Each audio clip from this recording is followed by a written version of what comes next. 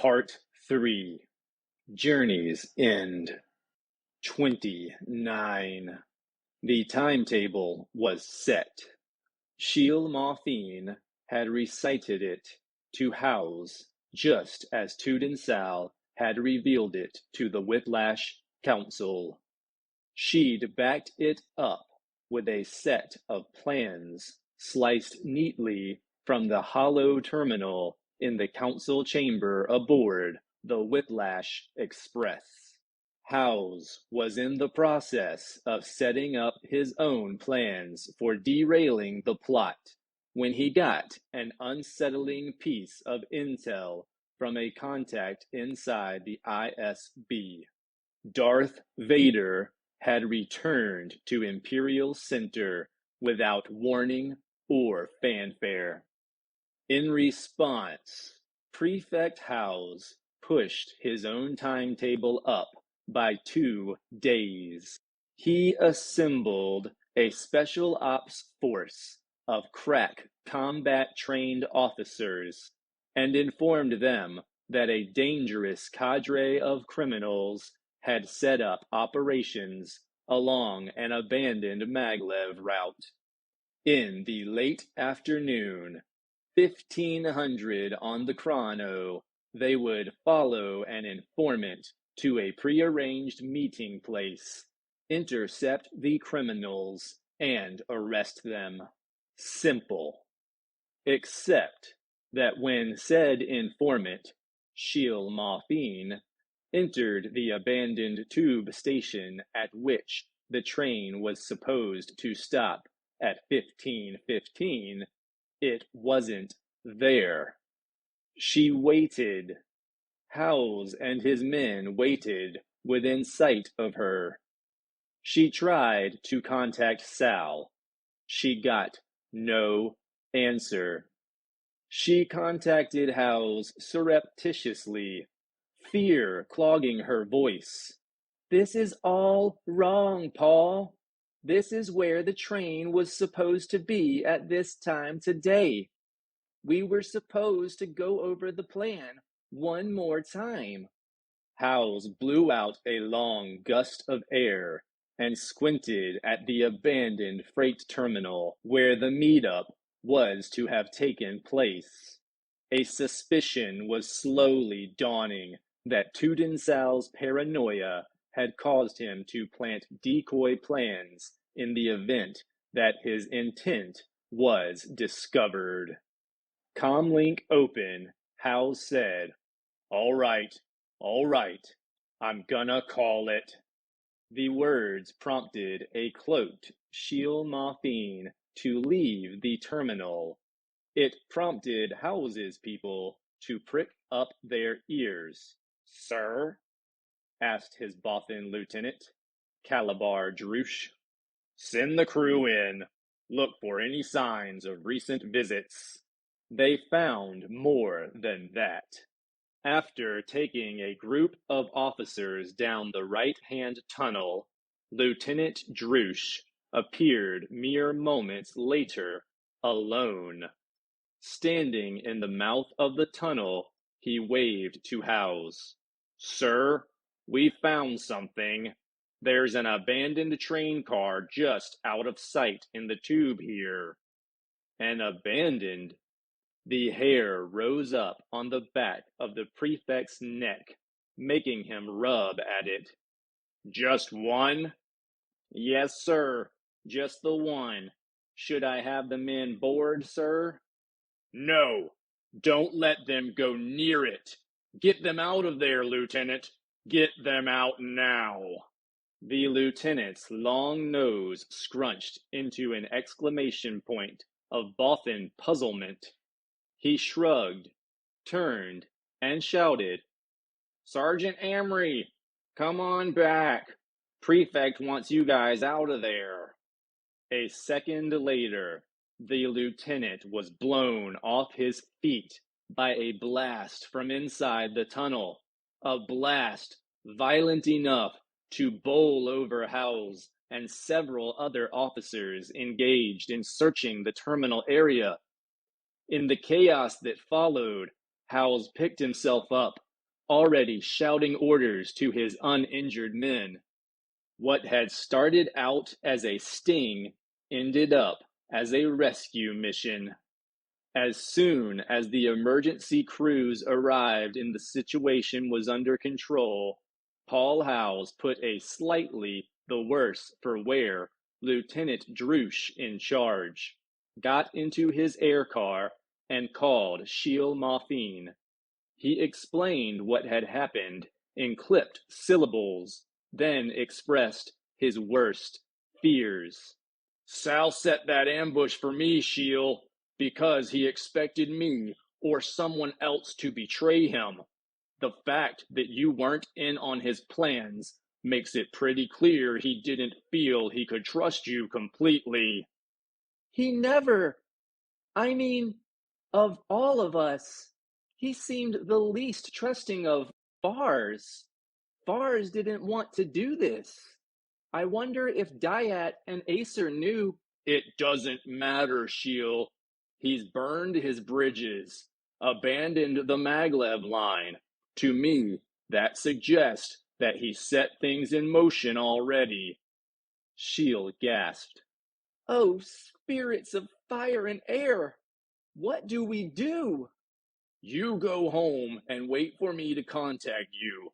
I'm gonna try to salvage this, if I can. He took to the upper levels of traffic, then, running with his avoidance system and chase lights on and making for the western sea. In the gray of twilight, he emerged from between the two last skyscraping reza blocks and saw the shoreline neighborhoods laid out before him. Here, only the most elite of the elite owned businesses or homes, and the buildings were strictly limited in height. So he knew, even as he left the shadow of the towering reza blocks, that something dire was unfolding along the shore in the golden crescent.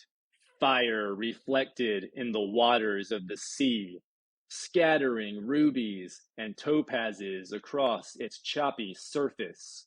Smoke billowed above the jetty of the Emperor's villa, but the villa itself seemed intact.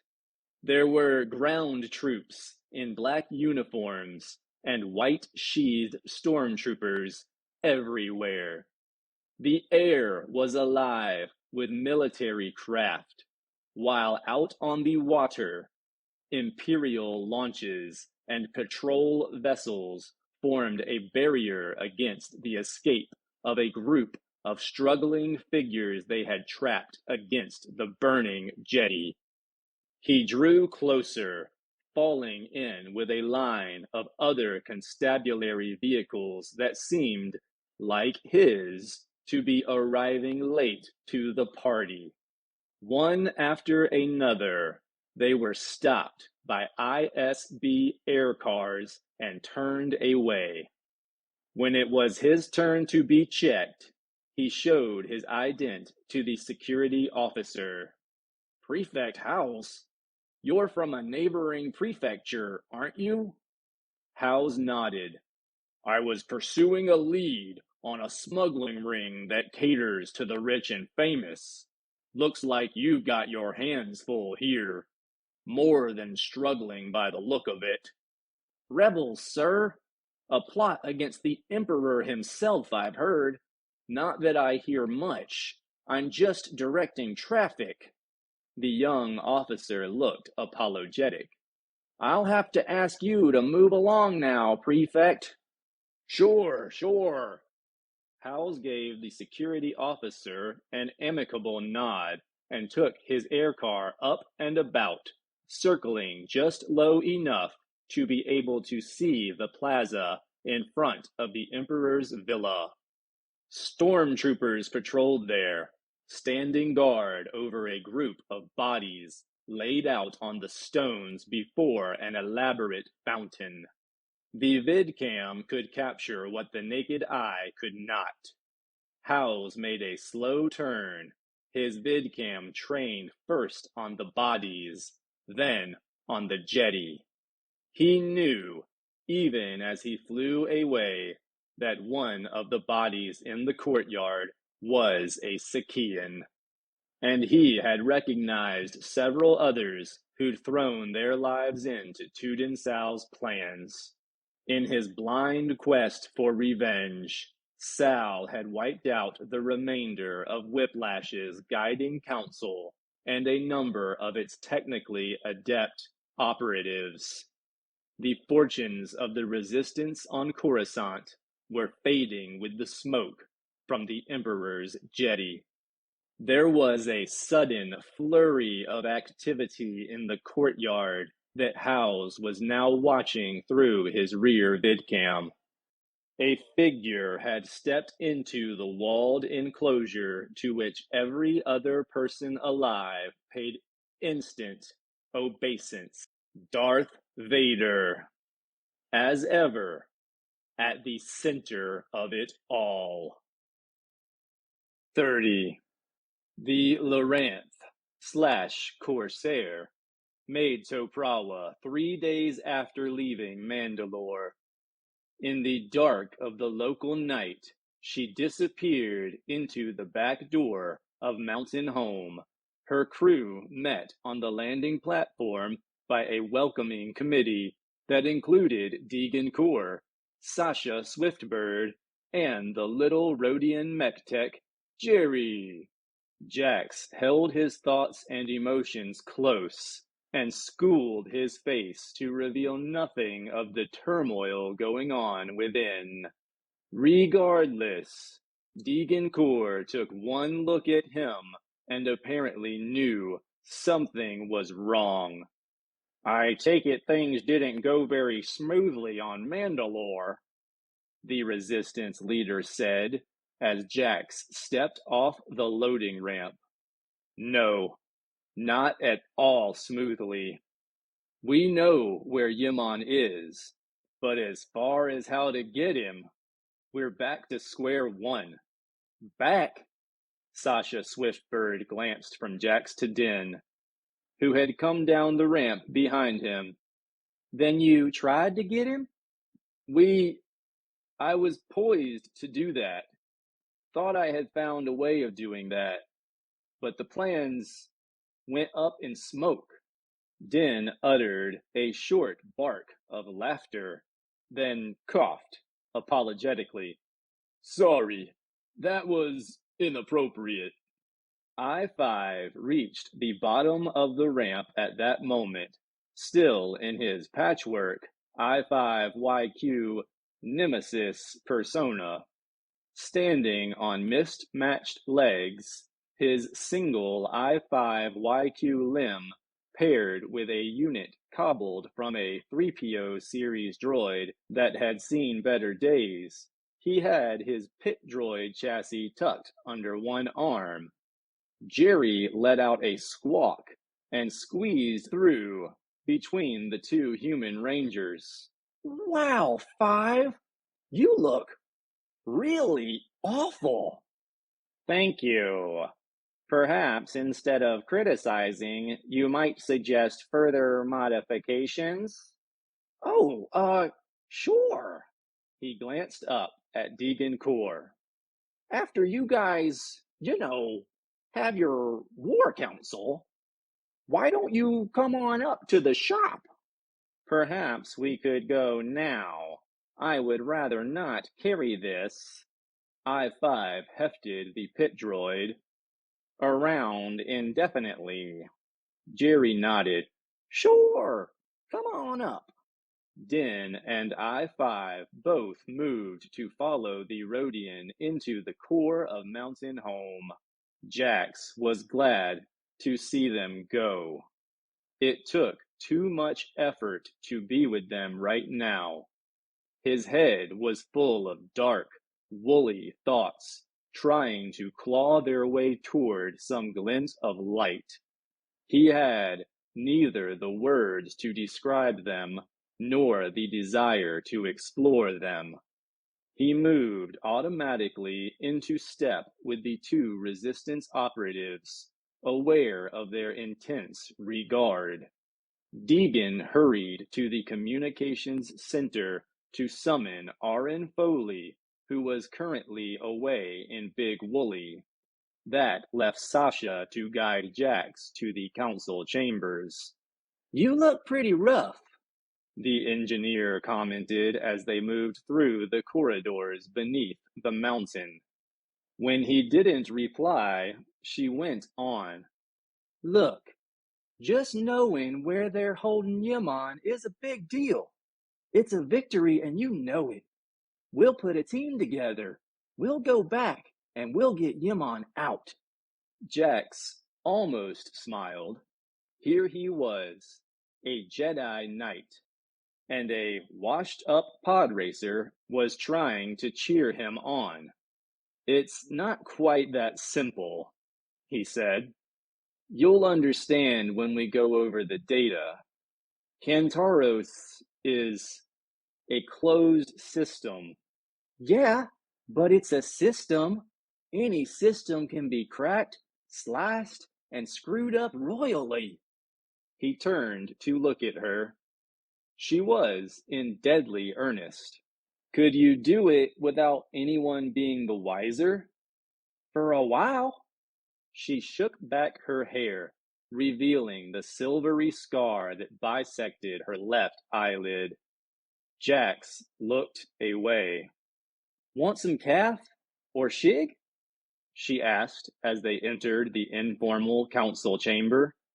"You look like you could use something bracing." "Thank you. Shig, please." Jax sat down in one of the form chairs, tilted his head back, and considered what Sasha had said. Any system can be cracked. That was true enough, and his flirtation with Black Sun hadn't been entirely a loss. He now knew that Black Sun had regular dealings with the crew at Kantaros, and that Caesar's ships docked there without issue. That gave them an in. With I-5's talents and the selection of ships available here in Mountain Home, they might credibly pass as a Black Sun runner. Jax smiled wryly at the thought that Caesar might end up being connected to Yaman's rescue, whether he liked it or not. "Here."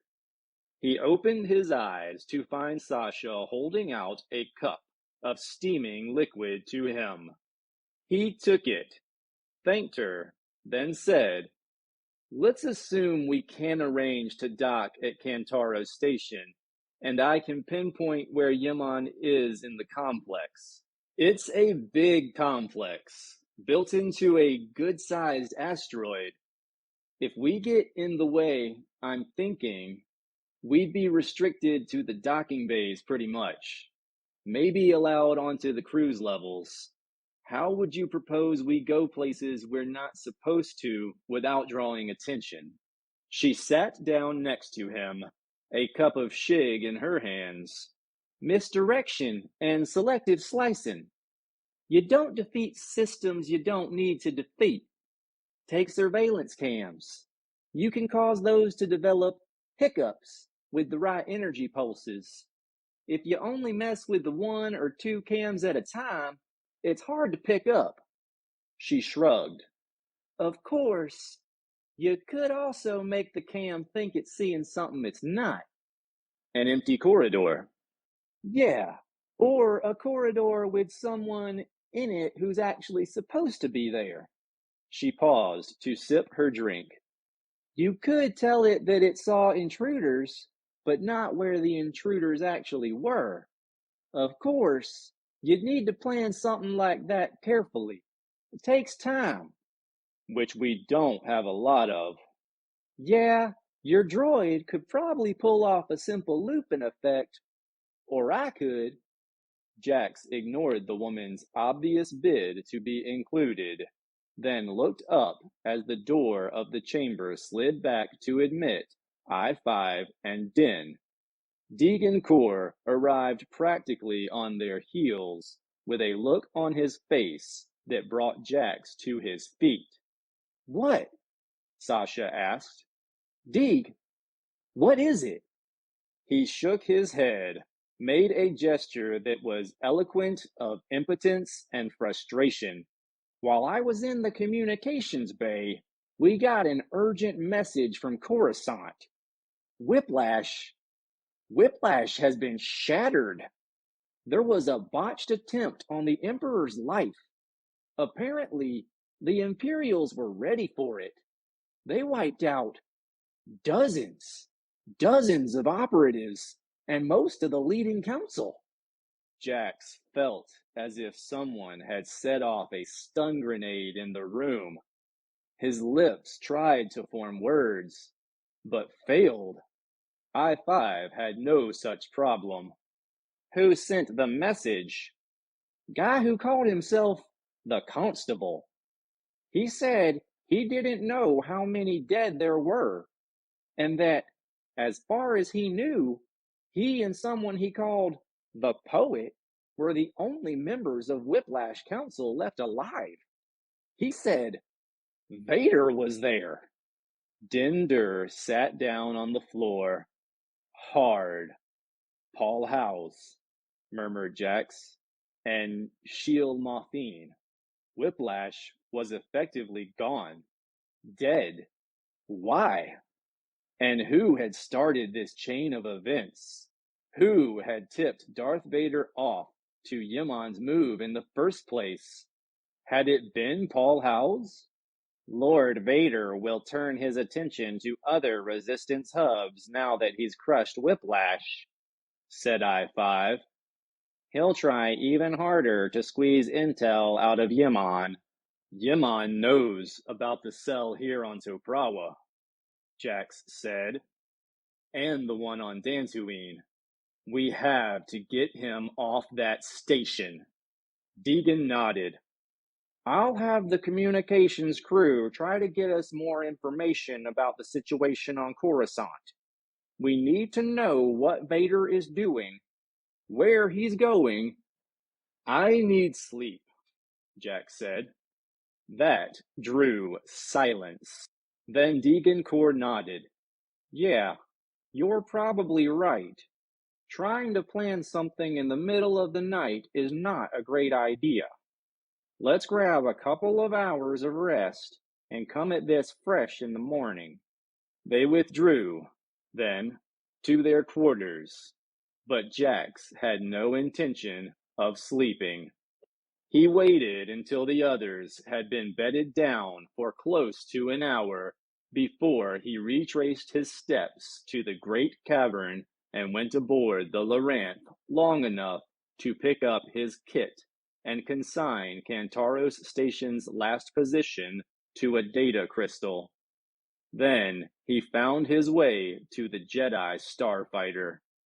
It had been completely stripped of paint since he'd seen it last, and was now a uniformly satiny silver, though he could still see the telltale signs of its last firefight on the port bow. A nudge with the Force caused the ship to drop into its landing ramp and turn on its interior lights. Jax stepped up onto the ramp, then took a look back at the cavern. A pair of night-duty mech techs watched him with uncertainty rippling between them. He waved at them, smiled, and went aboard the sleek, blade-like ship.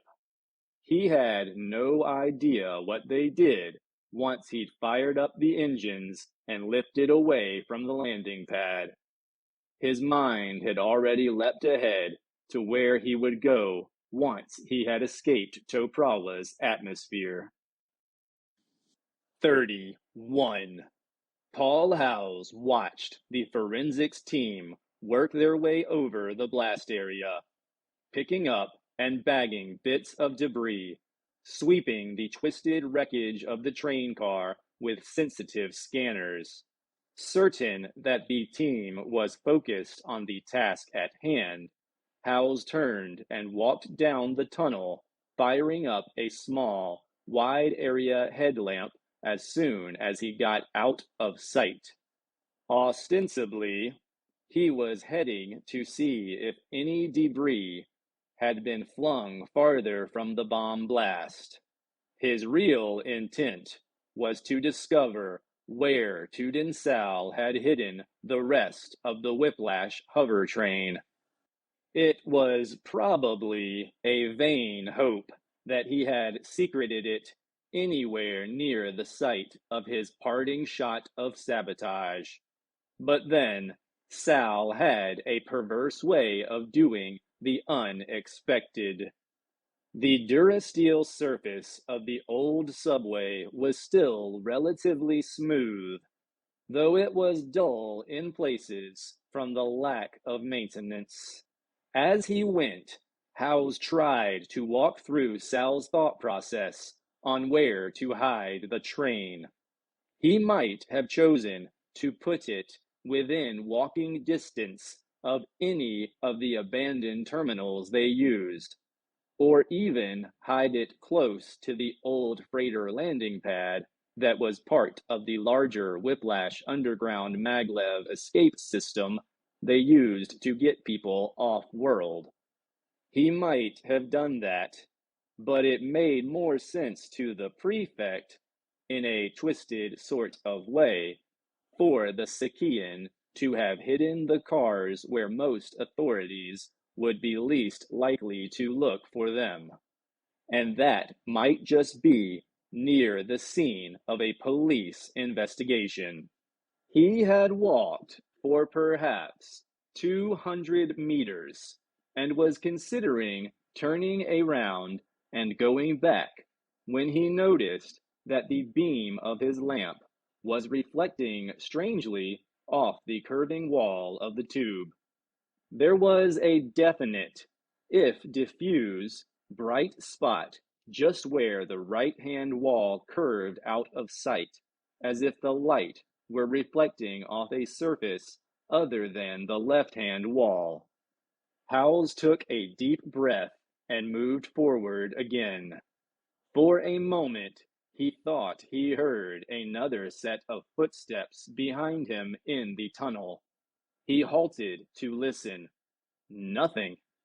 The tube breathed, the chill air moving listlessly. That was normal. Beyond that, all Howes could hear was the faint, intermittent hum of the forensics team's voices far behind him.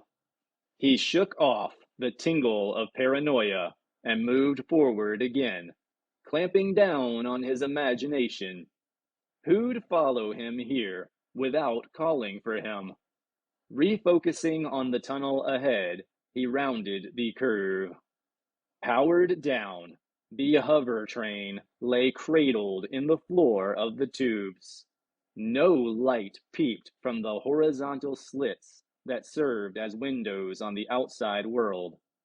Howes approached it carefully nonetheless, drawing his blaster. Theoretically, any Whiplash members who might be hiding here were his allies, but he knew how often theories failed. He rounded the premier car, raising a hand to its sleek surface. There was no hint of vibration. The train's power was off. At the door, he hesitated. Was this yet another booby trap? He returned his blaster to its holster and pulled out a scanner. If the train was generating even the tiniest amount of electric or electromagnetic signal, the scanner would detect it. Theoretically, it detected nothing. With a wry grin, Paul Howes moved to the forward portal, pocketing the scanner, and got out a device that was, to the police and emergency services personnel among whom it was a closely guarded secret, a literal lifesaver. Casually known as the hostage's best friend, the electromagnetic manipulator and phantom power unit allowed defunct mechanisms, such as dead doors, to be operated even if their power supply was completely drained or had been destroyed. It virtually eliminated the need to blow doors in with firepower or force them open manually. Naturally, the units were greatly in demand on the black market by people who made their living at the dubious art of breaking and entering. Howes pressed the palm-sized device to the side of the train car just to the left of the irising portal, activating its sensors, and moved it slowly around the perimeter. It vibrated gently when it found the locking mechanism. He activated the magnetic clamp, pressed the activation button to start the power flow, and turned the device clockwise. Then he leapt aside, hunkering down low on the train's curving flank. The door's lock vibrated in response, and the iris opened. No big bang.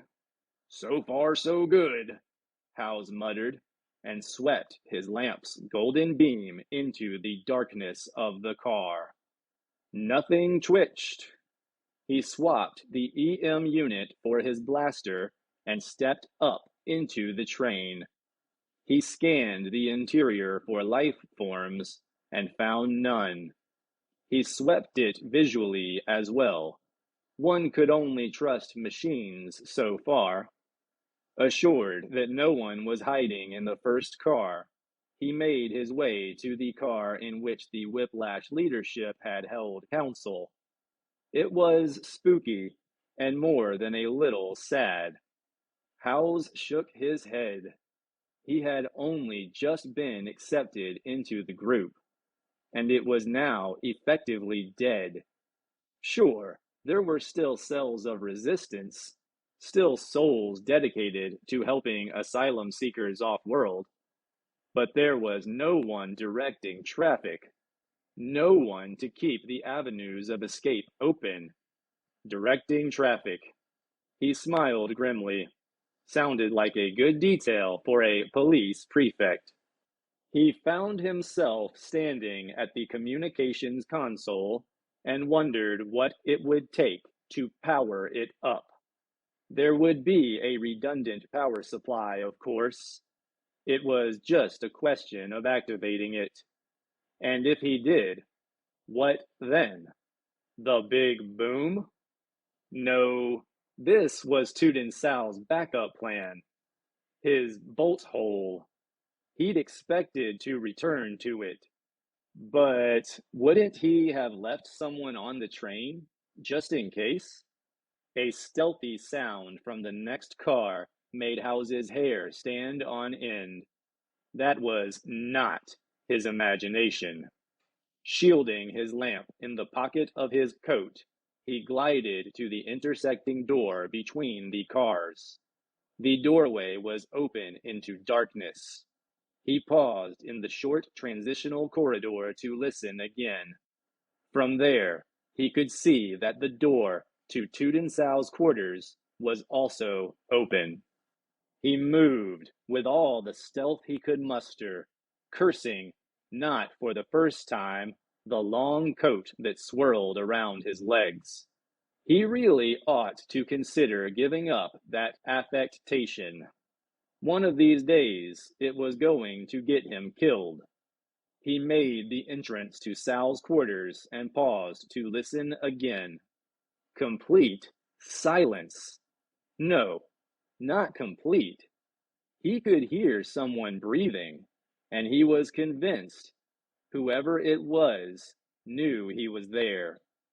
A frisson of unease hit him as he detected a new sound, a stealthy sound, from the conference room in the car he'd just left.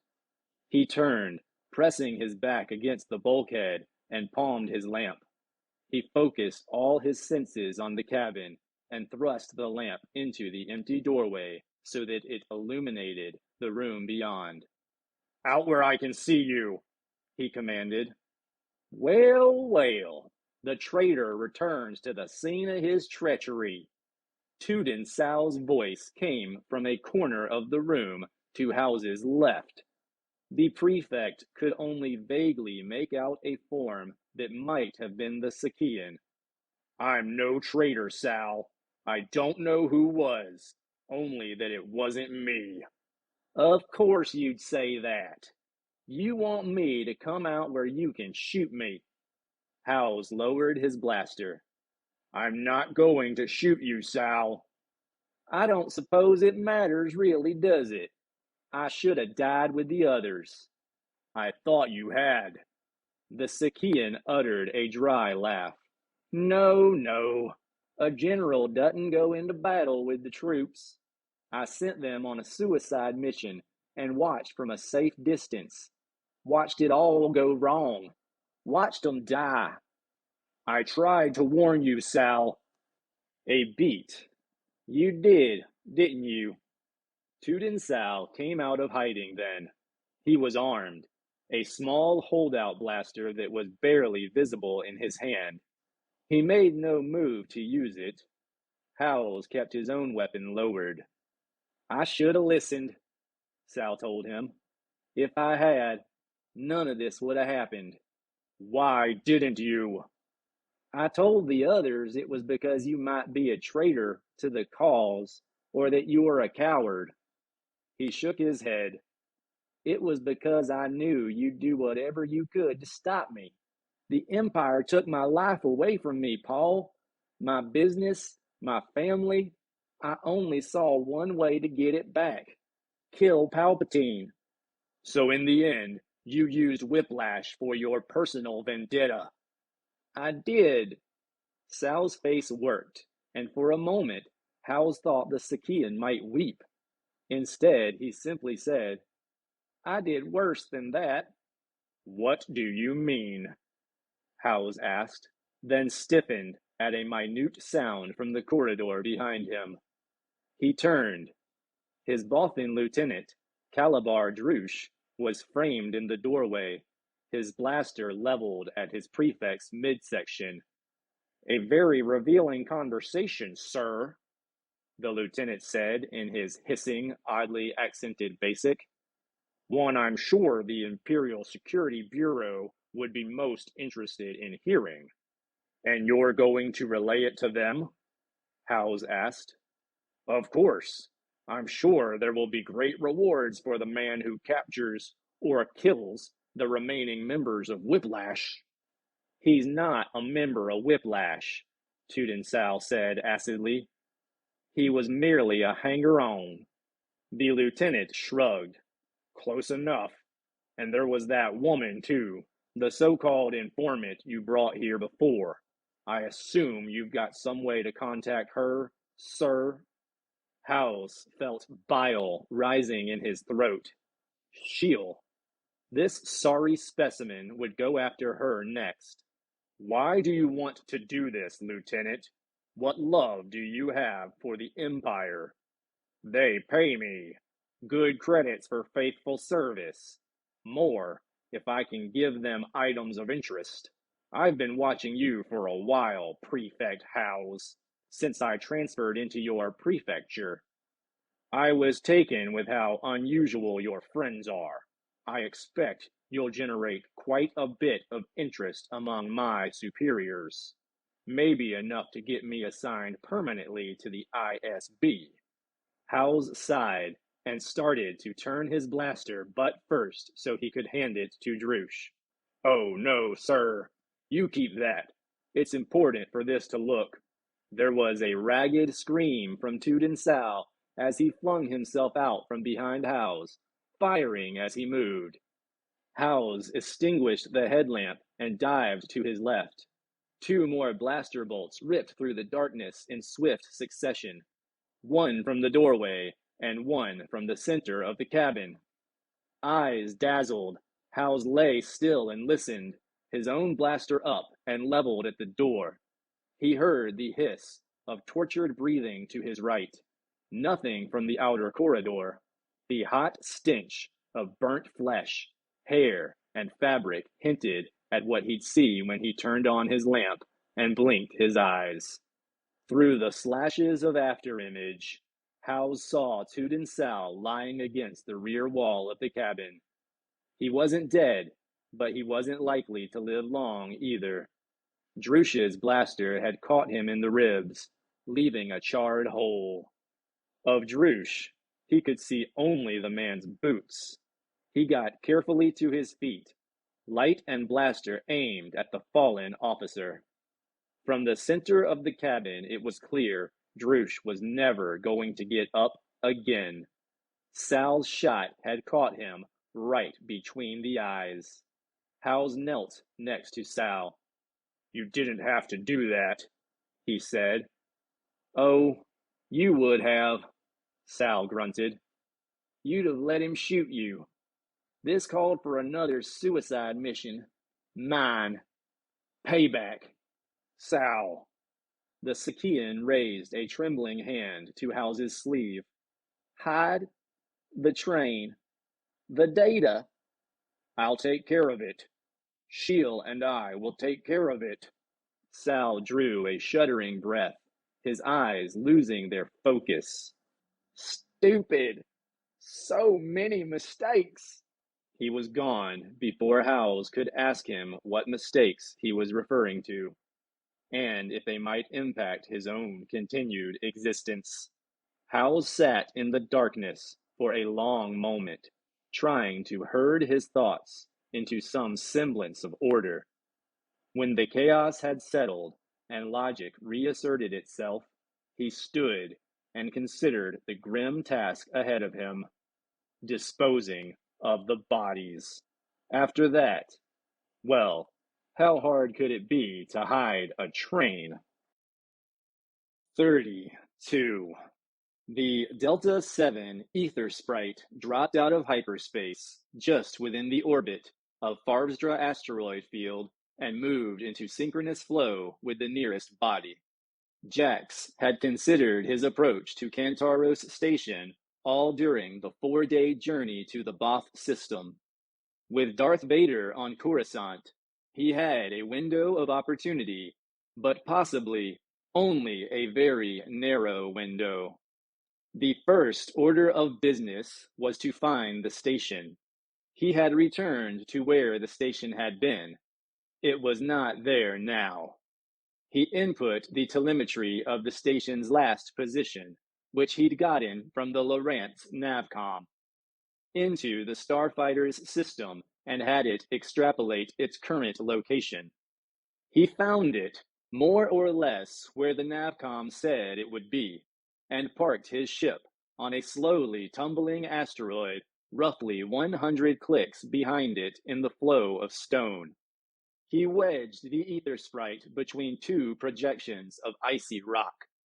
That should be enough to preserve him from accidental detection.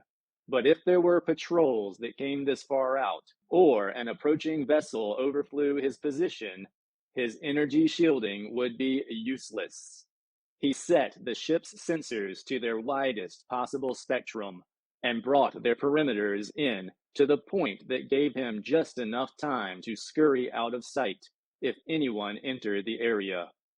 This gave him decreased range, but increased sensitivity.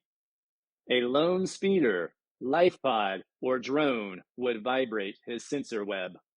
Then, hands on the controls of the ship, ready to lift off at a moment's notice, he settled into a meditative state, preparing to reach for Thizon Yamon's consciousness. For a fraction of a second, his mind swerved to the idea Caesar had raised, that it would be easier to destroy Yaman than to save him. Everything in Jax rebelled against the thought, rebelled so emphatically that, for a moment, he was physically ill. He righted himself with a will, closed his eyes, and sank once more into meditation. He missed the Misai tree and found himself calling its shape to his mind's eye. Jax couldn't afford detection. So he reached out delicately, carefully. He missed the tree at this point, too, because he had used it before to cloak his own Force signature. All he had now was the memory of the Misai, his native talents, and the skills he developed in training them. And he had the Sith holocron. In the stillness that came with the thought, Jax fetched the thing out of the inner pocket of his surcoat, as if his regard had touched off a response in the artifact. It warmed in his hand. When he closed his eyes, he could still see it as a locus of diffuse light and heat, a Force signature. Balancing the holocron on his palm, he stretched out his energies with more confidence.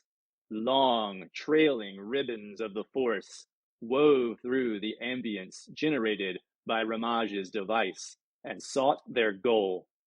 He found Yaman at length, ironically, by using Vader's seemingly random array of detection fields to triangulate.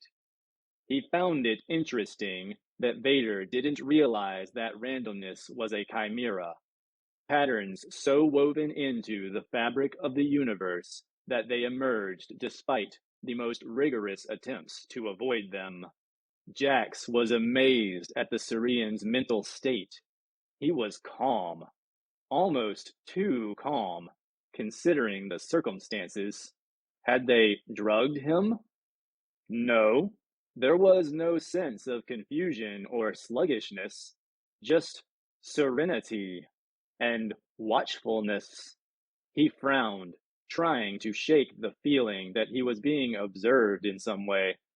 It was not unnerving, merely unexpected, as if, with a suddenness that stole his breath, Jax sensed another presence. No more than one. A strong Force signature, unrecognizable, pushed aside the recognizable consciousness of the Whiplash leader. Then, before he could half grasp that, listen. Indecision is all loss. Yaman's separation destroys us all.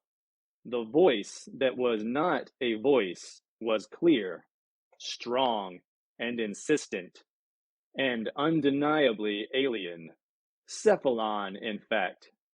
Aeoloiloa? How could that be?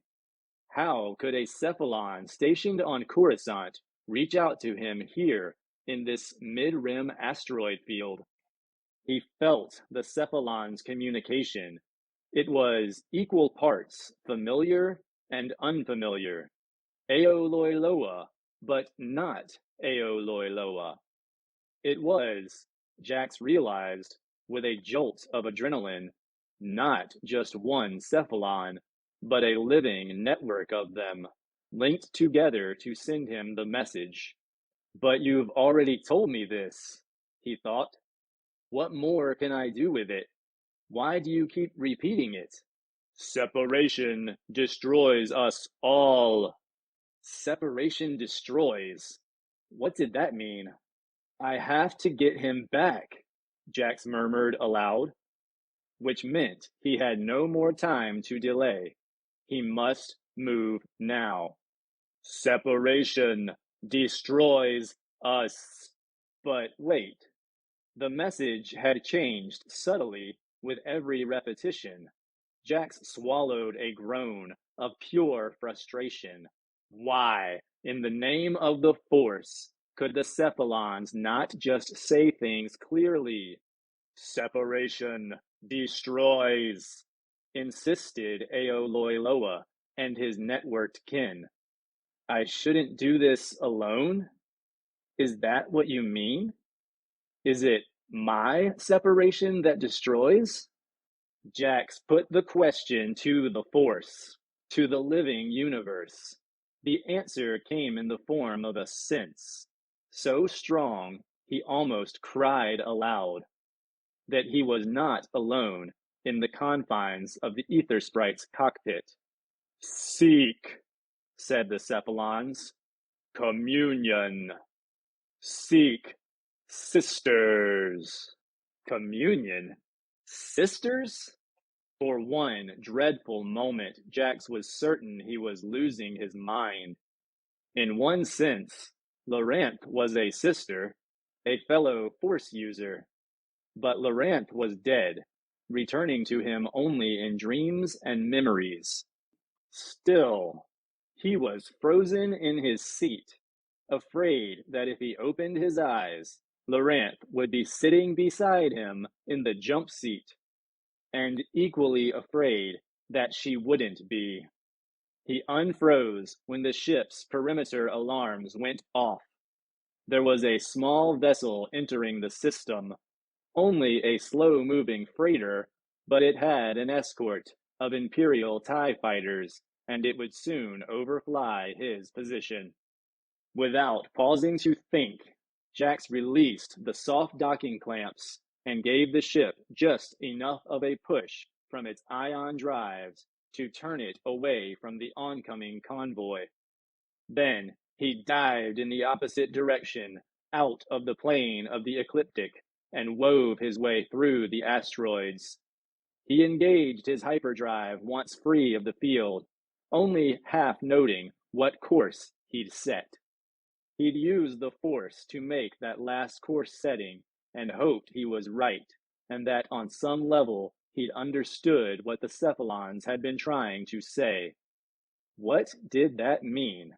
Seek sisters? Whose sisters? The Cephalons?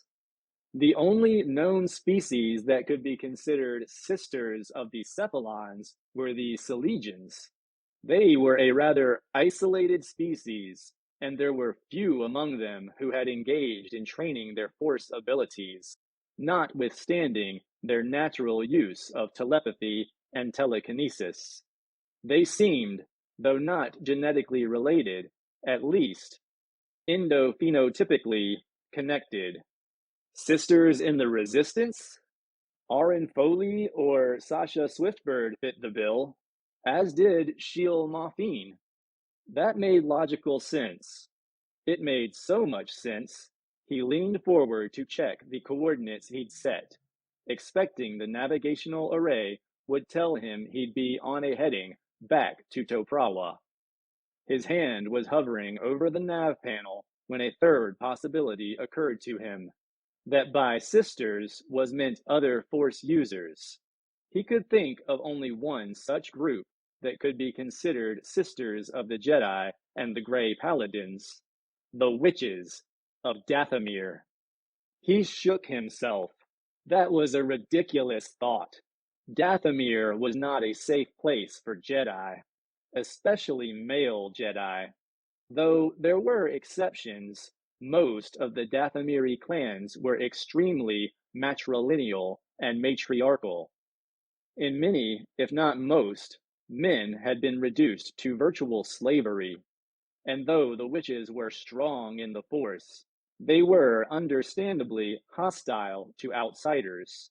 Still, they were allied with the light side of the Force, and their mantra, handed down from their alleged ancestress, the banished Jedi Knight, Alia, was, never concede to evil.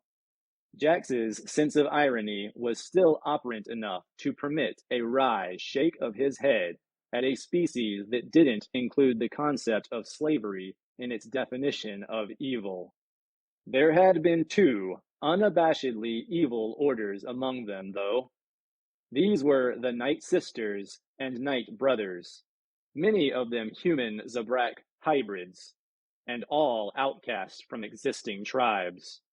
In the years leading up to the Clone Wars, they had allied themselves with the Sith, but not before they had used the serendipitous discovery of the interstellar portal called the Infinity Gate in an effort to destroy Coruscant, which was then the seat of the Republic.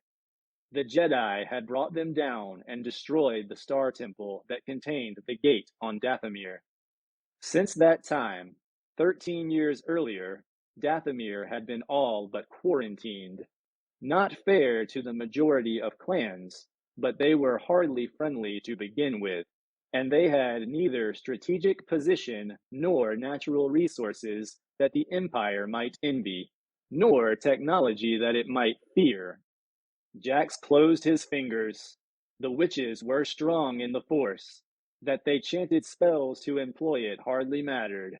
They were Force users, but Force users who lived and worked beyond the more regimented existence of the Jedi Order, even as Loranth and the Grey Paladins had. Sisters indeed. What knowledge might they possess that another fringe dweller might find of use? Jax made the decision emotionally before reason capitulated. He dropped out of hyperspace at the edge of Bothan space and put his hands on the navigational controls again. This time, to set a course for Dathomir. He was both exhilarated and chilled when he realized that was the course he had already laid in. 33. Probus Tesla orbited his Sirian captive as a planet orbited its star. He had begun his pacing around the Whiplash leader in a moment of frustration with the other's impassivity. But when he sensed that the constant movement was actually having an impact on Yaman, he kept it up. He had lost track of how many times he'd circled the still figure, probing with tiny trickles of force sense, when he decided to make a more assertive move.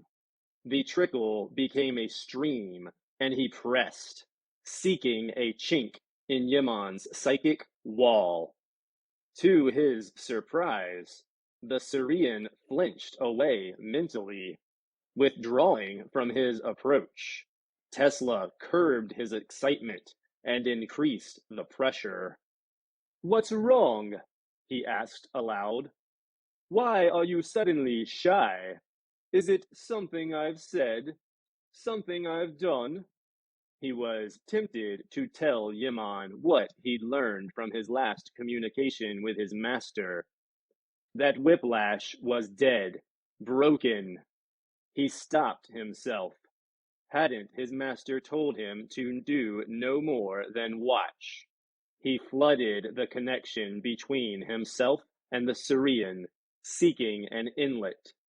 But the other was barricaded behind a seawall of calm. Tesla's lip curled. Yaman wasn't a Force adept, and his pitiful mental defenses were lumpish, inert, rock-like. Water-eroded rock, Tesla mused, entered its chinks, built up pressure, and blew it apart. The Inquisitor called such images to mind and brought the Force to bear.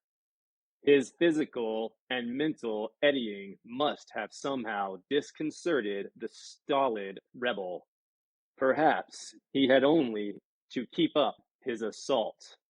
Yaman's defensive barrier seemed to yield and contract, and then it held. Tesla sought a way to breach it. He settled on a means that was not quite in violation of his master's instructions. "What if I were to tell you that there has been a coup on Coruscant?" He let the question hang, and was rewarded with a sudden spark of interest from Yaman, as if he had poked his head above his barricade. "What if I were to tell you that there had been an attempt on the life of the Emperor? Perhaps you already knew this?" No response, but the other's pulse quickened, his breathing shallowed. "And what if I were to tell you that the perpetrators of this attempt were crushed utterly, and their entire organization shattered?" Ah, yes, now that was a reaction. He could sense how much Yaman wanted to open his eyes, to see Tesla's face, though he would be unable to read anything in it. "Has such a thing happened, you're wondering? Let's assume that it has. and that the resistance operations on other worlds are next, and that they will fall one after the other. Would you warn them if you could? Ah, but of course you can't. You have no way to reach them.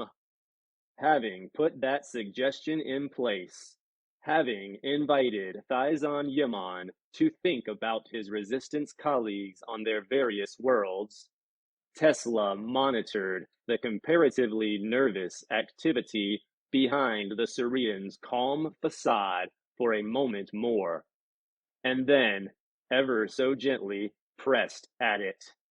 Then he withdrew. Apparently. At least it should feel to Yaman as if he had withdrawn. Suiting physical action to mental suggestion, he turned as if to leave the room, and was flayed by a flash flood of force energy. It patterned against him like static rain, electrifying, shocking.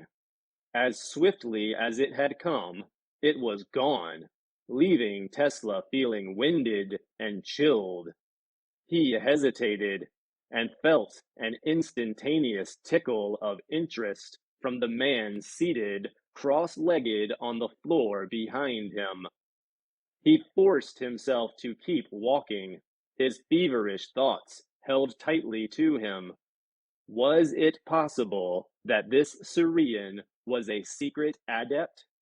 He thought again of the course of action he meant to put to Darth Vader on his return to Kantaros Station, the physical separation of Yaman's dual cortices. If Yaman was a force sensitive, what effect might that have? Tesla hurried out of Yaman's cell, curiosity curling deliciously. He was eager for his master's return, so that, together, they might dissect Thizon Yaman's psyche and expose its secrets. 34. In low orbit above Dathomir, Jax carefully considered where to land. The planet was still largely uninhabited, and the existing populations were confined to the broad coastal region of one of 3 continents. There were a number of clans of so-called witches tucked into the landscape.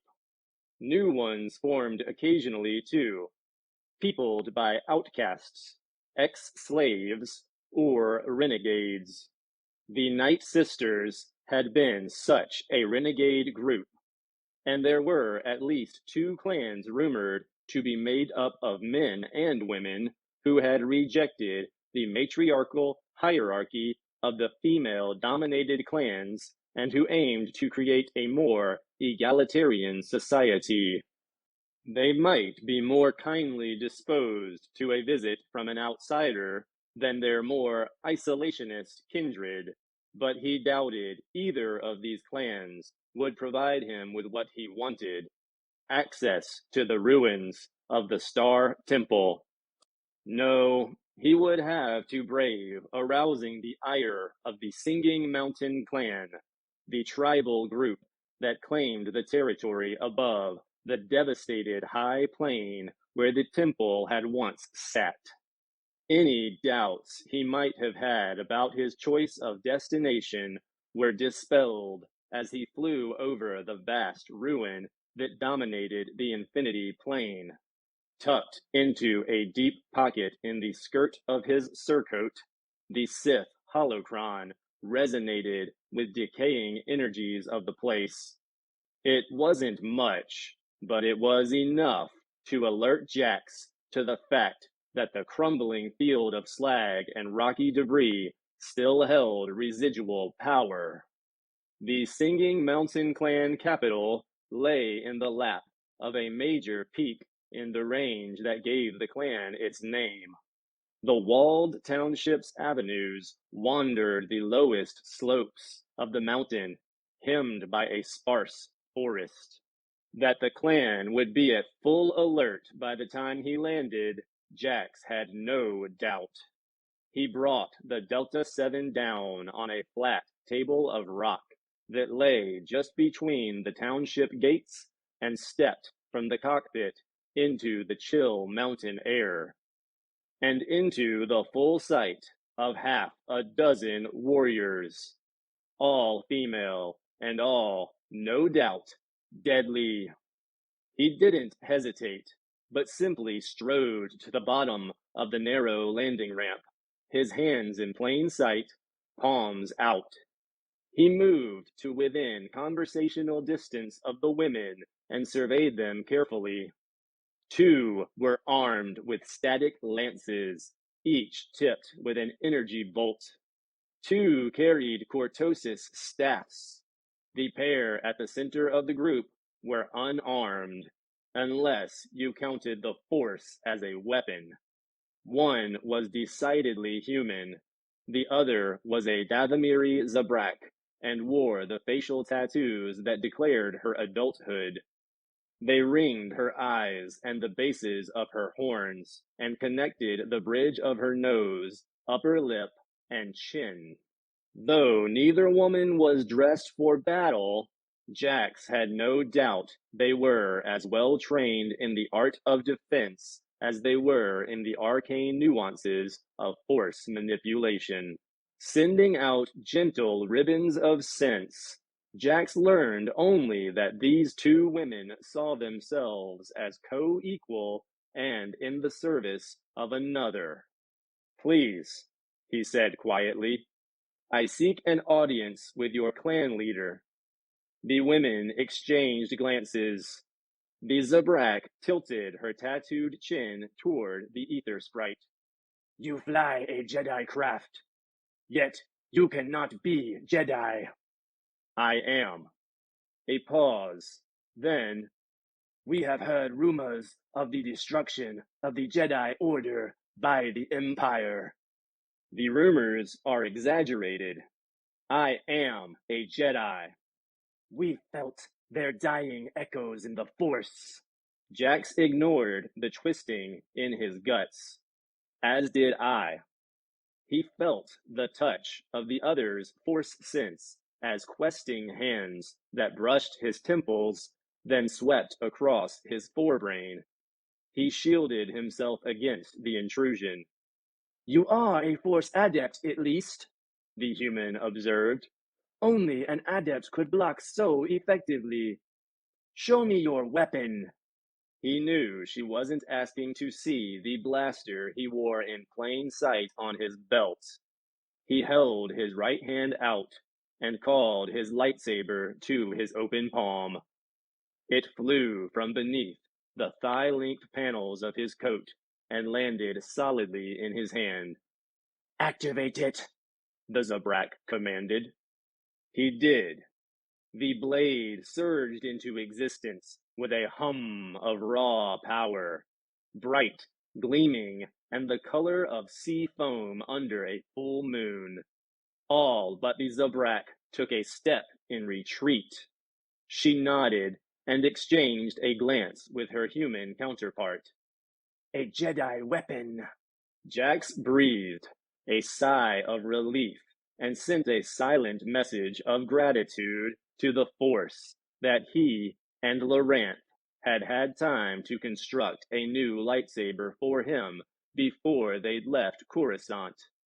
Otherwise, he'd have been facing these bitter enemies of the Emperor with a Sith blade in his hand.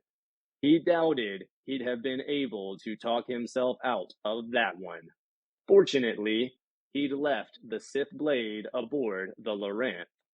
The Sith holocron he'd concealed aboard the Starfighter might also pose a threat to his credibility, but he'd meet that challenge when he got to it. "His weapon may signify nothing," the human witch said. "He might have stolen both the ship and the weapon from a dead Jedi." She turned her gaze to Jax. "You will enter the Citadel and allow yourself to be scanned, or you will leave." He deactivated the lightsaber and inclined his head in acquiescence. Whatever it takes. She held her hand out for his weapon. This is what it takes. Give me your lightsaber. He handed it over without hesitation. It would return to him at will, so he had no concern on that count, unless she locked it away somewhere. She took a step back and gestured for him to pass through their group. He bowed deferentially and moved toward the now opening gates. What is your name, Jedi? The Zabrak asked. It would be futile to lie. Jax Pavan. Why have you come? Why had he come? What did he hope to find? That's what I need to discuss with your leader. They escorted him into the citadel and swung the massive gates closed behind without the intervention of either being or machine. In the broad plaza just inside the enclosure, Jax felt the pinprick regard of many eyes. The buildings were no taller than 3 stories, but people, mostly women and girls, watched from every window and doorway. The streets, too, were filled with onlookers. His guards took him straight across the plaza to a roundhouse that seemed to be an official greeting center.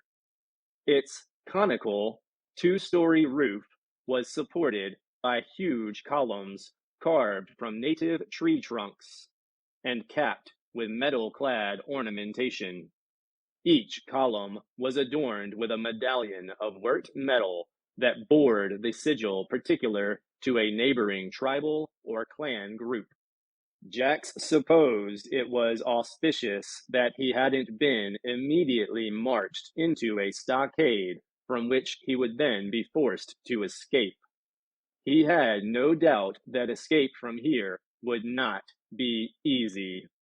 He moved to the center of the roundhouse floor and turned to look at his hosts. The 2 women who'd spoken, somehow the term lieutenants seemed to fit them, moved to stand one on each side, facing him. The other 4 took up positions around the circle. The 2 closest to him raised their arms in a parody of an embrace. Then the Zabrak uttered a series of tonal words he didn't understand.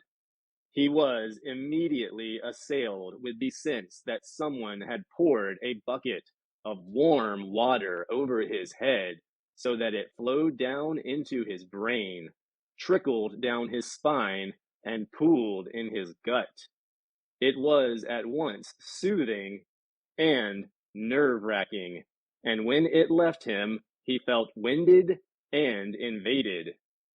He had closed his eyes. Now he opened them to find both women regarding him with increased wariness. You say you are Jedi, the human said, but there is darkness in you, a confusion of shadow and light. Jax took a deep breath and spoke words he had not intended to say. I lost a companion, my mate, a Force adept of great talent. Her death has disturbed the balance of the Force in me. I also lost the leader of my clan, but not to death, to the Dark Lord. These are losses that must be avenged. The voice floated down to him from the 2nd floor gallery that ran the entire circumference of the roundhouse. He looked up, seeking the source. His eyes found a woman of perhaps 55 or 60 standard years, watching from above. She was tall, regal, with hair the color of moonlight held back from her handsome face with a circlet of iridium. He turned to face her and bowed. Not avenged, but redeemed. She shook her head. Redemption, Jedi, is a difficult thing to bring about. As you yourself know, he guessed, you are Agwin Joe, are you not?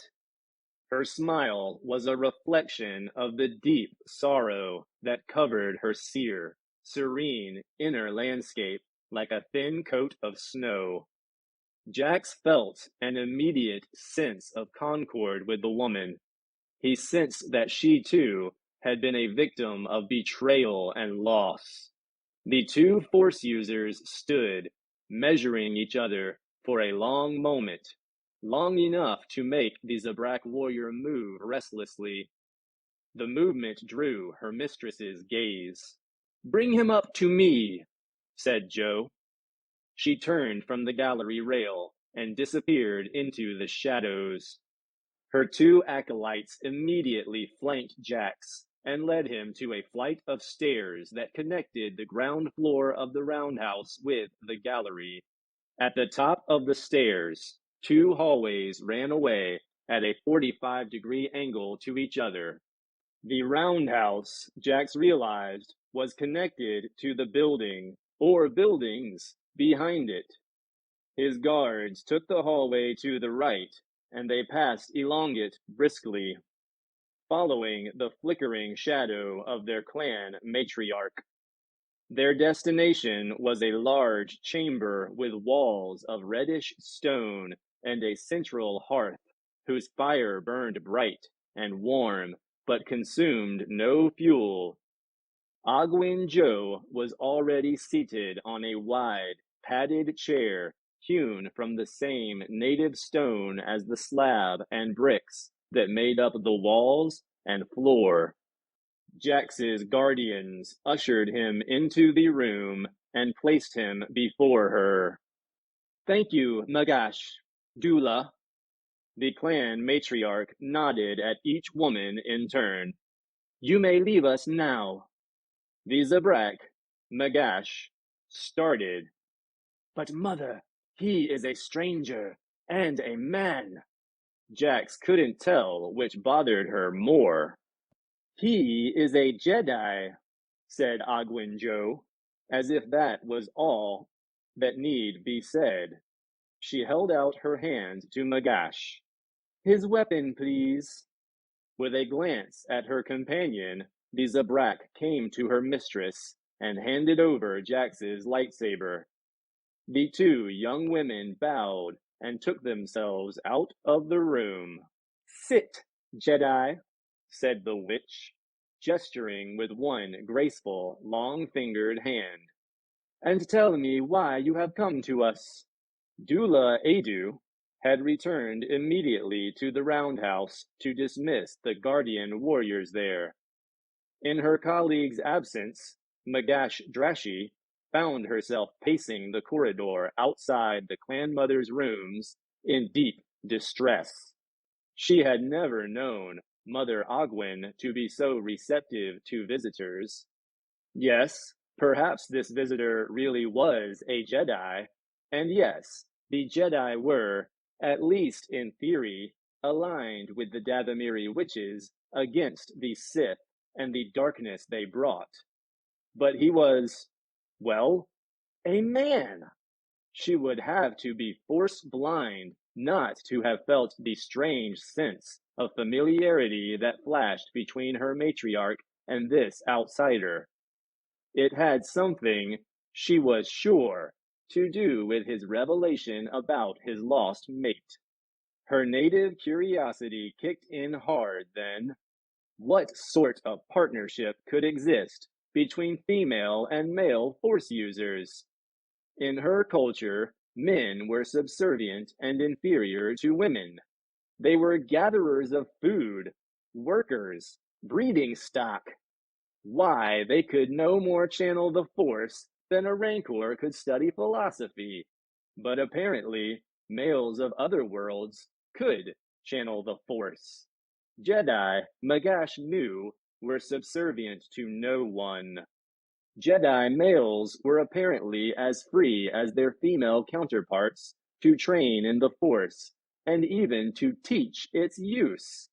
She found herself wanting very much to be in close company with the Jedi Knight, to watch him, see him use the Force without casting spells, something she could hardly imagine, hear his thoughts on his place in the universe and his connection to the Force.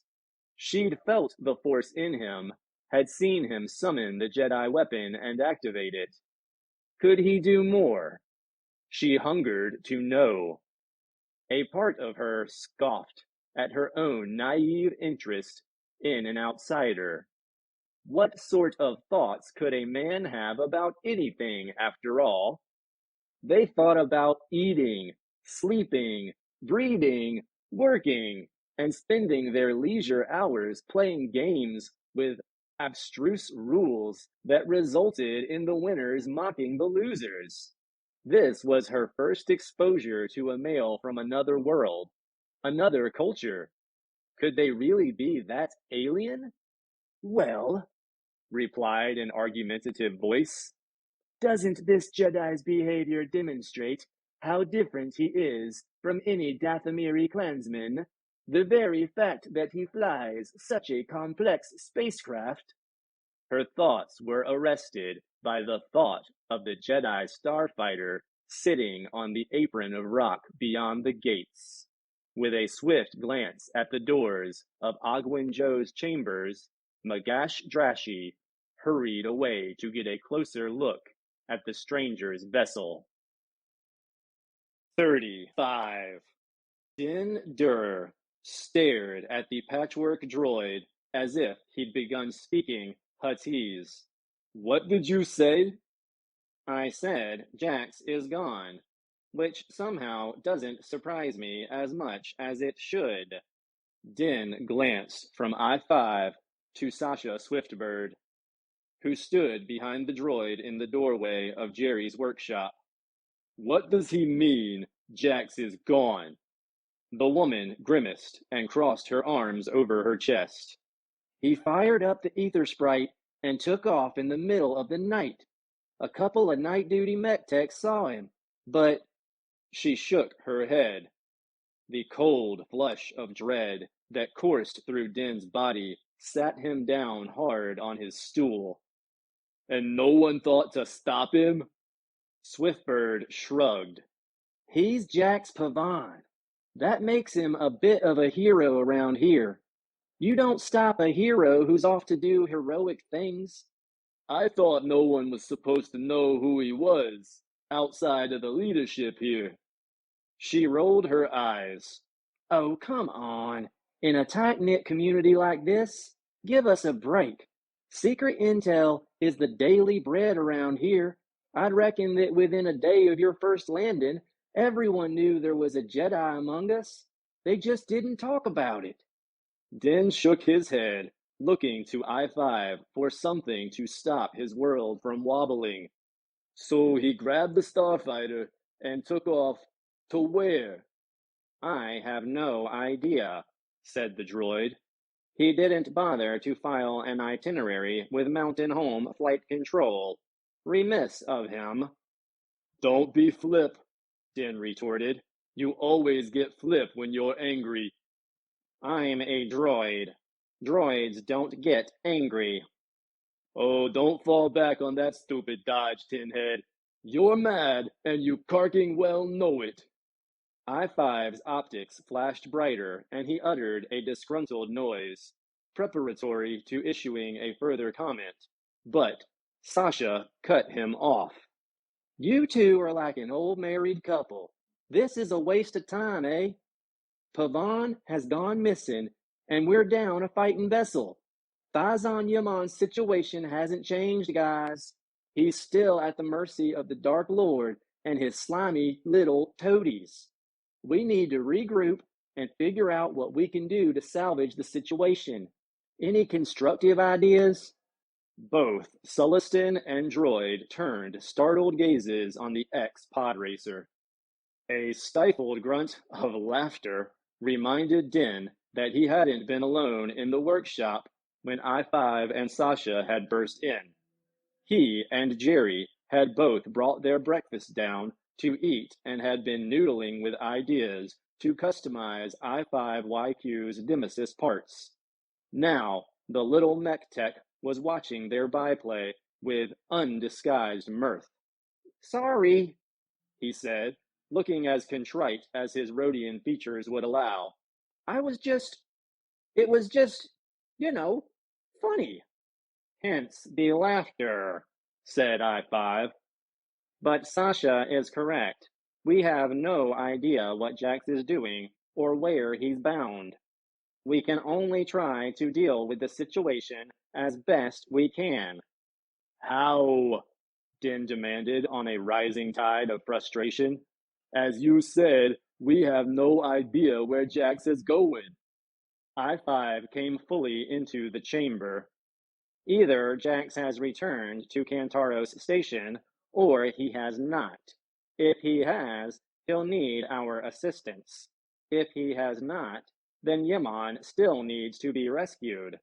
Sasha Swiftbird sauntered into the room on the droid's heels and slid onto the stool next to Jerry to pick at the leftovers of his breakfast.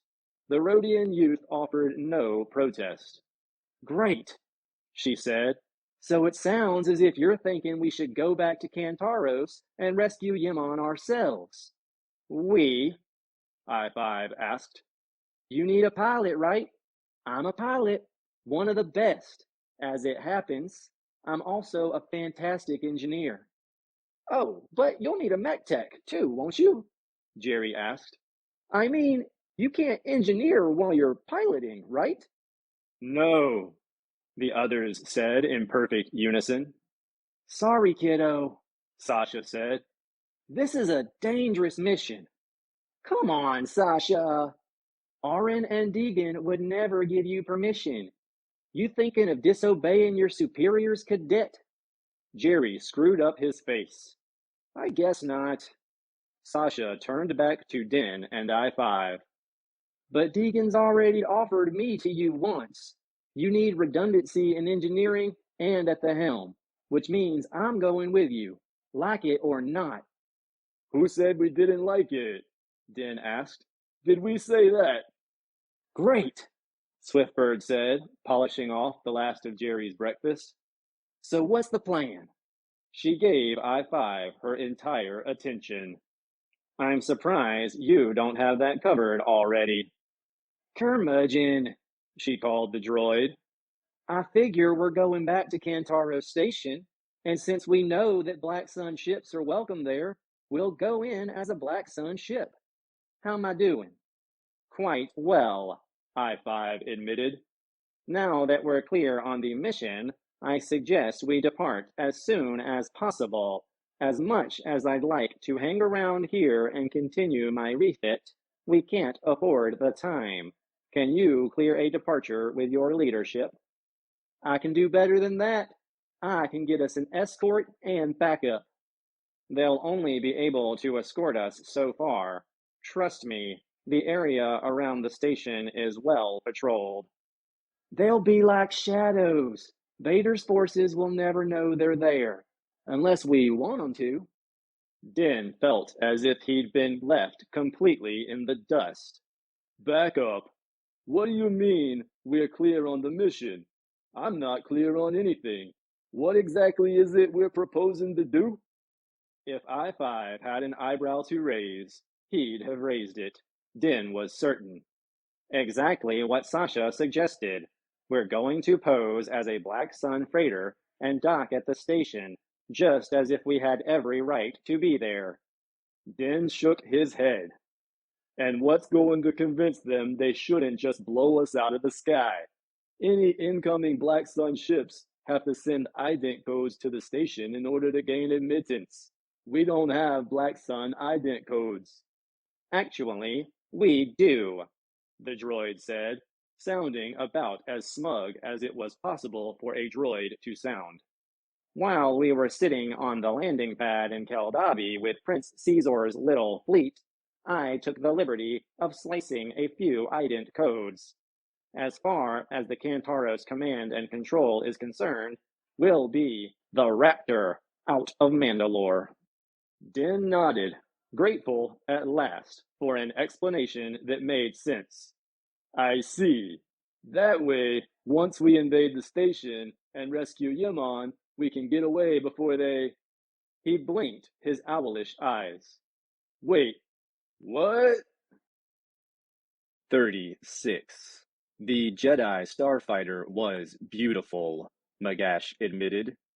Even her faded and scored finish did not detract from the sleek lines and arrow-like profile.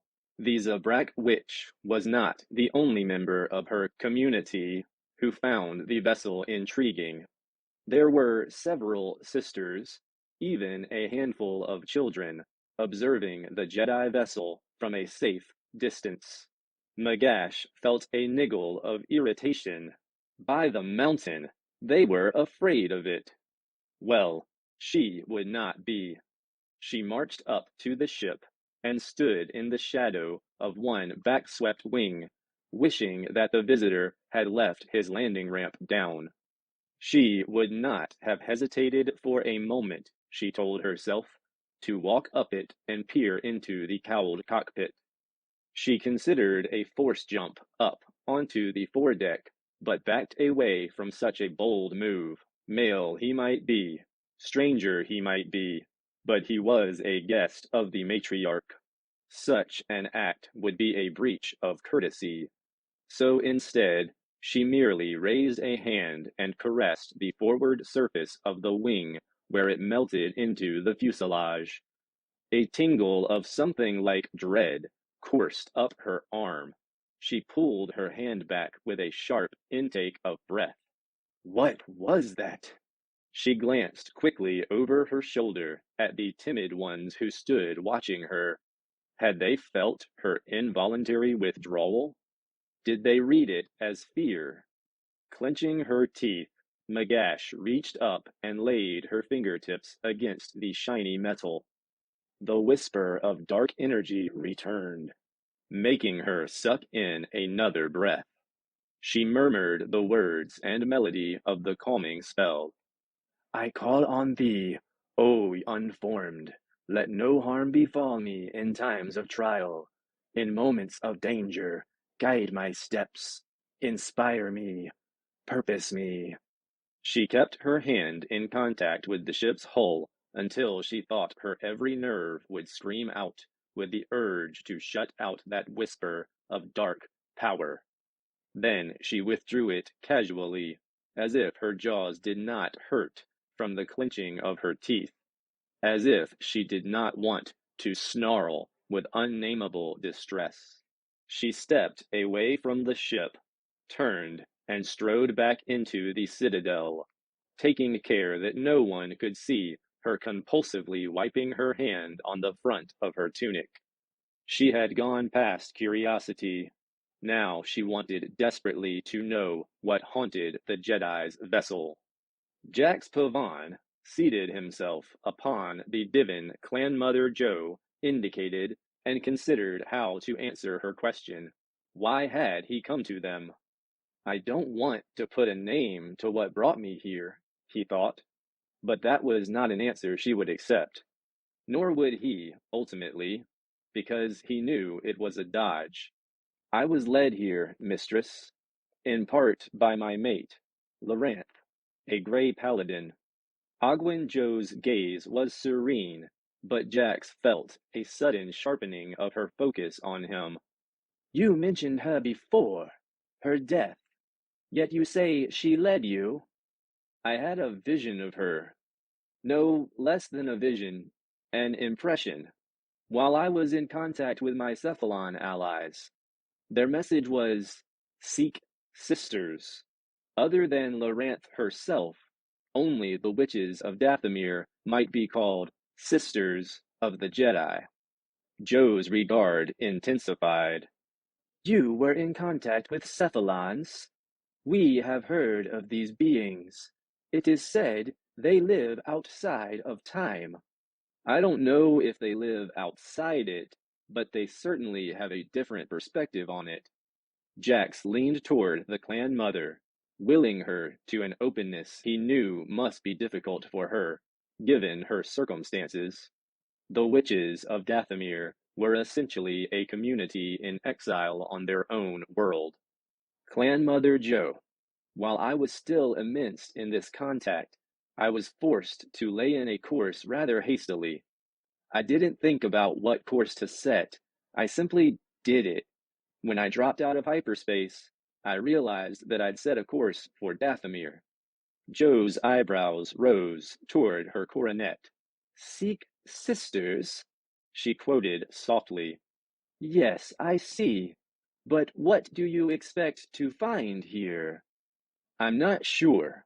I only know what I need. And that is a tool, a weapon, a strategy to use against the Dark Lord. I also mentioned that I lost my own leader to him. I can't bring Laurent Tarek back from the dead, but I must free Daizan Yaman. Ogwin Joe nodded. And you believe you will find that weapon here? Yes, and I think it may have something to do with the ruins out on the plain. The clan mother stood and paced away from him, but he had seen the fleeting distress in her expression, and he felt it as ripples in the fabric of the force that stretched tightly between them. The ruins of the Star Temple? We avoid them assiduously. You believe what you would find is there? There's some residual energy, possibly from the Infinity Gate, some eddies in the Force, possibly in time itself. I I feel the need to understand them. He didn't mention the Sith holocron or its reaction to the ruins of the gate. Then you intend to go there, to visit the ruins, if you will permit it, Clan Mother. She turned back to look at him, a tiny spark of humor in her pale eyes. And if I were to say no, if I were to deny you access to the ruins? He stood. Then I'll go away. I'll find another way to discover what it is I need to discover. No other clan will grant you access to that place. We are its guardians. I know. She considered the proposition silently, never taking her gaze from his face, never breaking the force connection she had established with him since he had been ushered into the roundhouse.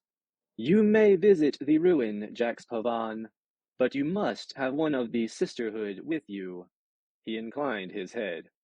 Thank you, Clan Mother. Ogwin Joe turned toward the doors of her chamber. Jax saw the filaments of force fly from her, bright fibers of energy, issuing a summons. Then she returned to her seat. She'd no more than settled herself when her chamber door opened to admit her human lieutenant, the one she had called Dula. You summoned me, Mother? The woman asked. I have granted our guest permission to visit the ruins. She tilted her snowy head toward the plain that lay beyond the city walls to the northwest. The younger witch threw Jax a startled glance, but all she said was, Yes, Mother Ogwin. I wish him to have a companion from the sisterhood. The ruins are a dangerous place. That will be difficult, Dula said. To find someone willing to go with him. I will go. Jax, Ogwin, and Dula all turned to the sound of the voice. Joe's Zabrak lieutenant stood in the doorway, her eyes on Jax. The intensity of that gaze caused the Jedi to raise a cautious shield. Are you certain, Magash? Asked her mistress.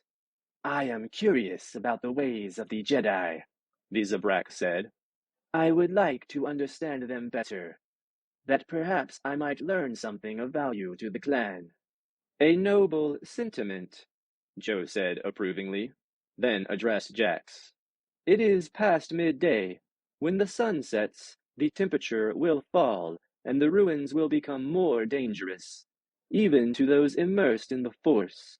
Will you go there now, or wait until morning? Time, Clan Mother, is not something I have to waste, he said. I would go now, if that is acceptable. Ogwen Jo nodded her permission. Then she held out her hand. Jax's lightsaber balanced across it. He raised his own hand and called the weapon to him. It settled against his palm with a comforting weight. He secured it to his belt. I'm sure I don't have to tell you to be careful, said Jo. Jax smiled. No, Clan Mother, you don't. He bowed to her and started for the door, and his unsmiling guardian. Jax Pavan. He turned back at the sound of the matriarch's voice. If you should find something in that ruin that might be of benefit to us, rest assured, Mother Jo, that I will share anything I learn that can serve the sisterhood. Jax went back to the starfighter to retrieve the holocron. He had no idea how he would explain it to Magash and her sisters, and wondered if he might somehow conceal its presence. The ether sprite extended her ramp to him at a thought, and he went up into the cockpit.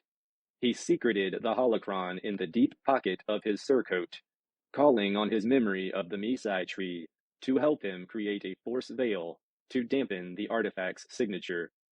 Then he rejoined Magash Drashi on the rocky plateau. She gave him a strange look as he reached the bottom of the loading ramp and triggered its retraction. He was mystified when she stepped briskly forward and touched her fingertips to the vessel's wing. She pulled her hand back and turned on him. It's gone. What have you done with it? What's gone? The dread thing, she said, and he felt a prickling sense of what she meant. He bit the inside of his lip. The witch was incredibly sensitive to the texture of force energy. I'm not sure what you mean. The dread thing? She made an impatient gesture. It was aboard your vessel, or it was part of your vessel. A dark flutter, like the tread of a predator you cannot see. It was there. Now it's not. Jax glanced about. They were the focus of attention from a number of women who had come out to watch them. Not here, he told his guardian. I'll explain later. Now, what's the best way to get down to the ruins? Do we have to walk? Yes, that is, unless you wish to try riding a rancor beast. They suffer the sisters to ride them. To my knowledge, no man has ever tried successfully. She smiled, showing sharp, white teeth. Jax's answering smile was wry. We'll walk. Which way? 37. You don't mind using Jax's quarters? Din stood uneasily in the hatchway of Jax's cabin, watching Sasha Swiftbird examine it. I don't if he doesn't, and he's not here to ask, so no, I don't mind. She moved to the Misai tree and brushed her fingertips over the delicate branches. This is his? Yeah, she gave it to him. Laurent did. He uses it to meditate. Looks like it's had a rough time. She fingered a broken branch, then patted some loose moss into place around the base of the little trunk. Yeah, it met with an accident. Din was going to ask if he should take it off her hands when she reached into the front flap of her pocket, pulled out a packet of energy nuggets, and proceeded to crumble one into the planter's feeding receptacle. Okay, so she was the nurturing type. Well, I'll leave you to it, Din said. Come up to the bridge when you're settled in. Sure thing. Settling in took Sasha longer than Din expected, and I-5 was inexplicably absent as well. Sitting alone on the bridge, Din had begun to wonder if he was the only one who felt any sort of time pressure when he heard the landing ramp retract. Well, finally! A minute or two later, I-5 slipped onto the bridge in his pit droid persona. Where the heck have you been, Ducky? Din asked. I thought we were in a hurry. We are, but I had to consult Jerry about some further modifications. Modifications to you mean? Yes. Are we ready for liftoff? As soon as our new engineer shows up. As if on cue, Sasha appeared in the hatchway. Sorry, she murmured. Just settling in. Ah, said I-5. There you are. Would you like to put the Laurent through her paces? Love to. Din vacated the co-pilot's station and watched her slide in behind the control panel. She seemed troubled, or at least introspective. I think the wisest course of action is to put in at Keldabi and pick up some actual cargo and to establish our point of origin as Mandalore. The droid continued as the ranger checked over the controls. That way, if the folks at Kantaros Station check our back trail. Sasha was nodding. It reinforces our disguise as a Black Sun carrier, she finished for him. She took the yoke and checked their heading. We should be at a good jump point 1.25 hours out. That's what I make it, too. Din, sitting behind Sasha and to her left, found himself watching her. She seemed edgy, or ill at ease. Her hands were working the steering yoke, fingers flexing, tapping, rubbing. Her jaw seemed tight. Din had opened his mouth to ask if anything was wrong when she said, I, uh, I found something kind of unusual in Jax's cabin. Not quite sure what to make of it. Unusual? I-5 repeated. What? Din asked, his mouth suddenly dry.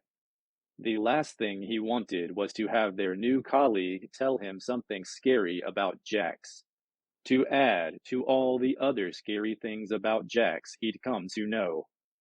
There's a hidden drawer in the casing of that planter that little tree is in, which I found while I was making sure the water-to-food ratio was right, she added when Five swiveled his head back to look at her.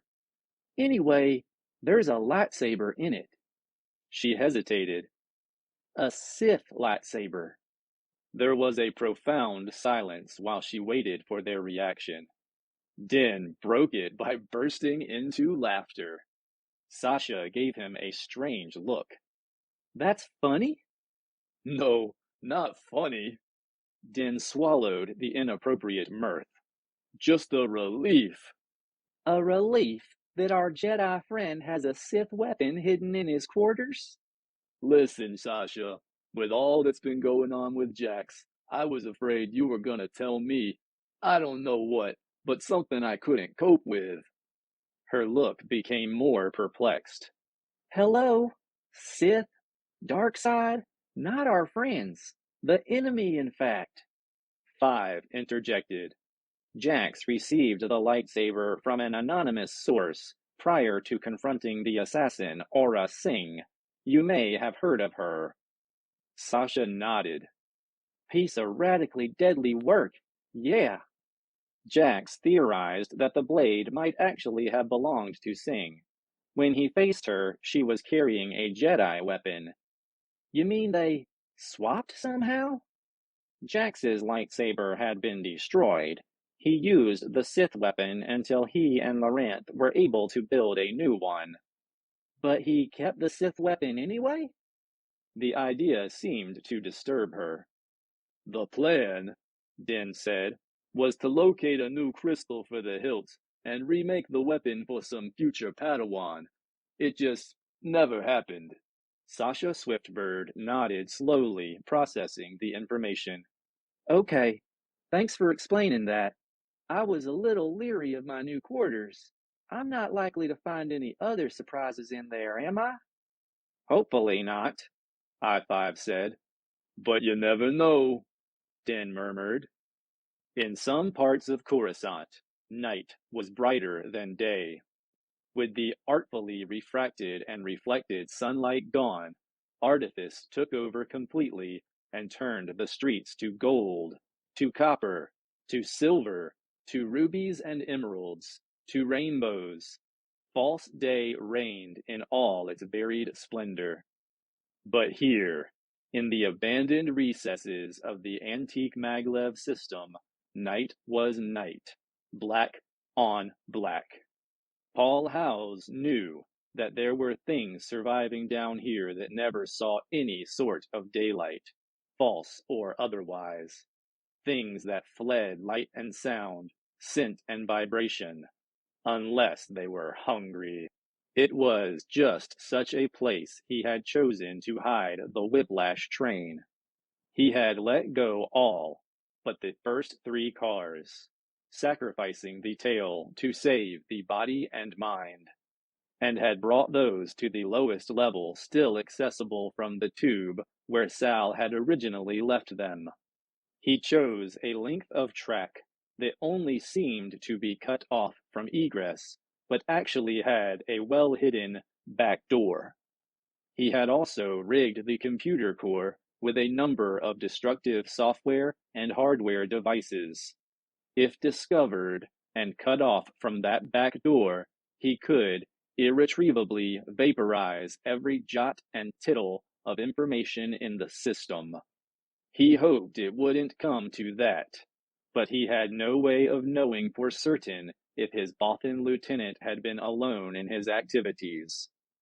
Instinct said yes.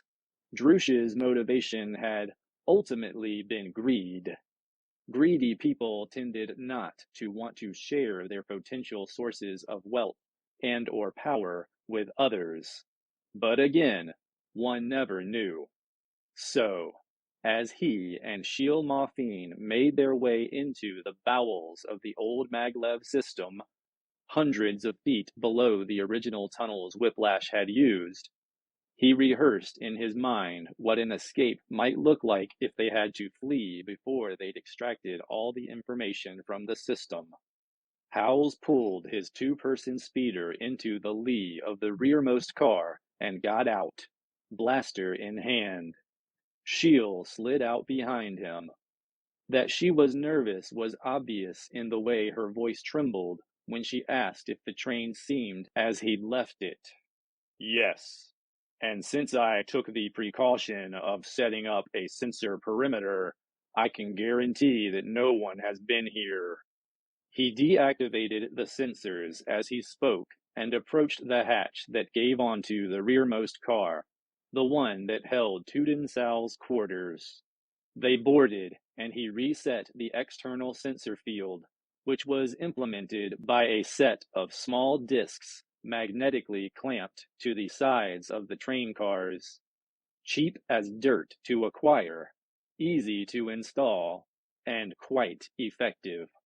Once inside, they each had a predefined task. Howes went to the main computer console to begin downloading data to several HoloNet nodes at various locations elsewhere in the city. Sheil, meanwhile, tackled the standalone unit in Sal's personal quarters. She had a handheld retrieval device for that. They'd theorized that Sal's personal data would be only a fraction of what was in the main node.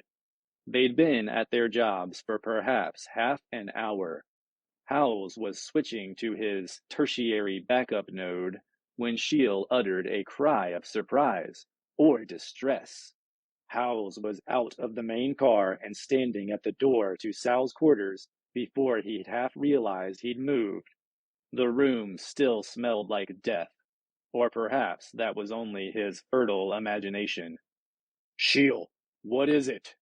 She turned to look up from Sal's private console with an expression of such anguish on her face that he felt a primal need to touch her, to reassure her. He reached her side in 2 strides and laid a hand on her shoulder. What's wrong? In answer, she held her retrieval unit out to him, tilting the screen so he could read it.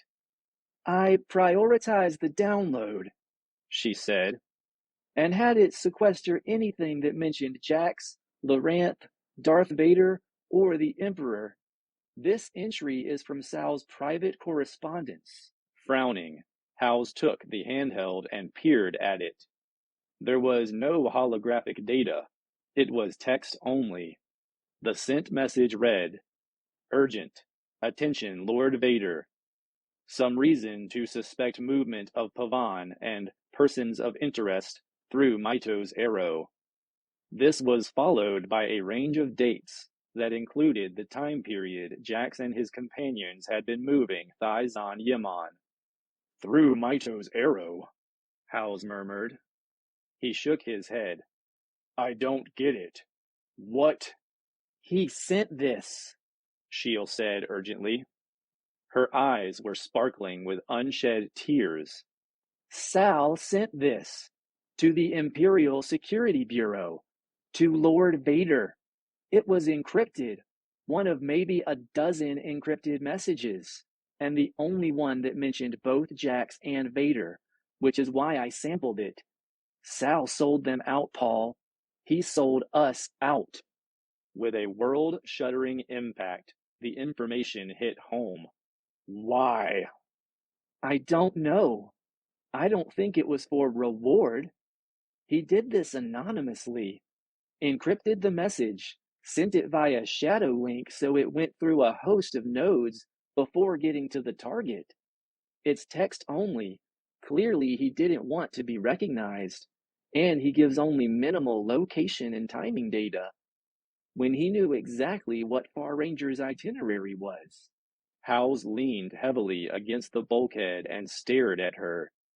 "He could have sent the Imperials to Toprawa on the exact day of Yimon's arrival there." "But he didn't." "Again, why?" Shield sat down on the edge of Sal's bunk, her feet inches from the stain left by the dying Sakian's blood. "Maybe he didn't intend them to be caught, but only, I don't know, scared off, perhaps." Howes nodded. "His plot against the Emperor. He knew Yimon and Jax would never have allowed it to go forward. If they were running from Vader, hiding out away from any resistance cells, he could do whatever he wanted, and they'd be none the wiser until it was too late." He tried, unsuccessfully, to loosen his jaw. "He could do exactly what he did do." "Except that with Yimon captured..."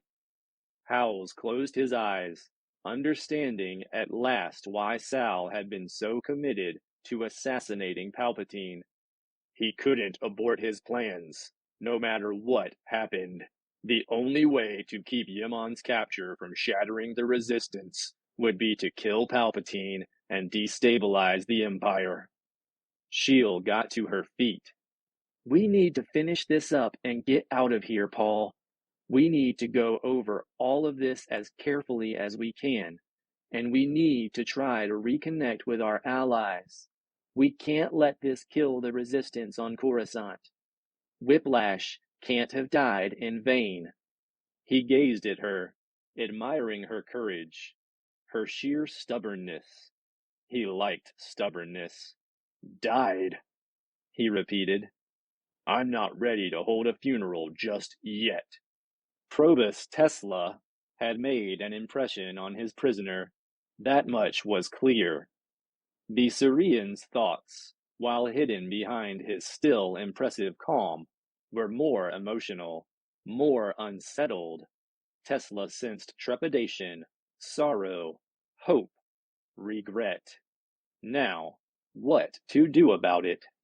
Lord Vader had given explicit instructions to him not to interact too directly with the Whiplash leader, but only to observe. Tesla believed he could truthfully say that he had done just that, though perhaps he had given himself something to observe by making veiled suggestions to the rebel that his colleagues were in distress, which was only the truth. It made sense for him to proceed, next, to offering simple reminders of what had already been lost. With that in mind, literally, Tesla visited the holding cell in which Yimon was imprisoned, and at an unusual time, while the other man was eating his meager meal. Surprise, Tesla knew, was an effective tool in the interrogation process. Even as he entered the room, Tesla felt the rewards of his effort. The Surian was startled momentarily off center.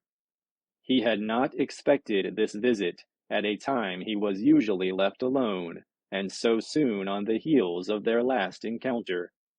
He hastily raised a mental barrier, but Tesla had felt of his inner turmoil.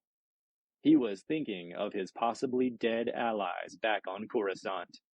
Perfect. Tesla came and sat cross-legged before his prisoner, facing him. "You have suffered much loss," was his opening gambit. Yaman glanced up at him only momentarily, then returned his attention to his meal. He ate slowly, in tiny, careful bites. "You realize you will suffer more." No response. Larenth Tarek, Dender, Jax Pavan, all dead. A brief flicker of the Surian's eyes and emotions caught the Inquisitor's attention. Tesla pressed on. "You are utterly alone." Faizan Yaman raised his gaze to Tesla's face, his eyes sharp, clear, disconcerting. "Am I?" Tesla was puzzled by the tickle of emotion he sensed from the Surian. It was all wrong. Yes, there was sorrow, but not a bottomless pit of despair. Yaman had hope. Hope of what? Hope from what source? Tesla almost asked the questions aloud. The Surian pulled his gaze away, and Tesla knew. "You believe Jax Pavan is still alive? You think he's going to rescue you? I tell you, he's dead." Yaman shrugged. He actually shrugged, as if they were debating a meaningless difference of opinion. "Why do you persist in this vain hope, Yaman? You were there. You know the condition the vessel was in. You saw the explosion when it was finally sucked into the nexus between the two stars. All life aboard that vessel was obliterated, utterly destroyed." Again, the artless shrug. "Believe what you will. I will believe what I will." Tesla trickled more of his force energies into the gaps in Yaman's consciousness. He felt something far stronger than mere hope. Certitude. It was absurd, infuriating, mad. Yet there it was. Tesla sat back in sudden disappointment. Is that how Yaman proposed to escape Vader's efforts? By diving headfirst into insanity? The Surian met his eyes again, calm, serene, certain, implacable. His faith in the Jedi and in the Force was complete. Tesla perceived flashes of it from Yaman's perspective. How the young Jedi Jax Pavan had outwitted the Inquisitorius and disrupted Darth Vader's plans repeatedly. How he had snatched Kajin Savaros from under Tesla's nose. How, at their last encounter, Tesla had been forced to flee. The Inquisitor did not try to hide his disgust. He stood slowly until he towered over the seated prisoner. Then he deliberately pulled back his cowl, revealing his expressionless face and shaved head. "Here is the face of your enemy, Surian." "How sad," he said aloud. "Lord Vader will be disappointed that you've crumbled so much mentally as to harbor these vapid fantasies. But I suppose that will make it easier for him to prize the information he needs from your mind." He felt Yaman's barriers fly back into place and smiled inwardly. Too late. Tesla not only knew Faizan Yaman's emotional weakness, he also saw how it could be exploited. He replaced his cowl and left the chamber, wondering if he should contact Lord Vader and announce his breakthrough. His dilemma was solved when he received a communication from his master. Having dealt the rebels on Imperial Center a mortal wound, the Dark Lord was returning to Kantaros Station. Tesla decided he would wait to share his insights. For now, he had to calculate how best to use what he had discovered about the prisoner's mental condition. Sequestered in his quarters, he sat in meditation on the subject of Jax Pavan. It was more difficult than he'd expected. Every time he tried to ruminate on how he could use Yamon's mad fate to advantage, he was forced to face his own deep hatred for the Jedi, forced to remember the stinging humiliation of their last encounter. It was a shame Jax Pavan was already dead, because Tesla would have liked very much to be the one to kill him. 38. Your mate. She was Jedi too? Magash watched the Jedi out of the corner of her eye, catching the sudden, delicate tightening of the muscles in his face under the flutter of the Force energies around him. She was a Grey Paladin, a Force adept, but, like you, not trained by the Jedi Order. She lived by the same principles as Jedi, but the Paladins were less rigid in their approach to certain things. It did not escape Magash that the Jedi picked his way through those words as carefully as they now picked their way across the treacherous defile that led down to the infinity plane. What sort of things? She asked. Oh, weaponry, for example. The Jedi have used lightsabers as their primary weapon for so long, it's become part of who we are.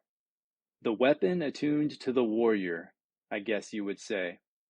The Grey Paladins believe that a Force adept should be independent of any specific... He paused, smiled wanly. Prop, he finished, and gave her a sidewise glance. The Grey Paladin might choose a primary weapon and attune her fighting philosophy to that. Magash nodded. The warrior attuned to the weapon.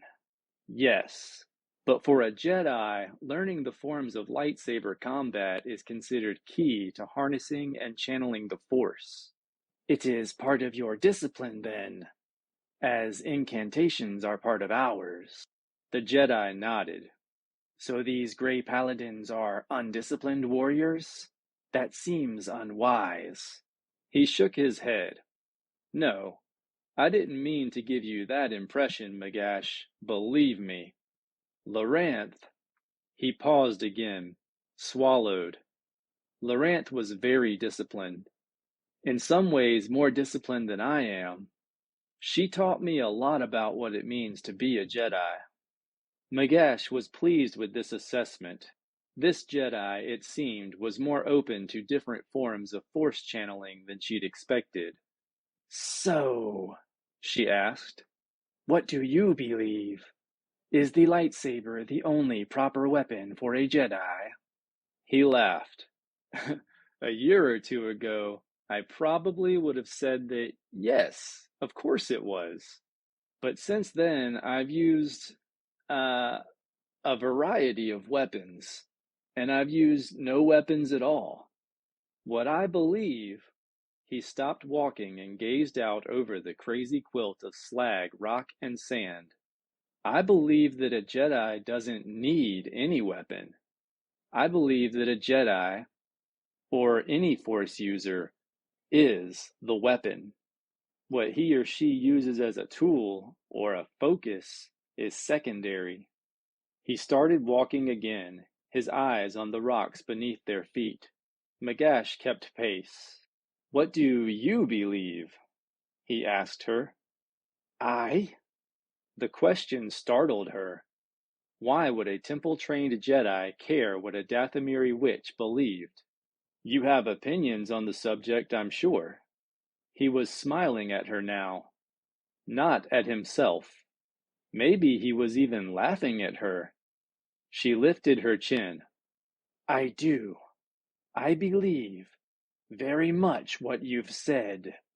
It is the purity of the channel that is important, not what tool she uses to facilitate her channeling. She was surprised to hear herself say that, certain that what should have come from her mouth was an endorsement of channeling the Force through spells and incantations. Yet she knew, as surely as she knew the Force flowed through her, that spoken or sung incantations were only a device to focus the energies a witch wielded. The most critical thing, she added, is never to concede to evil. She felt a shift of energies in the man beside her, as if something had caught within him. What? She said. Does that not match with your Jedi teachings? He nodded. Yes, certainly the words do. But, he shook his head. That's an opinion I shouldn't share. She took 2 quick steps past him and turned, blocking his path. I have asked you to share it. I demand that you share it. She wanted to understand the rift that lay between Jedi and witch. He met her gaze, letting her see a bit of the ambivalence behind his eyes. Then he said, When you look at me, what do you see? What do I see? Yes. Am I a fellow Force adept, or am I an inferior being? You. She halted. You are a Jedi. That's not an answer, Magash. She reached into her own thoughts and tried again. You are... She stopped and looked at him. Really looked at him.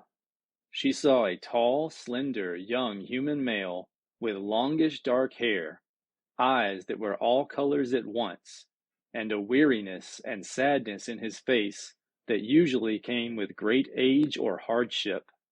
He was attractive. She saw that too, and realized that were he among the men of their village, she might consider him as a mate. Behind that was the Force. It shone from him, just as it shone from her sisters or Mother Ogwayne. And that was who she had been conversing with these last several minutes, she realized. The Force Adept. You are unique in my experience, she admitted. It's true that when you first arrived, I took you as an inferior. But now, I see you as a rare companion in the Force. An adept. But that's just it, Magash.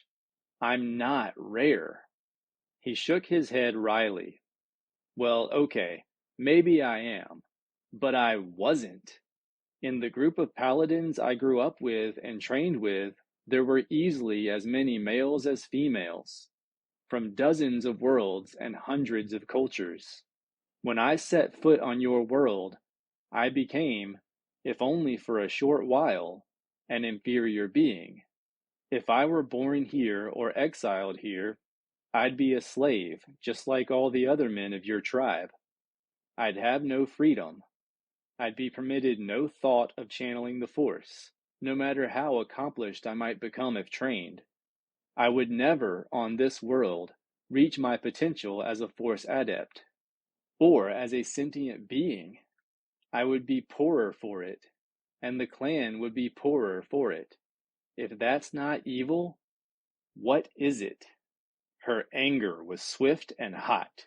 She opened her mouth to retort, but she was struck silent by a vast, ageless sadness that seemed to open up in the Jedi's eyes, as if he held with him the mingled sorrows of all past Jedi.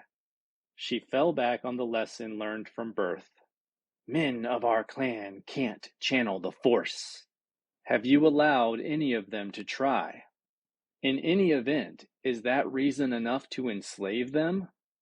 They are little better than beasts, she argued. Taught to use the Force, they would use it against one another, against us. Have I used my ability against you? You are not of this world. You've been trained in a spiritual discipline. Fine. Then let them learn spiritual discipline and wisdom before you teach them how to wield the Force. Let them learn it from childhood. That's the way all Jedi are taught. Were taught. The first thing I learned at the feet of my master was what sort of person a Jedi must be to accomplish good in life and to avoid falling to the dark side. Channeling the Force came after. If the Jedi could teach that, why couldn't the witches of Dathomir? What prevents it? He stepped around her and continued down the rocky slope. She stood and looked after him, then past him at the demented wilderness beyond. Steam and smoke rose through deep vents opened up in the native rock by the cataclysm that had destroyed the Star Temple and the Infinity Gate. They trailed like wraiths over the scorched ground and wound around the shards of stone and slag that were all that was left of the Night Sisters' horrific weapon. Suddenly Magash was not so eager to venture out there with this young, old Jedi. She was not afraid of the ghost in this place, she told herself, but only angered by this man's censure. Coward, she called herself, and followed him onto the plain, glassy flakes of obsidian grinding to dust beneath her feet. She reached him just as he stepped out into the debris field, then jerked her head up at a familiar sound. Rancor! She could hear them now. One, maybe two. She swiveled her head. There, to the east, in the lee of the great mountain. Rancor? The Jedi asked. He had stopped and turned back to look at her. She nodded. I'll go ward them away. I wouldn't want you to be eaten while in my care, she added, flashing a toothy grin. Liar, she called herself as she picked her way across the slag toward the range of forest. Rancors never came up onto this desolated plain, but the Jedi was not to know that. Jax directed his steps toward the center of the plateau. He reckoned it was about a dozen kilometers long, from end to end, perhaps 5 across. To the west, the plateau seemed to drop off the edge of the world. To the east, it merged into a forest of smoke-colored trees. That was where his escort had headed. He could see her leaping lightly over obstacles, once executing a stunning somersault before touching softly down atop a boulder the size of a Rancor's head. He wondered at her reason for parting from him. There were no signs of Rancors out here. None. Indeed, there was no reason for a Rancor, who was an intelligent beast after all, to venture onto this blasted landscape. He knew he'd driven her away. Perhaps he'd done it instinctively, just as he'd set course for Dathomir. He turned his gaze back to the center of the high plateau. Several shards of native rock and twisted metal, each as long as the ether sprite, and as big around as a Toprawan cedar, jutted out of the tortured ground, their crowns canted toward one another like saber points saluting a coming battle. Just beyond and to the east of that structure was a gash in the surface, into which a ship twice the size of the Delta 7 could have disappeared without a trace. A cascade of black rock was frozen in its plunge over the edge like a waterfall made of glass. Jax took a deep breath and struck out toward the two features, feeling the tug of energies, of which he could only dimly discern the contours. Yes, this area was the source of the displacement he'd sensed in the Force. But where should he start? Indeed, what should he do when he found where to start? The sky was darkening as the Dathomirian sun kissed the mountain tops. Clouds scudded overhead through the silver sky, and a ground mist was beginning to rise out of the shadowed vales. Darkness would come in 2 hours, maybe less. Jax pulled the Sith holocron out of his pocket, hoping he might use it like a compass. But while it was clearly reacting to the energies eddying about this place, it offered no indication of which of the features of the destroyed temple he should explore. He had just closed his eyes and sent out the first ribbons of force sense when something tugged at him. He opened his eyes and turned them toward the rock spires to the west, many meters away. A graceful figure moved among the titanic saber points, halting when his gaze touched it. How had she done that? How could Magash have possibly gotten from the last place he'd seen her, almost a click away, to the broken temple? More to the point, why would she? Showing off her prowess for the inferior being, perhaps? His heart beat faster. Maybe she'd found something.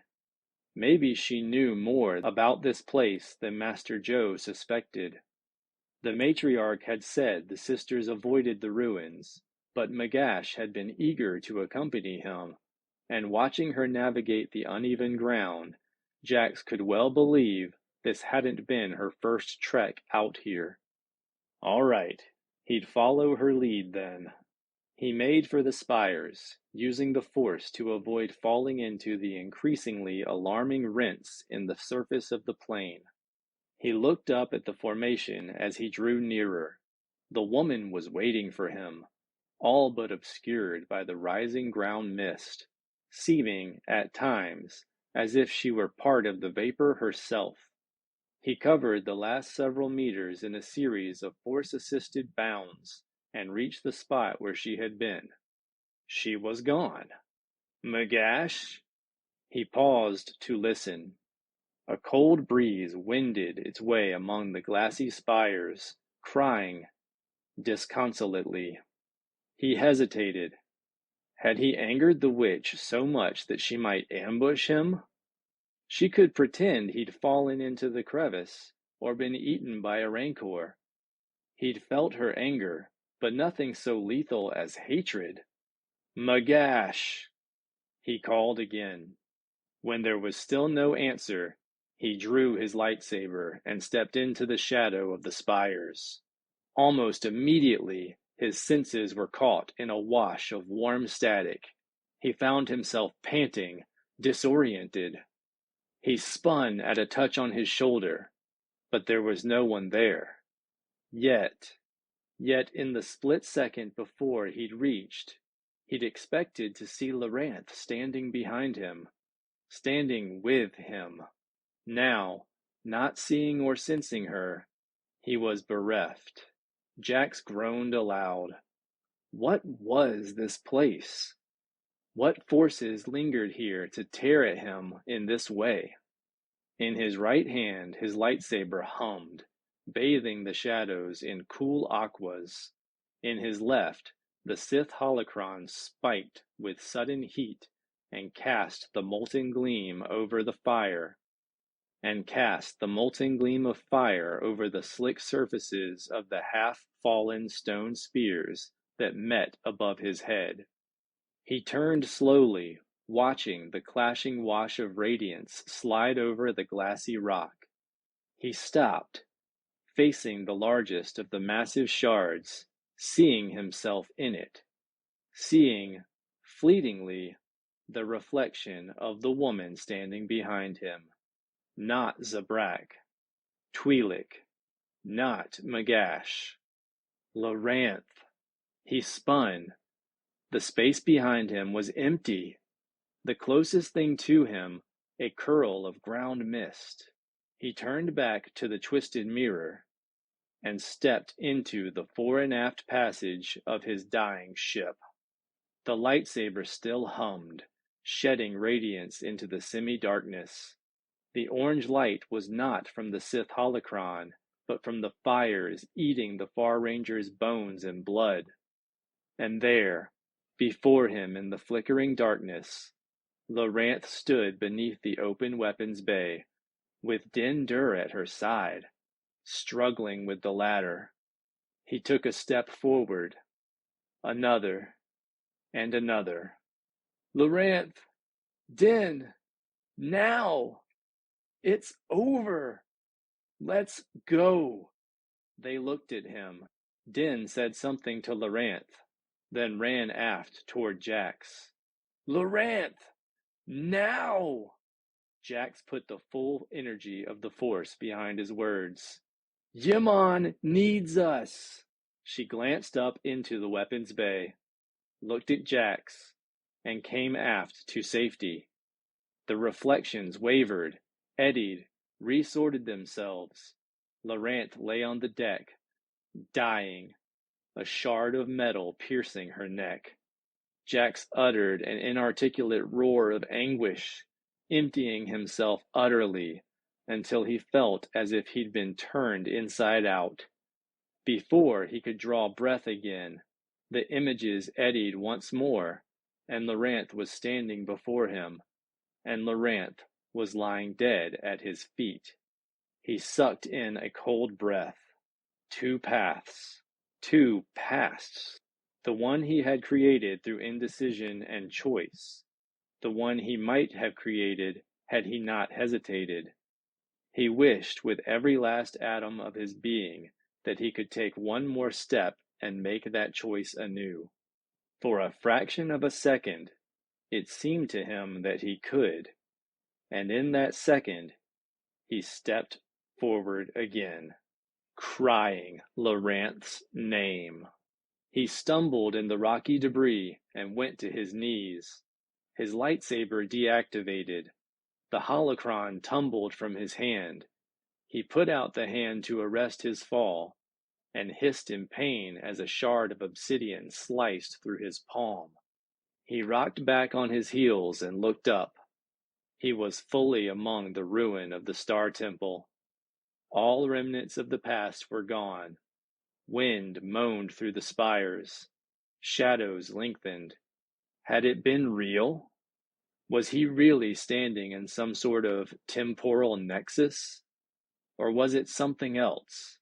And if the nexus were real, could he somehow force it open again? Focus. You came here for Yimon. Had he? Or had he come here for something else? Someone else? Hadn't he had, in the back of his mind, some idea that there must be some way to cheat death, to cheat time? There is no death. There is the Force. He shoved the thought away, even as he recognized that it must be accepted. And he had accepted it. Once. Or thought he had. Now he wasn't sure. He took a deep breath and tried to reorient himself.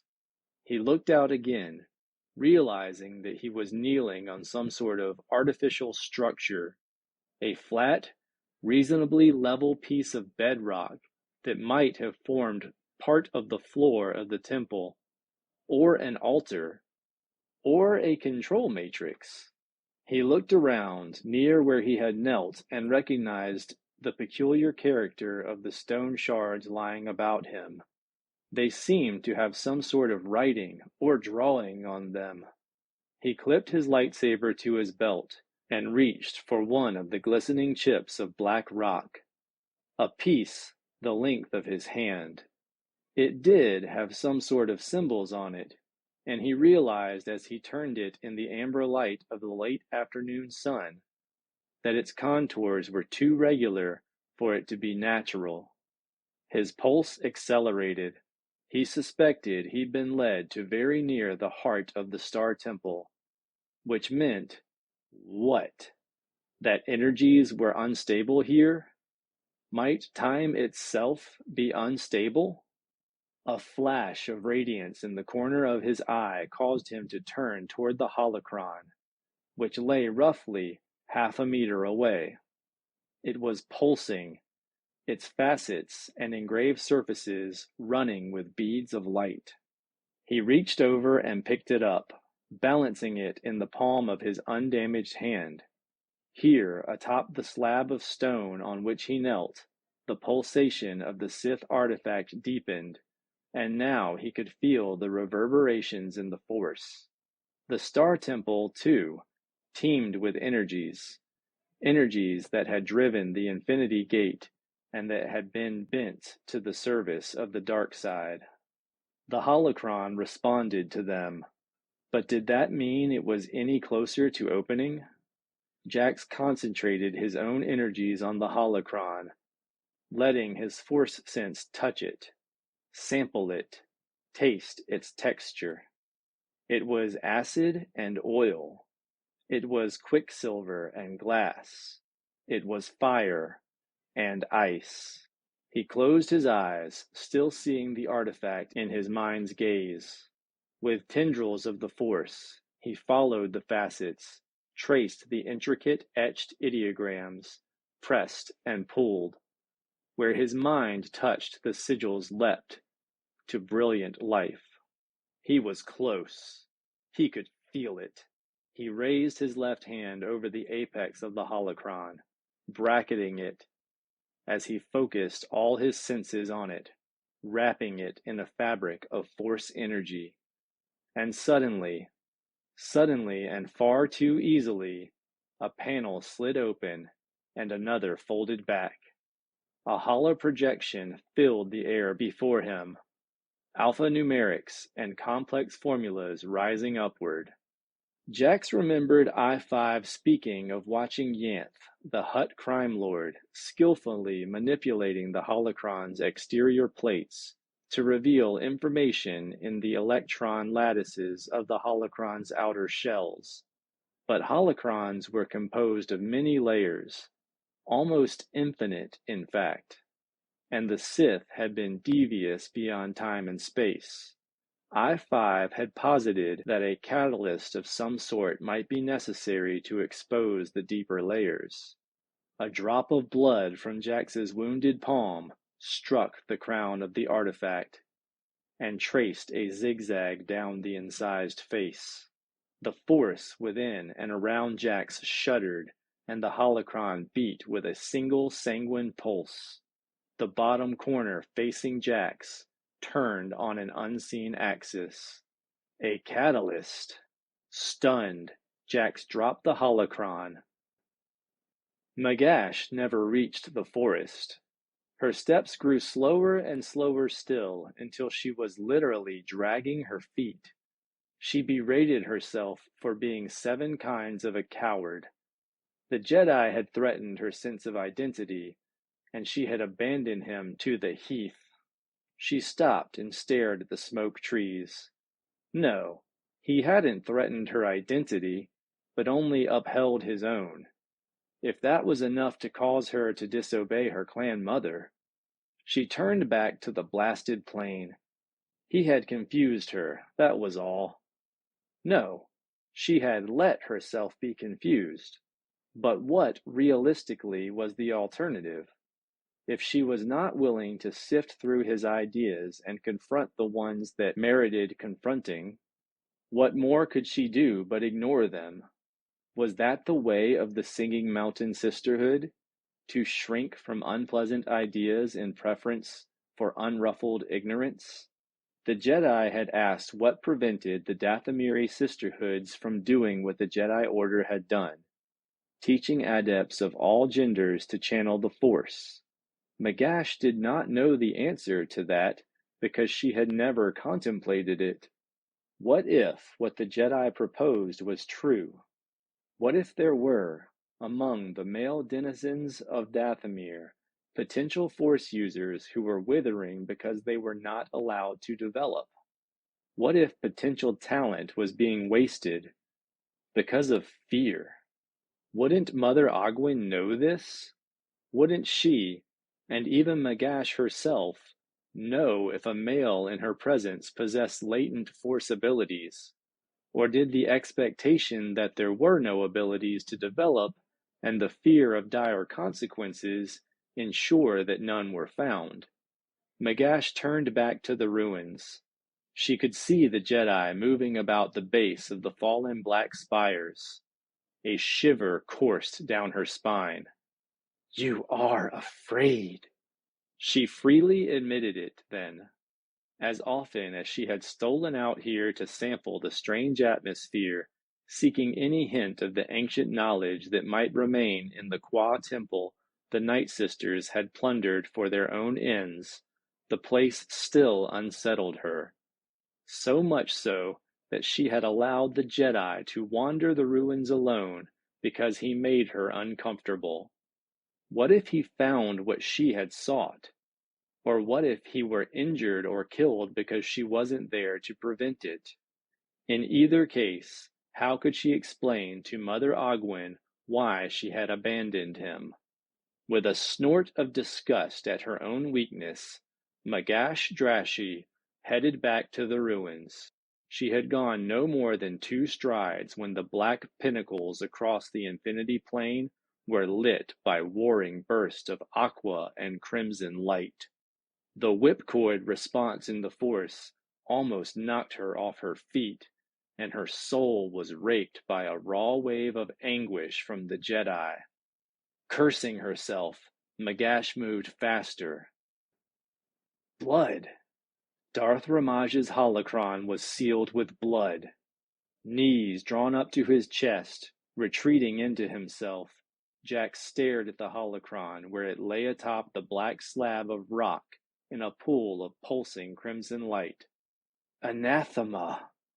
It shouldn't have surprised him as much as it did. Ramaj had been a Sith, and a particularly ruthless Sith at that. His science had centered on the destructive use of power and had been steeped in darkness. How much blood does it require? Jax wondered. And what kind?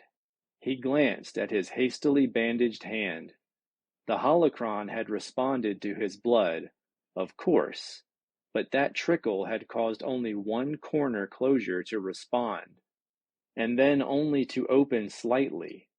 That hinted that a significant amount of blood was necessary.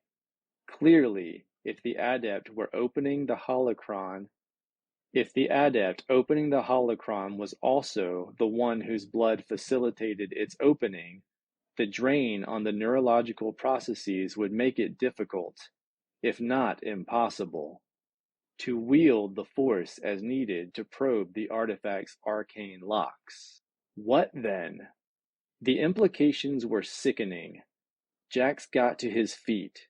There was only one way to test the ideas that were making chaos of his thoughts. He extended his Force sense, probing the nooks and crevices around the ruin. There was life, he found, even here. Some sort of large insect there, a reptile there, and there beneath the tumble of small rubble, a weak mammalian energy. He found himself moving toward it before he'd half thought through what he meant to do. He raised a hand over the rubble. Small rocks lifted and sand shot away to reveal the nest of an endothermic rodent-like creature not much larger than the holocron itself. The creature, suddenly dispossessed, tried to scurry away, but Jax caught it with the Force, lifting it into his hand. It peered at him out of huge glittering eyes, its nostrils wide in alarm, trying to understand what sort of monster had plucked it from the safety of its home. Jax carried the rodent over to the holocron and reached out with the Force, tracing the artifact's energy pathways, facets, and incisions as before.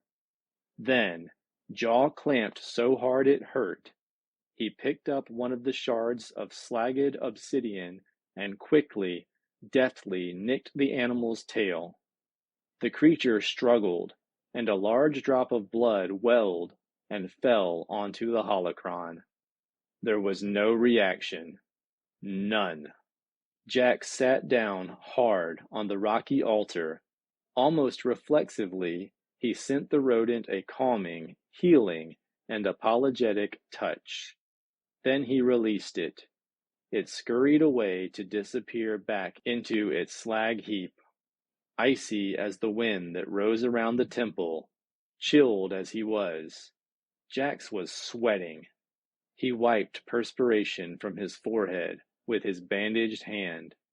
Not just any blood, then, apparently, would appease Darth Ramage's little crimson god. It wanted the blood of a sentient, most likely the blood of a Force user. But the amount of blood necessary would cripple the would-be knower of Ramage's secrets so much that he would lose the ability to draw them out. The key had to be combined with the application of spirit and matter. The intent was clear. Darth Ramage intended that the seeker of his dark knowledge commit a dark act, the sacrifice of another Force user's blood, possibly enough blood to kill. Perhaps his intention was to make sure that no one from the light side would ever make use of his research. I should destroy the thing, Jax thought. I should take it and throw it down a deep, dark hole. There was such a fissure only meters away. But within the artifact was potentially the salvation of Thizon Yaman and the Resistance. Jax pressed his forehead to his knees, wrapped his arms over his head. It was impossible. It couldn't be done. Wrong. The still, small voice within him whispered, "It can be done, but you can't do it. You can't even think of doing it." Jedi, what's wrong? Jax raised his head to see Magash Drashi standing at the edge of the altar, the Force strong and bright within her. 39. The Loranth/Corsair had been at Keldabi for less than a day, but in that time they had refueled, arranged for the delivery of cargo, and picked up some small arms. Sasha Swiftbird looked with favor on the DH-17 blaster she'd purchased, but found, when she was in Jax's quarters, that her gaze went again and again to the weapon he'd left behind. At first, she had returned the Sith lightsaber to its hiding place. That had lasted only hours, though, and she'd brought it out again, fascinated by it. She'd propped it up beside the Misai tree in the wall niche, where it would be invisible to anyone standing in the doorway.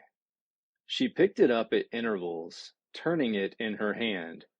The hilt seemed to fit her hand well, which made her wonder if it might have been a woman's weapon.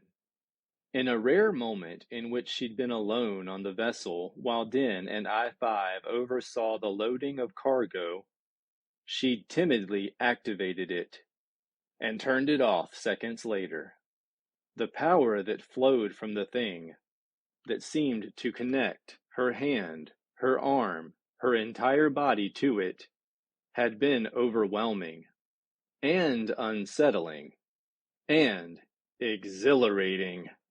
The truly odd thing in her mind was that she'd felt no evil from it. Power, yes, but no evil, no darkness. Puzzling, that. She wondered if there was some deficit in her own mishmash of virtues that made her incapable of sensing evil. No, she'd been in proximity to Inquisitors. She knew evil when she felt it. Maybe, as Jax Pavan's ownership of the weapon indicated, the Force was agnostic about such things. The difference was in the person who wielded the weapon. She had heard Force users argue endlessly on the subject. Was there indeed a dichotomy of intention? Or was the Force merely raw power, the distillation of the cosmic will, and as such above sentient concepts of right and wrong? Or was it beneficent, requiring the venal desires of sentience to use it to dark purpose? The next time Sasha activated the lightsaber, she held her ground, though her hands trembled and her bones vibrated and her brain itched. She held it, moved with it, albeit gingerly, and finally ventured out into the larger engineering bay to pretend at fighting with it. She loved the way it balanced in her hand. It felt more natural there than any blaster she'd ever owned. So caught up was she in her dance that she barely registered the sound of the cargo ramp clamping shut. Only when she heard voices in the passageway beyond engineering did she hastily deactivate the lightsaber. She tucked it into the front of her jacket just in time to hear I-5 say, "Peculiar." 2 seconds later, he and Din appeared in the engineering hatchway. "What's peculiar?" Din was asking. "Yeah," Sasha echoed, leaning nonchalantly against a circuit panel. "What's peculiar?" I-5 fixed her with his pit droid Oculus. "I heard something from within this chamber just before we arrived. It sounded like a lightsaber." Sasha laughed, knowing her face was flushed. "What's so funny?" Din asked, blinking at her. Sasha recovered her balance, gesturing at I-5. "Him, talking to me. I can't get used to the idea of a ducky with a genius-class brain." "Ducky doesn't have a genius-class brain," I-5 said. "The genius-class brain has Ducky." "Yeah, right." Sasha cleared her throat. "We ready to fly?" "Ready as we'll ever be," Din said.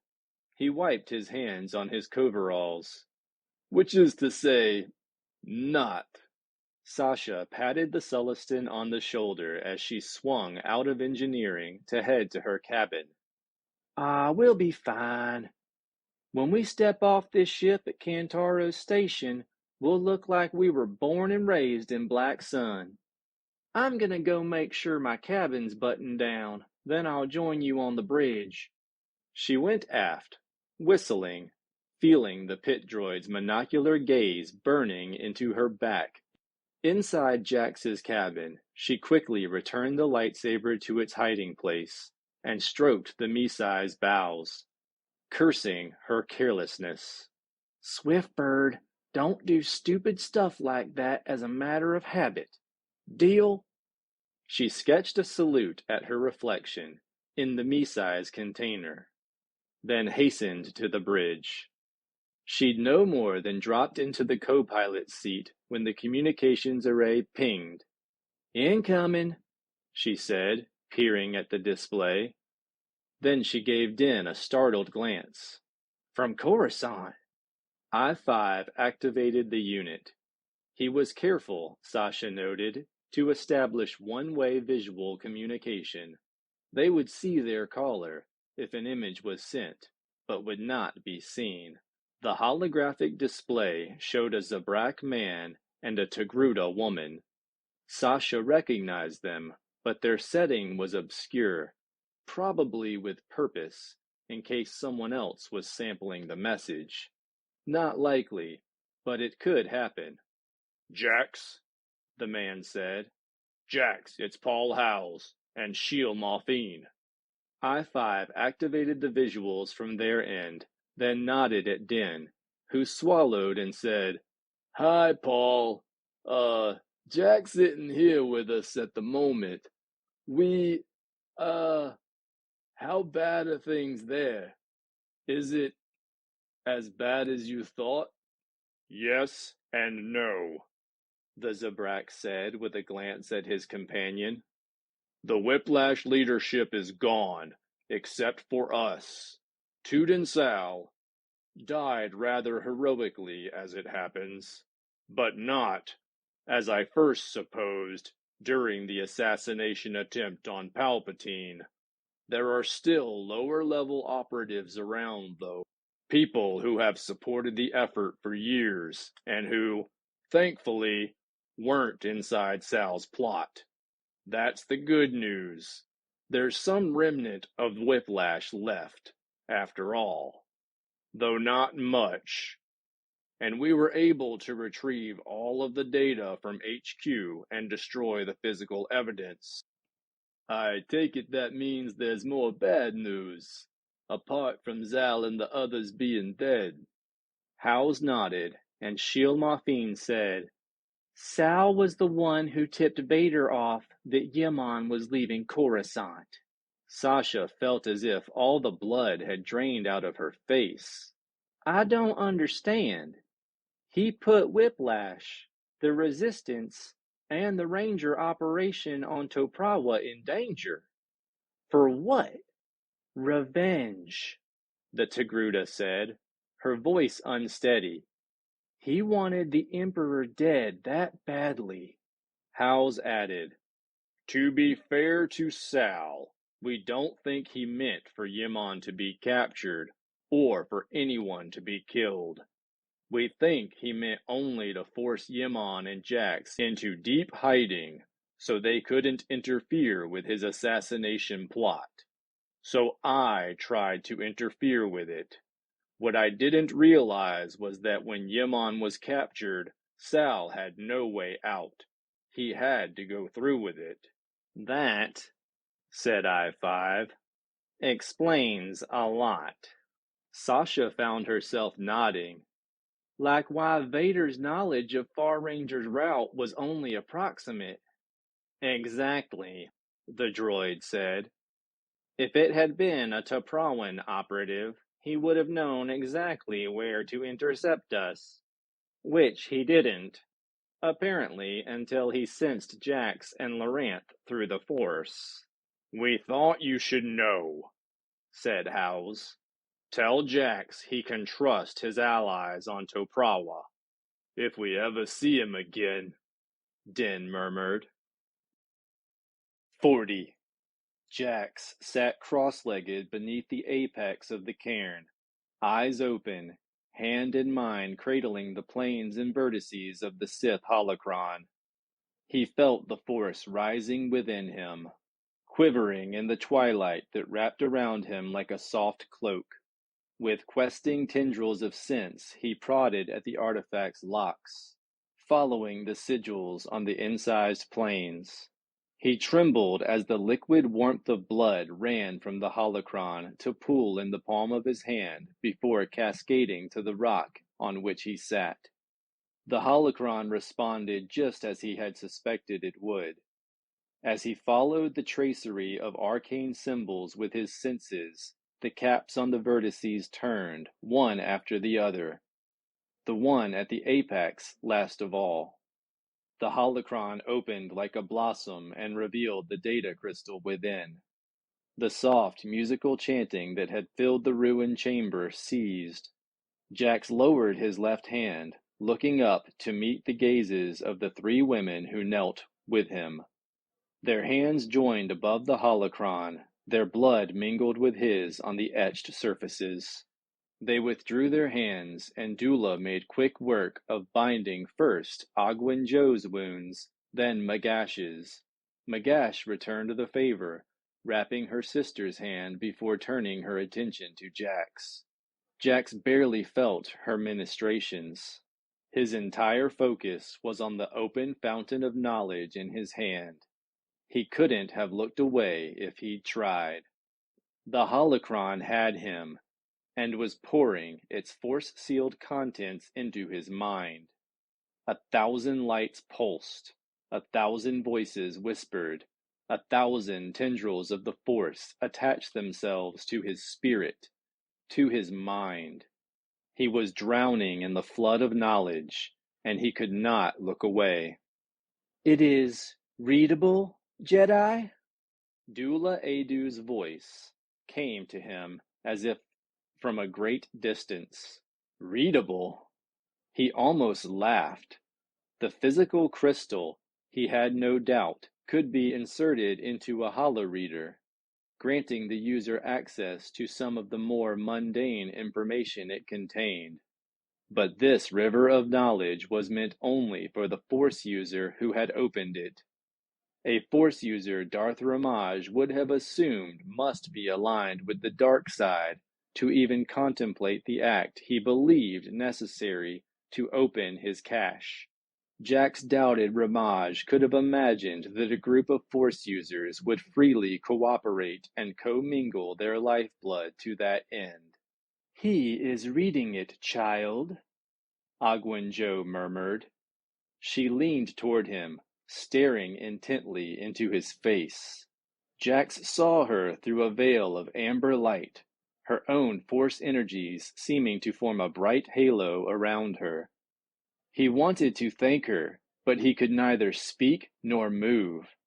He concentrated on the flow of images, ideas, experiments. Surely there must be a way of choosing the sort of information that might be of benefit to him, or at least of sorting through it to winnow it out. Fear niggled at him. What if he couldn't understand what was being fed?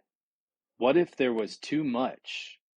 What if there was, after all, nothing of use to him? Pain shot through his head. Breathe! The command seemed to come from within and without simultaneously.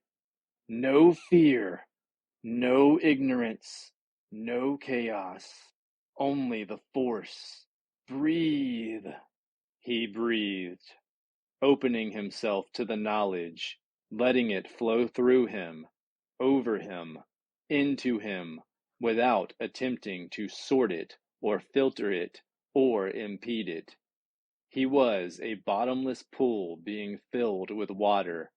He offered no resistance to the flood. With the suddenness of a door slamming shut, the flow of information ceased. Jax knew a moment of silent, dark stillness before he lost consciousness. 41. "This gonna work?" Din asked, his eyes on the wall of the floating rock that dominated the vista from the ship's forward viewport.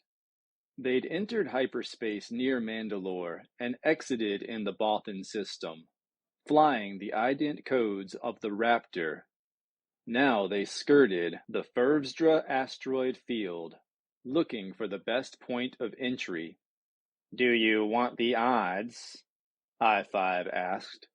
He was back in the augmented I-5YQ chassis, manually co-piloting the ship and feeding navigational data directly to the navcom from his own matrix via his right index finger. "No thanks," Din said. "I'll pass. It'd probably just make me squirm." "As you wish." The droid's optics blinked, and a holographic tactical display of the asteroid field appeared over the control console. "According to my calculations, Kantaros Station will be there." A blossom of red bloomed amid the field of tumbling rock, which was called out in blue-gray on the display. "And we are here," Sasha said from the pilot's seat. She nodded at the bright spot of amber on the outer rim of the field, matching speed with the asteroids. "There are a number of ways to approach this," I-5 said.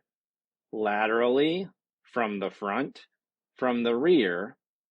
"I say we skim underneath the field," Sasha said, "until we're in hailing distance of the station.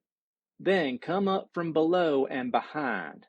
Less chance of getting creamed by a big one that way. If we're traveling with the flow of debris, it'll be easier to stay out of its way. Or," she pointed at a third point of light that had just appeared on the screen, "we could follow that in." That was a large Toydarian freighter scuttling along the top of the asteroid field like a fat beetle. "I'd be willing to bet," she said, "that they've done this before, and if we follow in their wake, we'll have the benefit of their navigators' familiarity with the protocols." "What if they haven't done this before?" Din asked. She shrugged and threw him a gamine grin. "They'll clear the way for us either way." Ship that size has got to have repulsor shields brawny enough to shove a few rocks out of its path. And if it doesn't? Boy, you are quite the little pessimist, aren't you? Din glared at her in mock outrage. Who you calling little? She laughed. If they don't have strong enough repulsors, they'll still clear the rocks out of our way. I'm not going to get so close that we'll get scragged if they blow, okay? Promise? Promise. So what'll it be, boys? She asked, putting both hands firmly on the steering yoke. We going in after 'em? Aye, said I-5. Sure, Din said. Why not? Sasha handled the ship like a pro. It moved gracefully and deftly under her hands. It was almost, Din thought, like having Jax at the helm. Who knew? Maybe this particular pod racer had some force sensitivity. That might account for her success in the sport. Whatever the reason, at the helm of the Lorant she was nothing short of amazing. Weaving balletically through the upper strata of asteroids to settle in behind the Toydarian, where she kept the perfect distance and aspect. There was no sense of tension, no uncertainty. It was as if she did this every day of her life. The Toydarian just started sending, I-5 said. Then so should we, Sasha told him. Aye, Captain. The droid began sending their own set of ident codes, or rather, the ones he had lifted from the real Raptor. In a matter of moments, they were hailed by the docking authority and their ident codes were acknowledged. Their amber locator blip was joined by a bright green one buried in the depths of the asteroid field. It overlay I-5's predicted location almost exactly. Din practically held his breath as they followed the homing beacon to Kantaros Station. The very sight of the Imperial craft that were synced with the installation made his dewlaps sweat. But they glided serenely in abaft the larger freighter, their only communication with the station coming in the form of a docking bay assignment in the southern hemisphere of the station. Not bad, Sasha said, turning the helm over to the automated docking beacon. Small size does have its advantages. As I've often said, murmured Din. Chiefly that we get to dock closer to the heart of the operation. Uh-huh. And then what? Then, I-5 said, we blend in, get the lay of the land, do some eavesdropping, and start snooping around. Blend in, Din repeated, eyeing the droid skeptically. You expect to blend in that get-up? To say I-5 looked peculiar and menacing would be to understate the case. He was a gleaming nightmare, one-third protocol droid, one-third nemesis assassinator, and one-third who knew what. One arm seemed almost normal. It wasn't. And the other, in pristine white, looked like a rocket launcher, which was not too far from the truth. One leg was silver, one was gold. Both were augmented with anti-gravity repulsors. The long, helmet-like cowling that formed the back of his head was encrusted with short, conical spikes. He could kill someone simply by falling over backward on them. Diplomacy, with an evil twist. The droid had all sorts of surprises up his metal sleeves, Din was sure. During their recent stay on Toprawa, he'd acquired the ability to move from chassis to chassis on his own, and therefore work on his upgrades by himself. Din had lost control, and even knowledge of the modifications from that time on. I-5 might have battle droid parts installed beneath his metal skin for all the Sullustan knew. I think he'll be brilliant, Sasha said. We'll all be brilliant. We'll look so black sunny that no one will have any reason to question us. Black sunny, Din repeated. You know, scruffy, but well-heeled, hard-boiled, but eccentric, colorful. Din peered at her. She was colorful, all right, from her form-fitting black and red coverall to the artful streaks of silver she had introduced into her shoulder-length hair. She wore a blaster on each hip, carried a holdout blaster in her right boot, and had a vibroblade hidden in her left.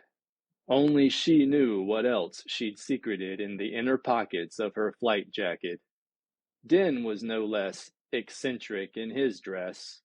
She'd made sure of that. He was covered from neck to toes in black synth skin. He was also armed to the teeth. All Black Sun operatives were armed to the teeth. They looked as much like pirates as Jax had.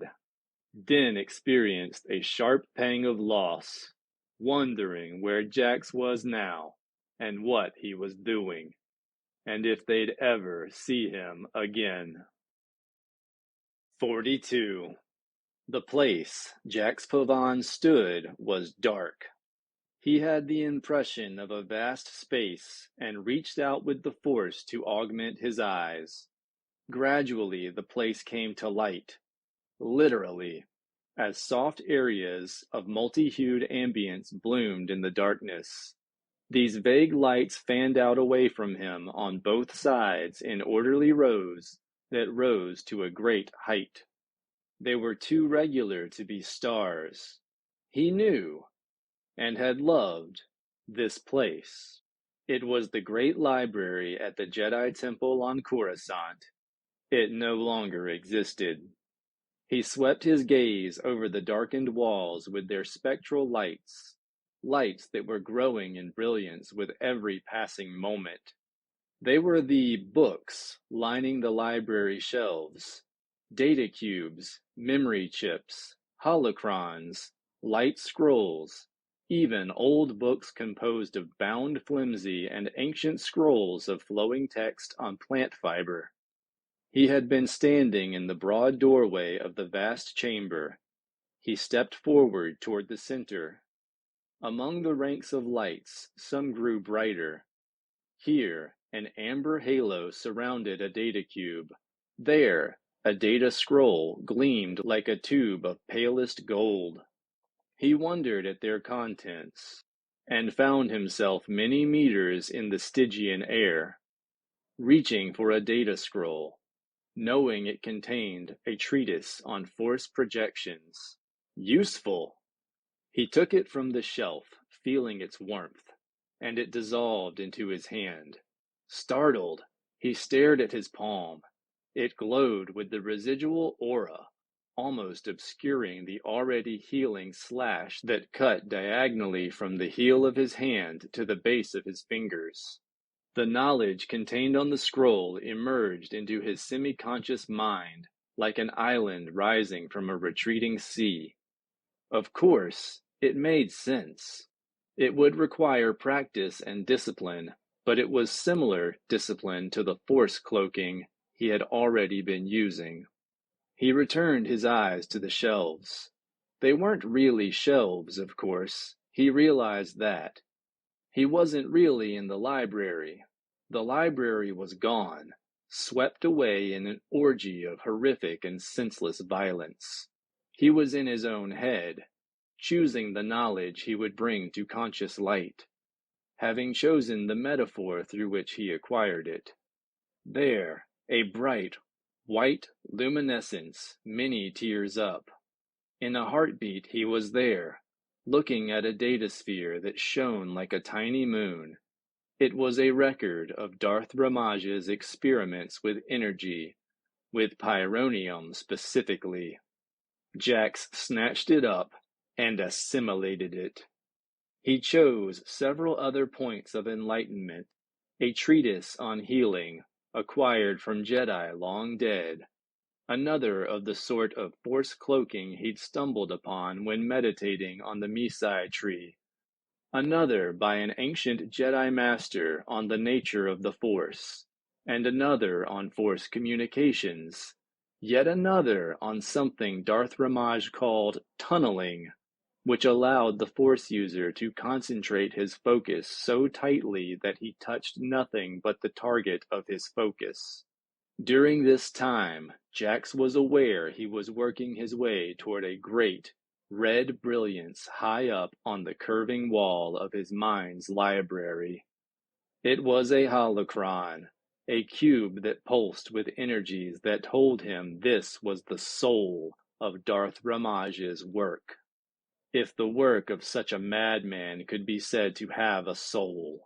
He had been avoiding it, he knew, afraid of what it might tell him, what it might force him to do. Nonetheless, he found himself facing it, reaching for it, touching it, knowing it. It was a treatise on the manipulation of time. His heart clenched. He wanted this as much as he feared wanting it. If Darth Ramaj had been at all successful at manipulating time, what might Jax Pavan, Jedi, do with the knowledge? Careful, Jax. Careful. Could this knowledge help Yaman? He drew his hand back, hesitated, then thrust it out again. There was no way to know if it might help Yaman without knowing what it was. He lifted the ruddy cube from the shelf, felt it submerge into his hand, to emerge in his mind. He saw time not as a stream, but as a vast ocean teeming with myriad currents. On its deceptively placid surface, islands bobbed. The first thing he understood about the islands was that they were not all alike. Some extended their roots to the floor of the sea. Some floated freely. There were fixed points, nexuses, and floating points that drifted about them. The second thing he understood about these islands was that they did not march in a straight line. Indeed, they were not all even held by the same currents. How, then, did one move them or move among them? Islands move not, unless the currents move them. The assertion embedded in this knowledge brought Jax up short. It had the texture of one of Aoloiloa's mystical pronouncements. The moment the thought flickered through his mind, Jax knew with horrible certainty that Darth Ramaj's knowledge about time manipulation had come at the expense of Cephalon lives and minds. Hundreds, perhaps even thousands of them. Separation destroys us. He could feel the echoes of the agony in the interstices between visualization and articulation. Darth Ramaj had ripped this perception of time in its extended dimensions from the minds of Cephalon victims. But in doing so, he had cut them off from their network of joined consciousness, leaving the individuals horrifically alone, isolated in this vast temporal sea. Aoloiloa must have known it. Had he foreseen that the knowledge would be useful to Jax? Or had he foreseen something else, someone else that such information might be useful to? If Jax, in possession of this knowledge, fell into Darth Vader's hands, into the Emperor's hands, what then? Jax pulled his consciousness away from the knowledge, but it was too late, of course. It was fixed in him like a hot, red star. He closed his eyes, and the library vanished. Magash paced the council hall below the clan mother's chambers, her mind roiling. She knew nothing of what the Jedi was experiencing in his catatonia, but she could feel the repercussions of it in the Force. Why had he felt it necessary to pry into that holocron? He knew it vibrated with dark energies. What contents could possibly have been so important that he was willing to risk his life and their lives? Knowledge that would save his friend, he said. Knowledge that would benefit anyone allied against the Empire, that could help to bring the Empire down. As much as Magash wanted to see the Empire fall, she realized there was a part of her that didn't care what happened to the rest of the universe, as long as her small part of it was spared. She was not naive enough to believe in that possibility, though. The Night Sisters and Night Brothers had already brought Dathomir to the attention of the Sith. That could not be undone. And perhaps, just perhaps, when the Jedi woke, if the Jedi woke, he would have knowledge that would also benefit the Singing Mountain clan. She felt a frisson of awareness ripple up her spine and swung about to face the steps that led up to the second-floor gallery. Jax Pavan stood at the top of the stairs, regarding her solemnly. She moved to look up at him, wary. What effects might the knowledge he'd assimilated have on him?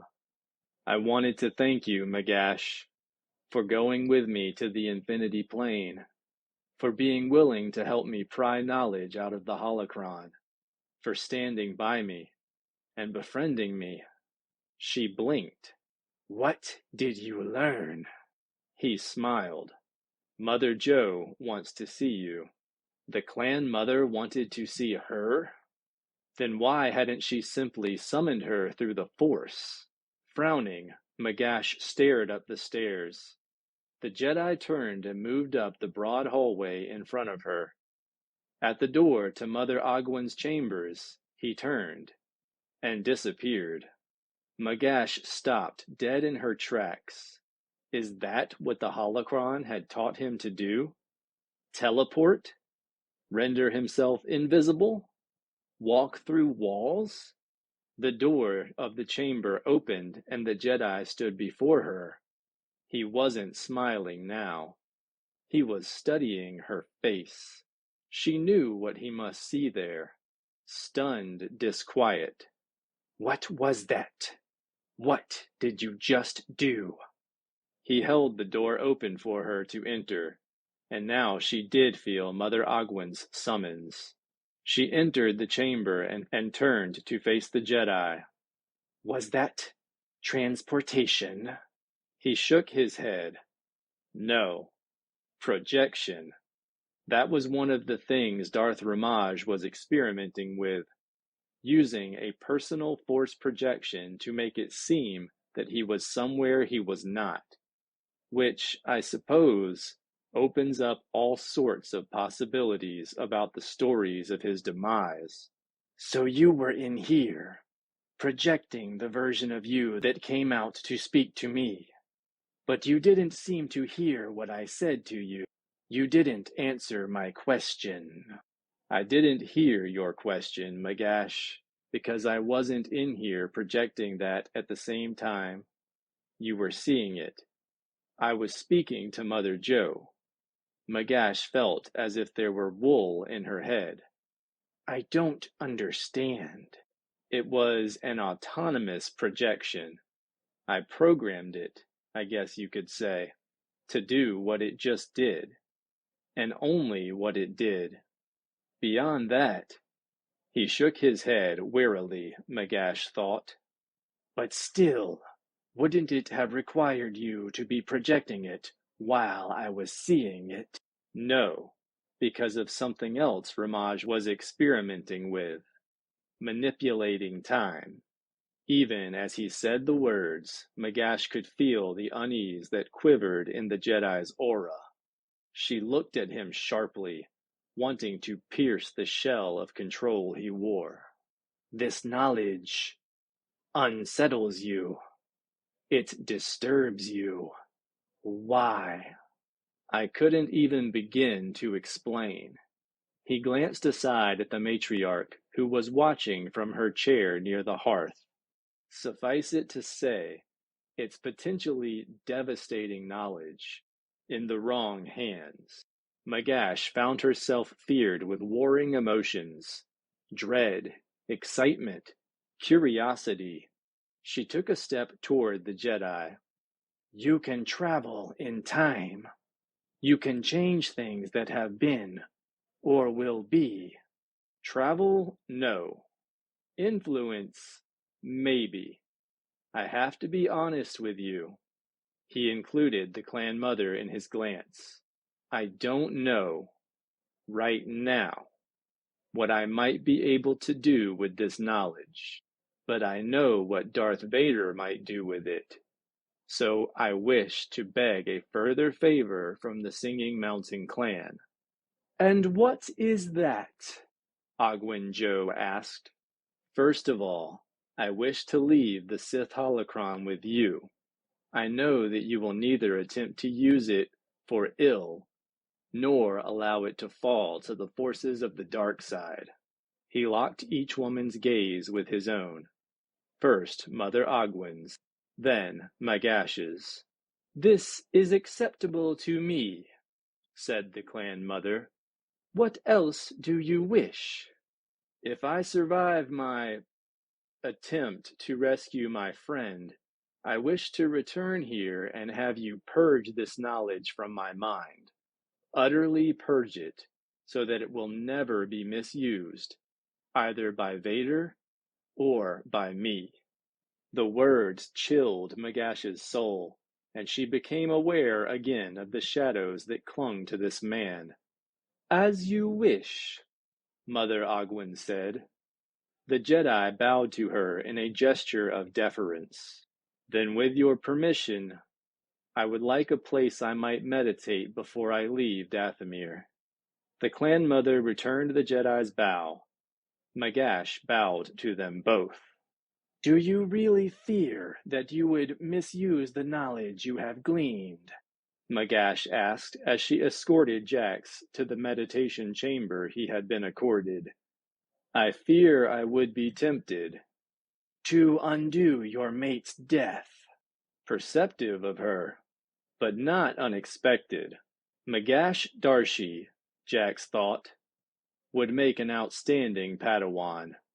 Catching his nod, she protested. But what would be wrong with that? If I understand your situation clearly, if you were to undo what was done at that time, there would be no need to mourn your mate, rescue your friend, or even fear acquiring such dangerous knowledge, because, in that timeline, you would never have had the need. She broke off and met Jax's eyes. She could see she had stumbled upon a paradox. You would never have needed to acquire it, but you would still have had this holocron. Yes, so you could acquire it. For what reason? And once having used it, even assuming I could use it in that way, how easy would it be to use it again and again? How many wrongs could I right? How many would I right? How many would I have to right, simply because I could not foresee all the consequences of the timelines I'd already touched? Magash led him into a small balcony room high up on the flank of the main tower. As luck, or Ogwyn Joe's sensibilities, would have it, it overlooked the infinity plane. She turned to look at him. You don't know how the time manipulations work, then? Not yet. I may never fully understand it, which might be a great mercy, or a great tragedy. Right now, Magash, I have a storm of knowledge in my head, flotsam and jetsam, disjointed pieces, flying every which way. I need to try to get the pieces to fit together somehow. She nodded. I will leave you then. I wish you success, Jedi, in your endeavor. He chuckled at the continued formality in her tone. Jax, Magash. My name is Jax. Jax, she repeated and bowed to him before leaving the room, as if he were her equal. In his meditation, Jax saw himself as sitting at the hub of a great wheel. The bodies of knowledge sat at the ends of the spokes, separate. He must somehow connect them. The connection between the force projections and time was simple enough to see, but the nature of the time manipulation suggested by Darth Ramage's research was, at first, impenetrable. Jax found himself looking down on his islands in the ocean of time, contemplating how one could move the floating points. He let his mind dive into that ocean, imagining the pull of tides and currents, seeing them fall into almost artistic fractal patterns. Then, with a suddenness that stole his breath, the patterns fell together with a soul-deep thrill of comprehension. In order to move an island in time, you had to change the currents that affected it. In order to change even one current, you had to make minute changes in the ones around it, especially the ones that preceded it and from which it was born. There were mother currents, Jax realized, currents in time that spun off child currents, and local currents as plentiful as moments. With that epiphany came another, less welcome one. You can't alter one current without altering every downstream current and island to which it is connected. It wasn't a trickle-down effect or a domino effect. It was a cascade effect. And as quickly as he realized that, he understood what Darth Ramage must have also understood, that such complex manipulation, or even comprehension of time, could be achieved only by a network of powerful minds that were, themselves, not entirely in the time stream. Minds like the Cephalons. Ramage's reasoning was clear, too, then. The Cephalons formed such a network that was what gave them their perception of time. Their subbrains were each linked to various aspects, patterns, waves. Each word was equally applicable. Of the time sea. Jax shuddered with the awareness of the experiments in which Darth Ramage had physically cut individual Cephalons off from their fellows, to prove that the network existed. Ramage had concluded that if the Cephalons' network gave them the ability to see currents in time and find the islands, a similar perception might give equally powerful minds of dark side force users, say, the ability to alter those currents. Jax was surprised by his own bitter laughter at the irony of the situation. The tool Darth Ramage would have needed to run such an experiment didn't exist in Sith experience. Even perceiving time as the Cephalons did required the deeply cooperative efforts of a host of powerful minds. Such a collective would be impossible to achieve for a group of dark side users in which fear, distrust, and ambition made up the air they breathed. Impossible now for the Jedi, too, Jax thought. He was growing ever more convinced that there were no Jedi left to cooperate with. He thrust the thought aside and gazed down on his time islands. The island bearing the Far Ranger and her crew was out of reach to a single Jedi. But a closer island, both in time and space, a small island in a local current. He thought of the brute force projection of himself that had fooled Magash briefly. He hadn't considered currents then. He had simply cut across them. That near to the present moment, they were barely eddies. But what if he looked closely at those eddies? Could he affect them significantly without sufficient power?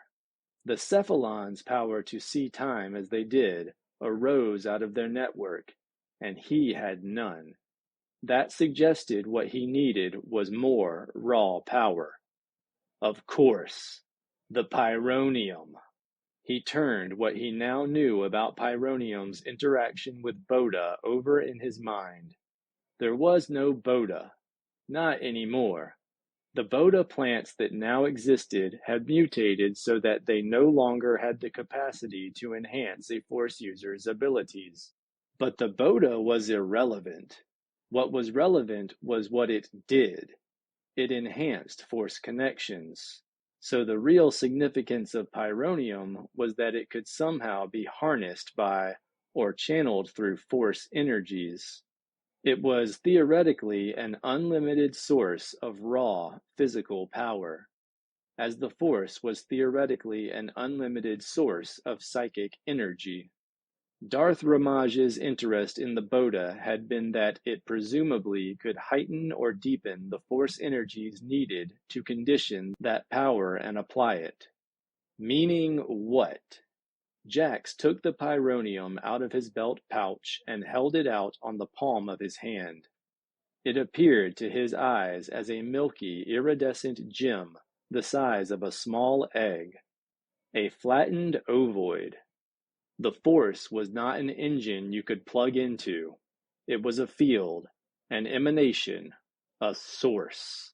Acting on an impulse, Jax extended Force tendrils to the Pyronium, then lowered his hand, leaving the Pyronium nugget floating before him in midair. It began immediately cycling through the visible spectrum. Yellow, orange, red, violet, indigo, cyan, green, and back to yellow. After several beats in its opalescent form where, Jax realized, it was likely making a few stops on a part of the spectrum he couldn't see. He fed more Force energy into the gem, and the colors brightened and cycled more swiftly. Of course, it was absorbing the kinetic energy from the Force. But it was doing more than that. It was cycling the energy out again, thought-directed into an impulse that buoyed it up. Jax sat back and withdrew his Force energies from the jewel. Instead of tumbling to the floor of the little room as he might have expected, it stayed aloft. Because he'd touched it directly with the Force, surrounded it with the Force, and given it direction through the Force, it continued to follow that direction. At the outer edges of the conceptual wheel in which Jax sat, a shimmering rim burst into being, connecting the spokes. 43. Docking at Kantaros Station was simple and straightforward. Doing business there was, if not as simple, at least a fairly straightforward matter of the appropriate level of bluster and bribery. Din Dur was reasonably good at bluster. One had to be good at it to be a journalist, and he had been a journalist most of his life. Sasha, it appeared, was also good at it. Looking diamond-hard and piratical, she strode into the station master's office and offered up their wares, which, as they'd ascertained on Mandalore, were sought-after items on the station. The station master, a corporate functionary whose name, according to his badge, was Cleban, was human. This, Din decided, was a distinct advantage, since it meant the man had no trouble keeping his attention on Captain Swiftbird. But, naturally, there had to be a wrinkle. "You're a week early, Raptor," he said. "And what happened to Captain Bless?" Without missing a beat, Sasha grimaced. "I guess you wouldn't have heard. Bless had quite the run of luck. Got promoted to a cushy position on Mandalore. Merchant Commandant, if you please." Cleban looked impressed. "So you inherited his ship?" Din tried not to panic. A simple scan of the docking bay would show that the Raptor had more than a new captain. She had a whole new everything. He started to open his mouth to utter a glib lie. "Nope," Sasha said smoothly. She shook her head, trailing dark, silver-streaked tresses over her shoulders. Cleban seemed fascinated. "He took his ship with him. All I inherited was the ship's ident codes. Seems he'd always fancied naming his bird the Rancor's Heart. A merchant commandant gets to pick things like that. Captains take whatever they can get." "Really?" said Cleban. "You can't even name your own ships? I thought Black Sun was a little more flexible than that." "Depends on what Vigo you fly under," Sasha said. "I pilot for Caesar. He likes to control pretty much everything." Cleban nodded. "Yeah, I hear that about Caesar." He looked at Sasha speculatively. "Maybe you can confirm something else I've heard about the prince, that he's in deep with the Imperials." Din threw Sasha a significant glance. She didn't bat an eyelash. "Oh, now that's the sort of rumor I neither confirm nor deny." She flashed a smile. Cleban grinned back as if she'd just issued him an award. "Yeah, I get it. Look, I'll need to go over your manifest. Assess our need. The Toydarian's first in line, but as soon as I've dealt with him, I'll gladly take a look at your cargo. That okay?" "That's fine," Sasha said, smile intact. She tossed the data chip of the manifest onto Cleban's console. "In the meantime, we'll go check out the facilities." "This your first time here?" She nodded. You might find it vaguely interesting. Since you're new here, I'll issue the standard warning. You're restricted to the civilian areas of the station. Stay away from the red zone. Imperials only." Sasha made a pouty face. "Hey, even Imperials have itches to scratch. I've got some premium glitter stem." Din glanced at her sharply. Was that a lie, or had she really smuggled Glitterstem onto the ship? He'd noticed a couple of crates of cargo that he hadn't loaded. The station master was shaking his head. "Uh-oh, don't even think about it. They bring in their own forms of diversion. We supply them with the basics: food, beverages, medicinal supplies. Everything else they take care of themselves, and they are dead down on Glitterstem, especially when he's here." "Darth Vader, you mean?" Din asked. "Who else? And be careful down in the cargo bays. Every once in a while someone stumbles across the divide into their domain. That's never pretty." "Killjoy," Sasha said playfully, smiling. "Seriously," said Cleban, "these are not nice people. Any place their habitat touches ours is potentially dangerous. I wouldn't want to see you get fragged, sweetheart." "I'll try not to, honey." Sasha returned the man's come-hither gaze with a sketchy salute and strode out of the office, trailing her crew of two. They wandered into the commercial section of the station, where the support staff lived and amused themselves when they weren't on duty. It was composed of a broad, curving arcade with various businesses along either side.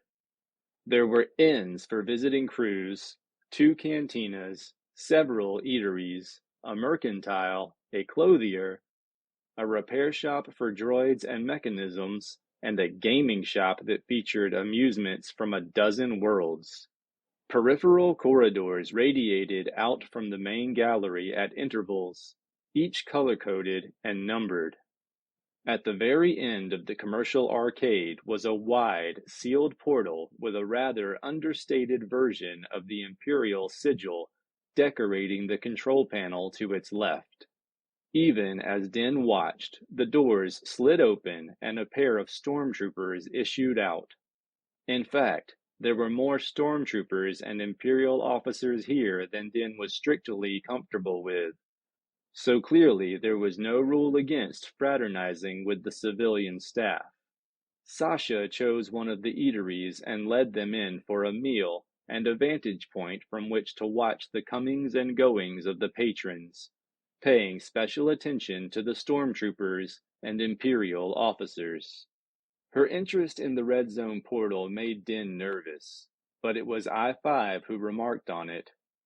"I hope," the droid said, fixing his monoculus on the T'Prawan's face, "that you're not planning on sauntering down there and trying to get in." "Heck no. Even I'm not that much of a riskophile. I'm thinking the cargo area might afford better access." "So what's our next move?" "Lay of the land. There's got to be some way to come by the construction plans for this place. Those schematics Jack's got from Caesar are a bit hazy on the Imperial side of the station." "Indeed," said I-5. "I hope it will merely be a matter of me having a brief discussion with the maintenance AI." Jax did not so much meditate on his way to the Bothan system as he ruminated, working at further assimilating the knowledge that the Sith holocron had poured into his head. His idea was fairly simple: determine where Yaman was, then send a projection in to make the Inquisitors and their non-adept fellows look in the wrong place, while he headed for Yaman from the opposite side of the facility. Simple in theory. In practice, who knew? He was more than aware of all the traps Vader had set around his prisoner. That probably meant that there was only one real access to wherever they were holding him, and that the traps made any other avenues impassable, or at least they were meant to do that.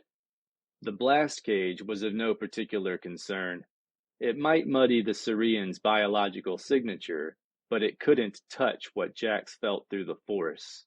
If Yaman were to be placed in the blast cage, it would make Jax's job a bit more difficult, but not impossible. Of even less concern were the sonic devices intended to confuse and distort scanners. In fact, given what he now knew about Force projection, they might be more help to an invading Jedi than a hindrance. Much hinged on Vader's certainty of Jax Pavan's demise. Presumably, the inclusion of Inquisitors in the Dark Lord's party was his nod to the possibility that Jedi yet lived who might challenge him. But what if there were more? What if Vader were prepared to turn back a Jedi invader? Jax bit down on that grim thought. Well, so what if the Dark Lord were prepared for a Jedi? He couldn't possibly be prepared for a Jedi who had opened Darth Ramage's holocron and absorbed its contents. It was Sasha Swiftbird's personal opinion that the Raptor, late of Keldabi Mandalore, could not have drawn a better assignment in Kantaro Station's cargo bays than the one she'd gotten. The freighter bays were arrayed in long arcs, 2 levels deep, that began beneath the manufactured part of the station and ended in a series of caverns that burrowed into the flank of the asteroid. The bay in which the faux Raptor sat was within the asteroid itself, below the equator. Between her and the so-called Red Zone, there was but one ship, a fat insectile ore carrier out of the Mimban system.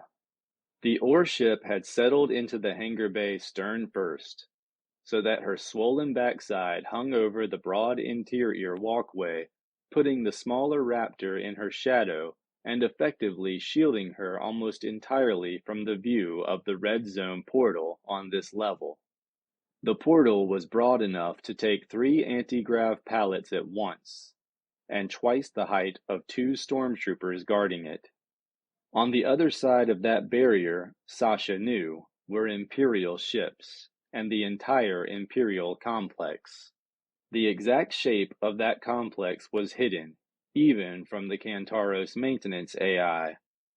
The maintenance system and its automated minions had only sufficient intel on the layout of the Imperial facility that they could perform the most basic of upkeep functions. The various corridors and chambers were viewable only as part of a tactical display. There were no live images or even area designations available. The Red Zone's internal systems were segregated from those of the main station and operated and maintained from within the zone itself. That meant they had to trust the schematics Jax had gotten from Prince Caesar. Not a happy thought.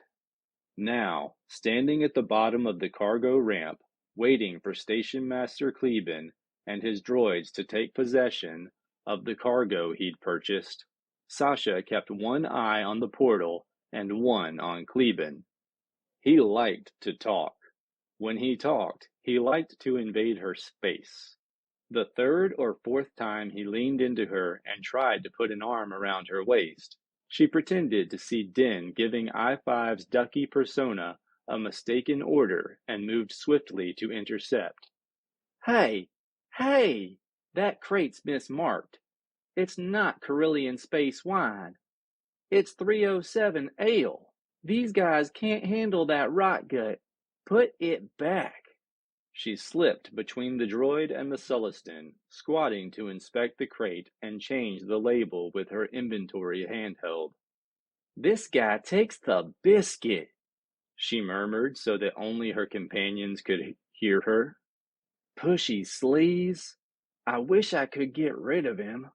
You did flirt with him back in his office, Din observed unhelpfully. I'm sure he's just following up on his promise to handle your, cargo. Sasha glared at him. I'd like him to keep his hands off my cargo, thanks. Any actual help would be appreciated.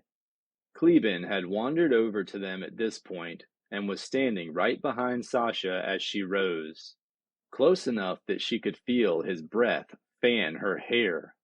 She grimaced. Unruly droids she could handle, unwholesome speeds she could handle, bar fights she could handle. In fact, if this guy were this annoying in a bar, she'd simply deck him. Alas, she was on his territory, and he had the authority to toss them all off the station. She turned on her heel and offered Kleban a smile. Leave the crate, he said, leaning in to put a hand on it. It bobbed gently in the grasp of its anti-gravity field. I assure you, there isn't an ale made that the lads on this station can't handle. Well, my lads, anyway. Can't vouch for those Imperial types. Sure, Sasha said. The crate's yours. Ducky, let him have the crate. I-5 obeyed immediately, releasing the anti-gravity containment on the crate and allowing it to crash to the deck of the bay, and onto Station Master Kleban's left foot. The result was spectacular and gratifying, in Sasha's opinion. Kleban shrieked and hit the deck. Ducky re-engaged the anti-grav unit, and Din watched it all, wide-eyed, his mouth hanging open. Sasha took charge of the situation, cursing at the little droid and shouting for assistance.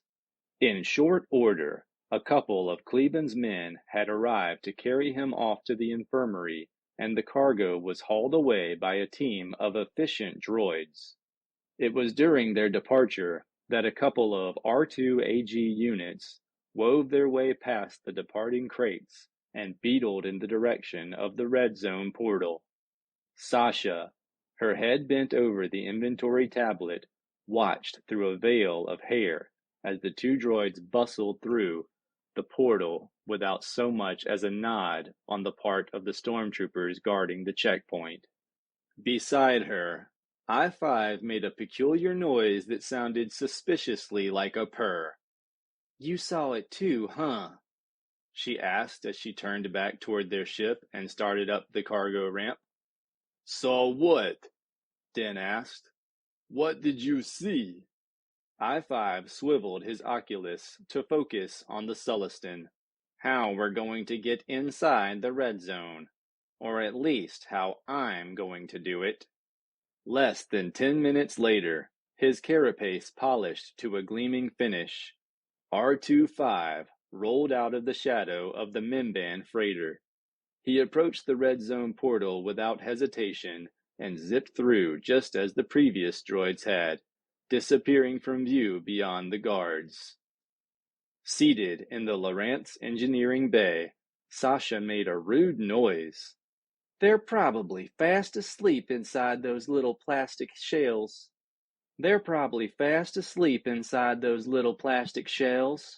She leaned forward, her eyes on the flat panel display set into the communications console. Didn't so much as twitch. Din mirrored the movement, his eyes following I-5's progress into the Imperial docking bays. Cams above the doors. I see 'em, Sasha murmured. I make 5 ships here, I-5 said, his voice generated internally so that it was only heard aboard the ship. Several empty bays. As you can see, the largest is the one closest to the interior access. They could see that. The empty bay, Din thought, was big enough for a Lambda-class long-range shuttle. Darth Vader's shuttle. Beyond the empty bay, along the arc of the huge chamber, was a second checkpoint.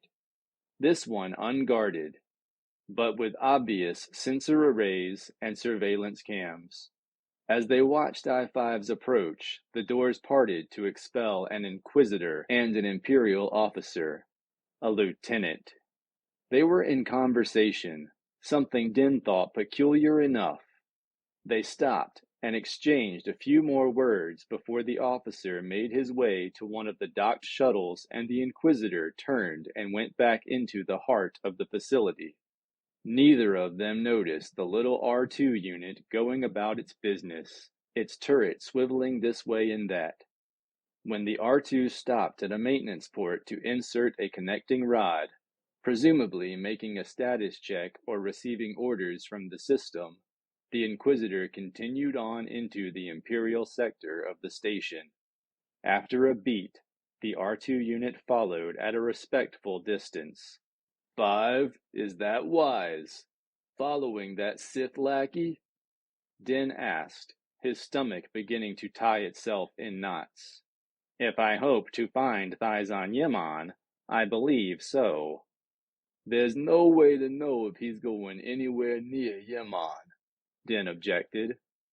There's no way to know anything more than what I gleaned from my momentary contact with the AI on this side of the checkpoint. I believe I know where the detention center is. That's where the dark side P-Donkey is headed? Asked Sasha. The dark side P-Donkey? Din repeated. It's Huttese, Sasha said. You don't want to know what it means. I don't know if that's where the Inquisitor is going, I-5 said, but if he's not, I won't bother to follow him farther. Seemingly endless corridors of mind-numbing sameness unfolded before I-5's oculus. They were uniformly silvery gray in color, with textured floor coverings underfoot, and occasional portals, all open, that could be shut to seal off links of the corridor in case of emergency. Along these hallways were color-coded and labeled doors leading to other chambers, none of which seemed of interest to the mechanical spy. Some had surveillance cams mounted above them for extra security. I-5 continued to tail the Inquisitor, passing other droids, stormtroopers, and the occasional Imperial officer. Just as Din was feeling as if his eyes would fall out from lack of blinking, The Inquisitor whom I-5 was following finally took a turn that the droid ignored. The Inquisitor stopped, turned, palmed a door control, and entered what I-5's swift glance revealed were private quarters. The R2 unit rolled on without pause, taking a cross corridor to the left that would lead to the bowels of the station.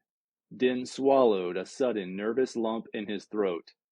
"Careful," he murmured. "Not to worry." In moments, the corridor I-5 traversed took a decidedly fortress-like aspect. The bulkheads were thicker and textured like honeycomb. Within some of the hexagonal cells, small blinking devices sat guard. "Sonic distortion units," I-5 told them. "My sensors are useless here, unless—" He didn't get to finish the thought. The corridor erupted with sudden activity, droids bustling this way and that, half a dozen stormtroopers and an Inquisitor hastening past him, going the opposite direction. The sound of klaxons bleated through the connection between I-5 and his two companions aboard the Loranth. The Inquisitor glanced down at the droid as he swept by, affording the watchers a glimpse of his face. "Tesla!" Din sat up straight on a chill bolt of recognition. Sasha ignored him. "What is it? What's happening, I-5?" The point of view swung to the retreating troops. "Do you want me to find out, or find Yemon?" Din and Sasha exchanged glances. "Yemon," they said in unison. The view swung back to the corridor. The R2 unit rolled about 5 meters farther along, then stopped before a short, broad T intersection and turned. At the end of the corridor was a portal warning in graphic characters that access was restricted to Imperial security personnel by order of Darth Vader. There were security cams here, too. Anyone who entered the access corridor would be caught on them. "That it?" Sasha asked. "Is that the detention area?" "That would be my guess," I-5 said. "And it is at the dead center of the asteroid, shielded very effectively, I should say, unless one happens to be a Jedi." "Or a droid with more moxie than sense," Din murmured. "I heard that." I-5 completed a visual sweep of the portal and its environs, then swung back around the way he'd come. "Distance to the inner door?" Sasha asked. 4 meters. 4 meters? 4 seconds, Sasha murmured.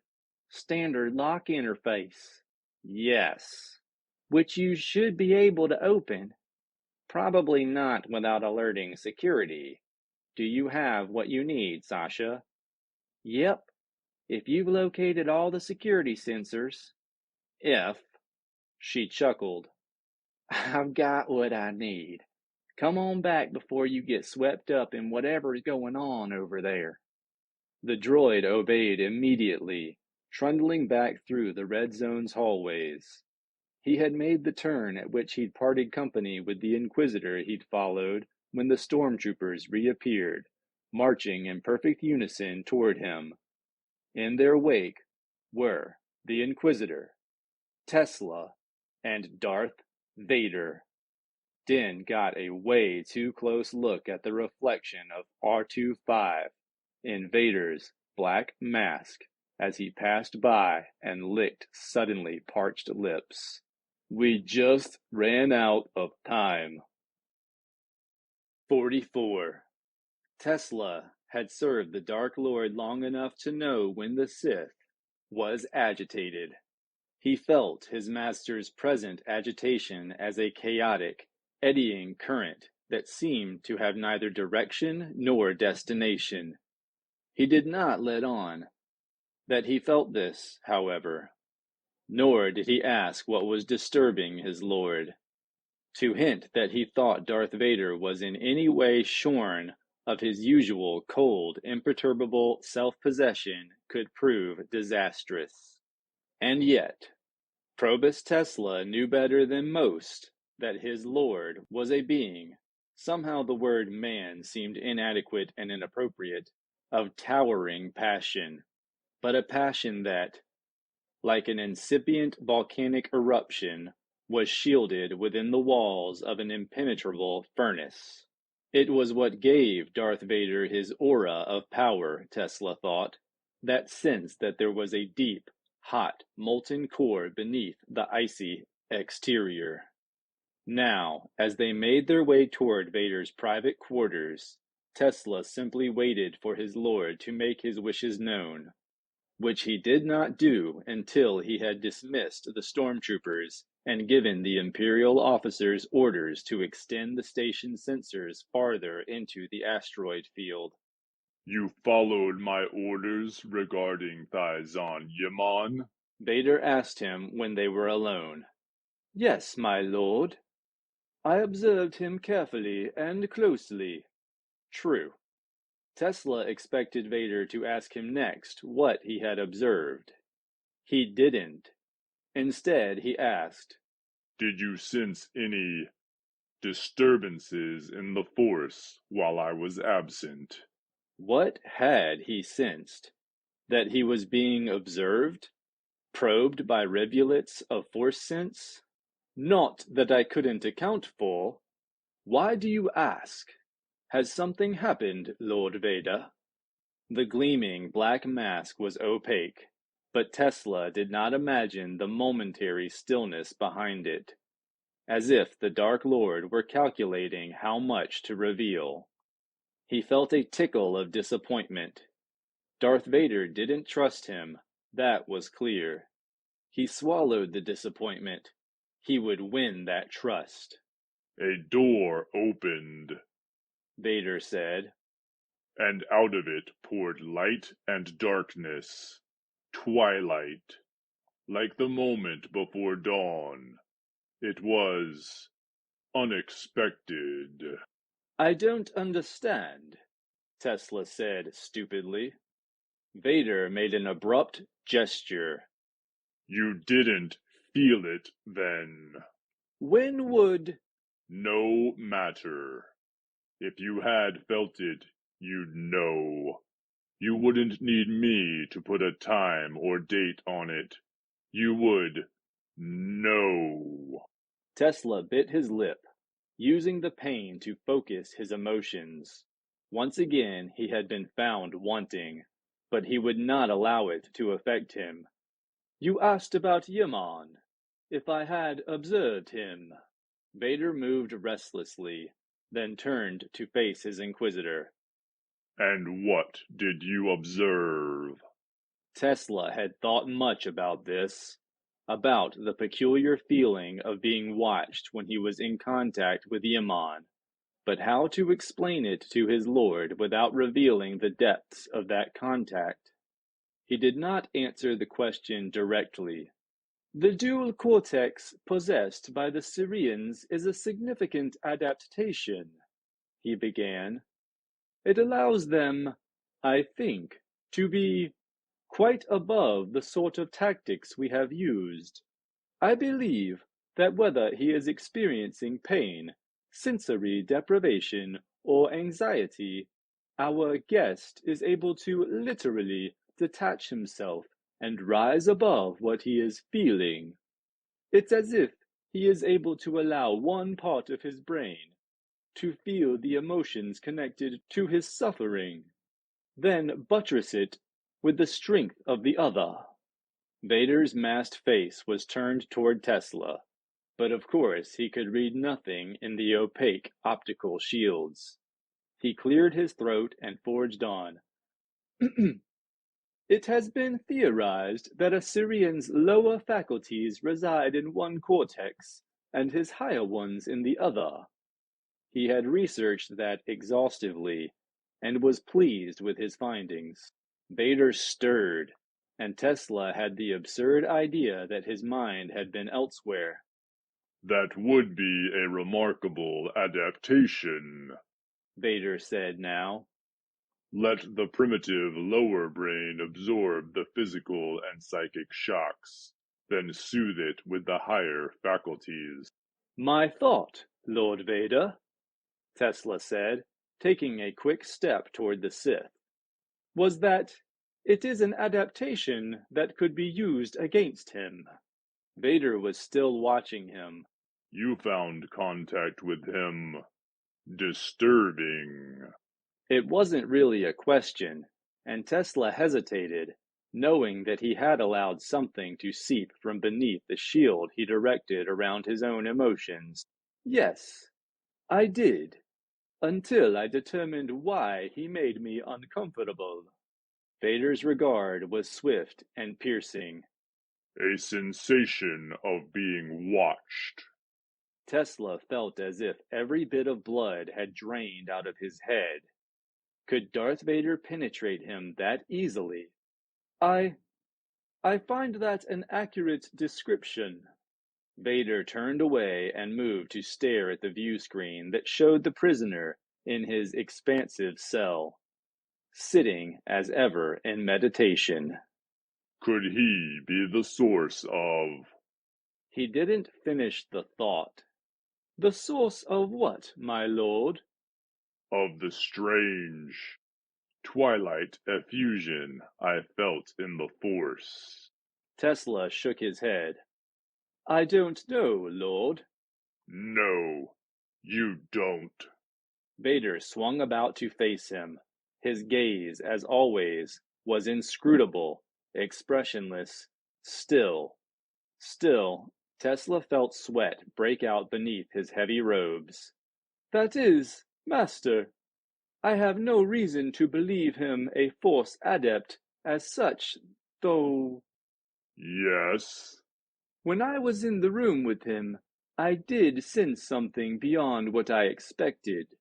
I believe that to be the result of a combination of his extreme intelligence and his species' dual cortex. In fact, the answer to breaking Thizon Yaman, to making him permeable, might lie in surgically disconnecting his cortices so that one cannot defend or buttress the other.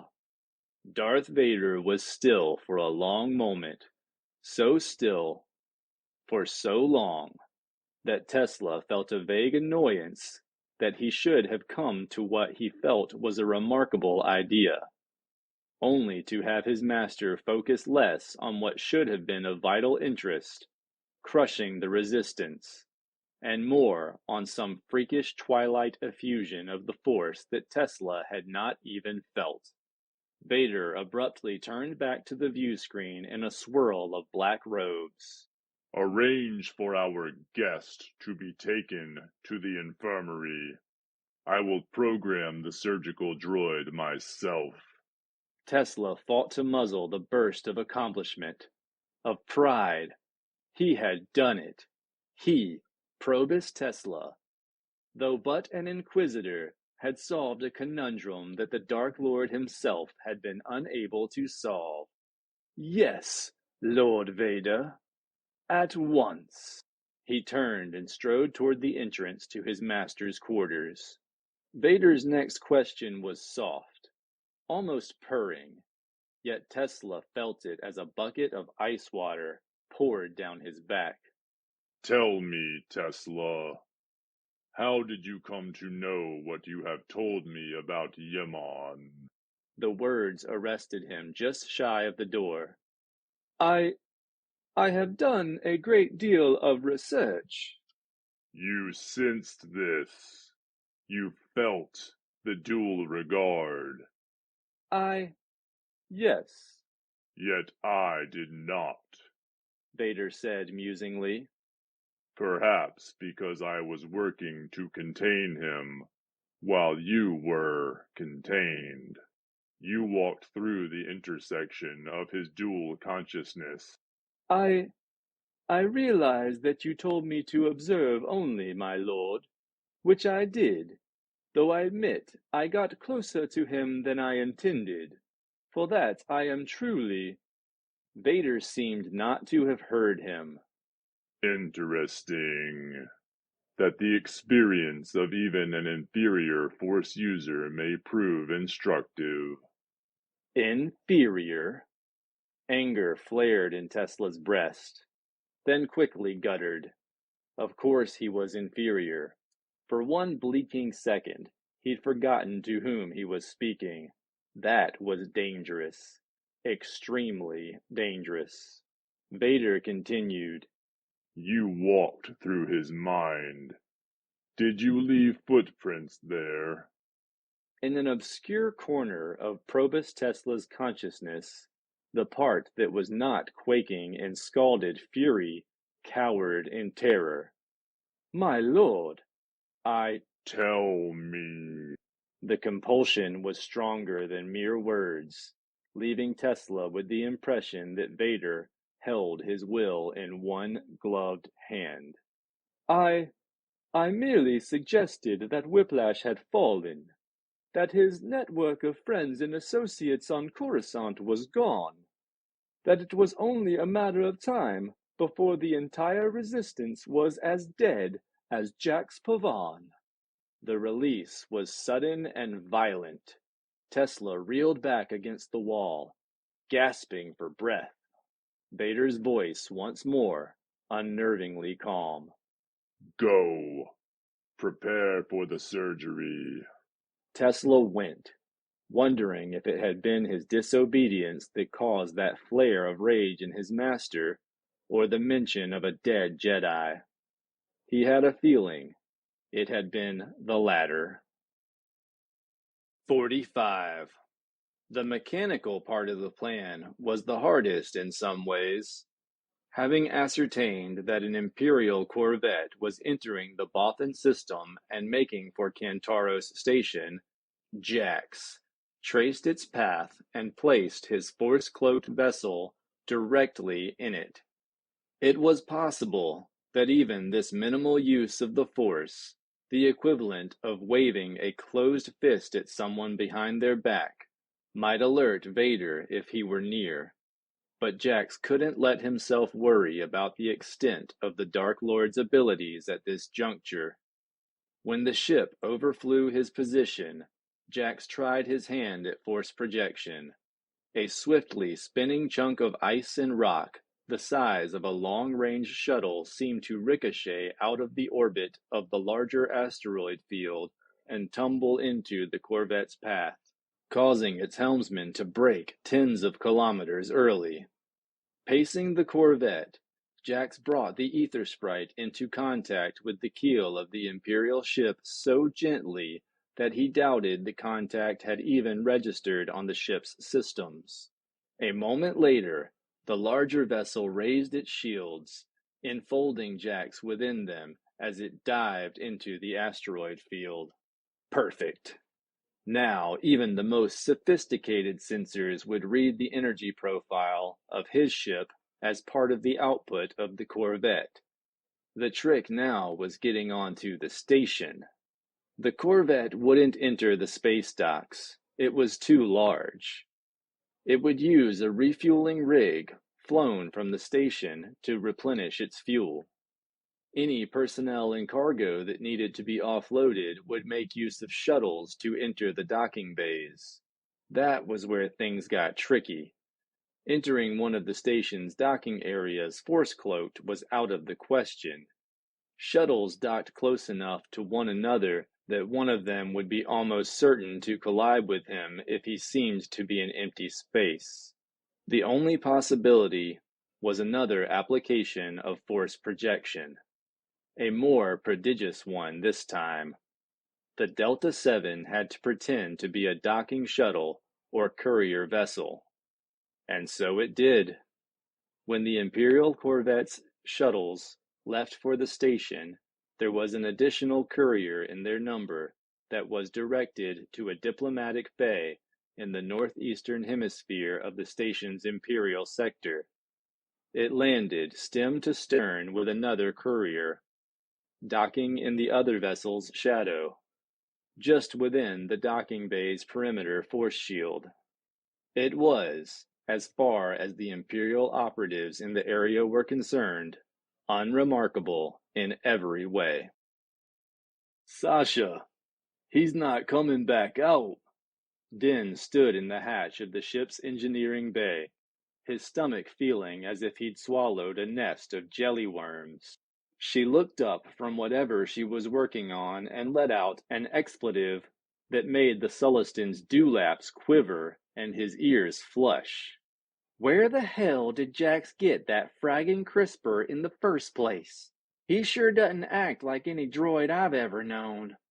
Jax inherited I-5 from his father. Can you come talk to him? He seems to feel now that he's downloaded his data, he should continue surveillance. Maybe he's right. Maybe he's right, Din echoed in disbelief.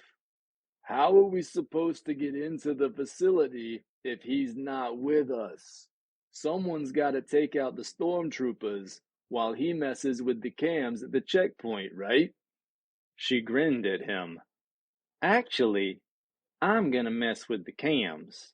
She snapped a cover onto the item she'd been working on and held it up for him to see. My patented sensor recursor. The patented recursor was a thin rectangular object about the length of Sasha's index finger. It had a touchpad on it and a tiny vid display. Your what? Recursor. It'll basically cause whatever cam or sensor it's aimed at to loop until it's told to stop.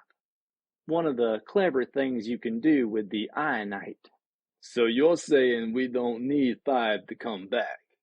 She shook her head, pocketing the recursor and striding to the communications console. Didn't say that. We absolutely need him to come back. But additional surveillance would be good too. Din grimaced. Meaning we need 2 of him. At least. She opened a connection to I-5. Hey, Tinny, your sidekick here tells me they're moving Yimon, I-5 announced. Din imagined he could hear tension in the mechanically generated voice. Impossible, of course, but he could see by the sudden stiffening of Sasha's body that she'd had the same reaction. Both of them glanced up at the view screen above the engineering console. The view I-5 had online showed a group of 6 stormtroopers and an inquisitor leading a shambling Thizon Yimon down a short corridor through a set of sliding doors that closed with a snap behind them. Where is that? Din asked. Med Bay. 2 levels up from the high security area, and almost as well protected. Even as he answered, I-5 rolled up to an AI port and inserted his data wand. He withdrew it mere moments later and began to move away down the hall. They've got an OR set up in there.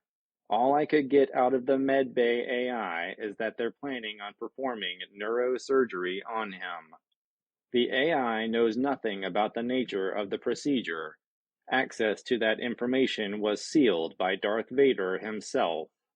Din felt as if the worms in his stomach had turned to ice. He and Sasha exchanged glances. I'm returning to the outer docking portal, I-5 said, not waiting for them to respond. There are 2 stormtroopers there and a security apparatus.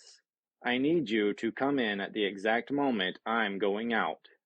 Yeah, so the portal will be open, I get it, said Sasha. Then what?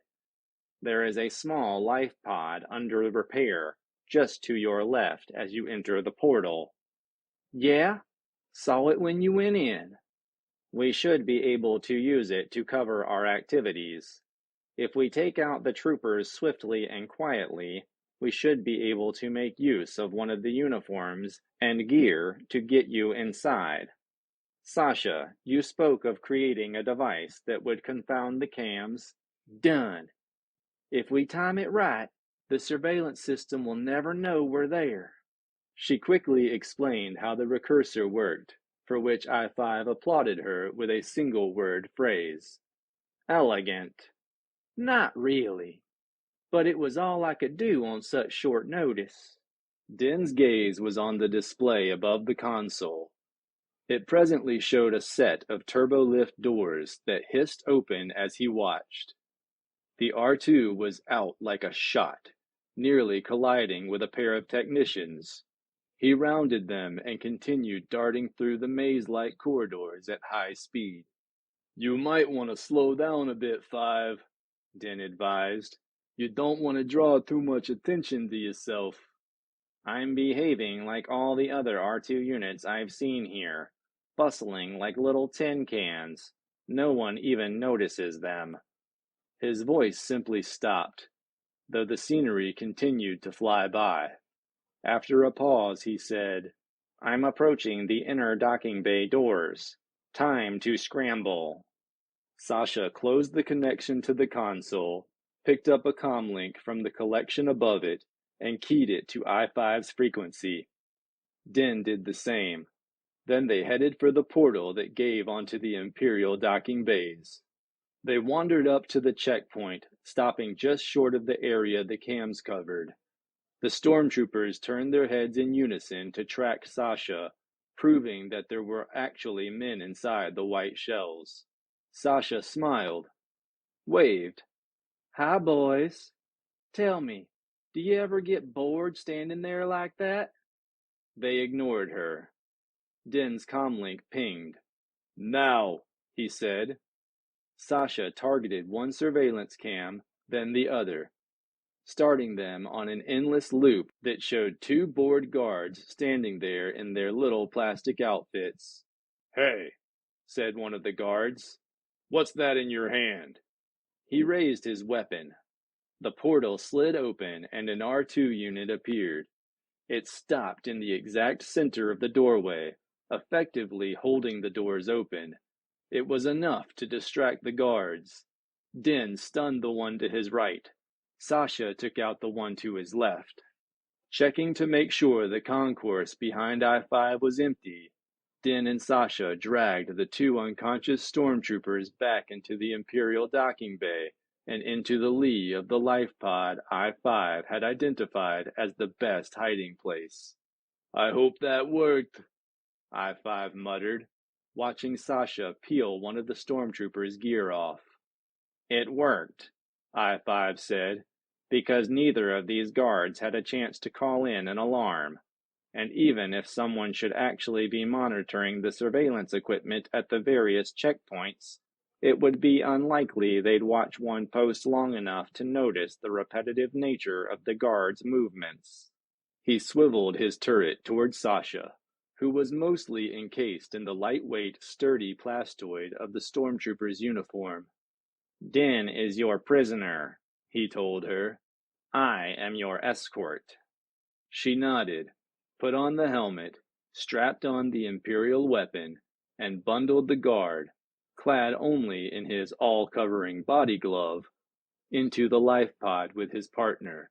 She gave each an infuser full of something she'd produced from a pocket in her own form-fitting coverall. What is that? Din asked. Something I picked up in the medbay. Do you... Yes, I do know what it is, what it does, and how long it will take them to wake up and be able to move their joints and use their vocal cords. She held up two Imperial comlinks. She opened one and removed its guts, stomping them to shards, then scooted them beneath the life pod's soft docking skirt. Then she rose and crept to where she could see the full sweep of the concourse. She knelt there for a moment or two, watching something going on down the way, then rose and beckoned to Din and I-5. When they reached her, she drew her weapon, pointed it at Din, and nudged him along the causeway toward the inner portal. I-5, in his astromech camouflage, scurried along at her side. They were in the middle of the Imperial docking bay and had just come in sight of Vader's shuttle when I-5 spoke softly. He looked at me. Huh? Din grunted. Sasha said, What? Who? in the corridor earlier. When he was coming in from his shuttle, Vader looked at me as he passed by. He let a beat go by, in which time Din's insides had once more gone squirmy, then added, "No one notices droids." 46. Jax was wary of reaching out through the Force so close to Vader and his nest of Inquisitors, but he was hopeful that if he tunneled, as Darth Ramage had called it, focused so tightly on a particular energy that he glided past all others, he might go undetected. The chief drawback of this discipline was that it kept the practitioner from being aware of any energies other than the one he targeted. In seeking one Force user, he might miss the presence of another. For Jax, that was an acceptable risk. He knew there were Inquisitors on the station, suspected that Vader might even be here, though making absolutely sure would cause him to reveal himself. What his tunneling told him, as he sat in stillness aboard the starfighter Cume Courier, was that Thyzon Yimon was no longer surrounded by sensor-confounding equipment. They had moved him, and Jax realized, as he felt the Cerean's patterns of consciousness alter inexplicably, they had drugged him. Pursuant to what? It didn't matter. Jax could wait no longer to move. It would take many minutes to work his way to where Yimon was being held. 10, perhaps 15, perhaps longer if he met with unforeseen obstacles. There was no way to be sure when a decoy would be the most needful, so he would have to guess. He would also have to trust the station schematic he'd gotten from Caesar. The thought made him realize how dependent he'd gotten on I-5YQ for some things. I-5 would be able to check the schematics against the reality held in the Imperial AI, for example. Jax would be less than honest if he didn't also acknowledge how much he missed the droid. And Din. He stilled himself further, reaching for the knowledge he'd assimilated from the Sith holocron. It continued to appear in his mind's eye as a library containing a collection of books. Now he opened the Book of Time, plotted an angle of approach. The southern hemisphere that could be accessed from the commercial docks made the most sense, and felt of the local time currents.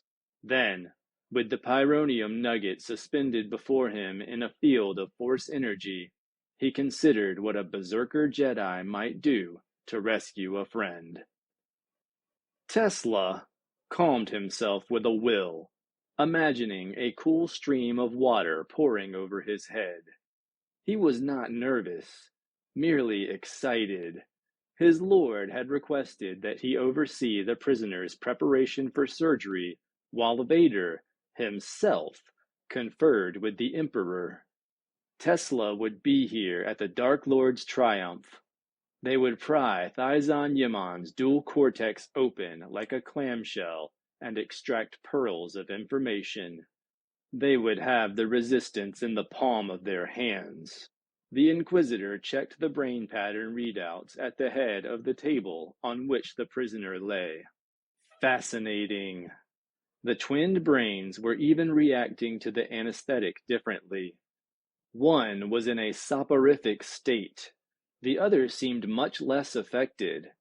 In fact, as Tesla watched, the more robust brain waves surged. At the same time, he felt a ripple in the Force, like a pebble dropped into a lazy pond. Odd. Which cortex was reacting, and what was it reacting to?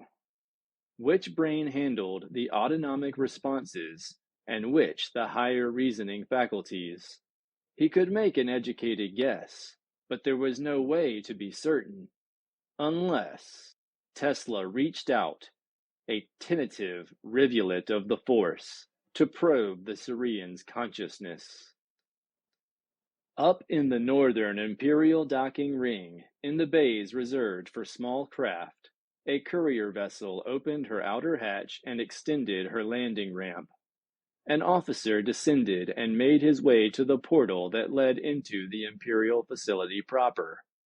He moved with a purposeful stride into the interior, passing other officers, a handful of technicians, a group of stormtroopers. Other than saluting superior officers, he interacted with no one. In fact, Jax had no idea what he would do if someone decided to stop him. After setting up his decoy, he had used the pyronium to power the ether sprite's disguise.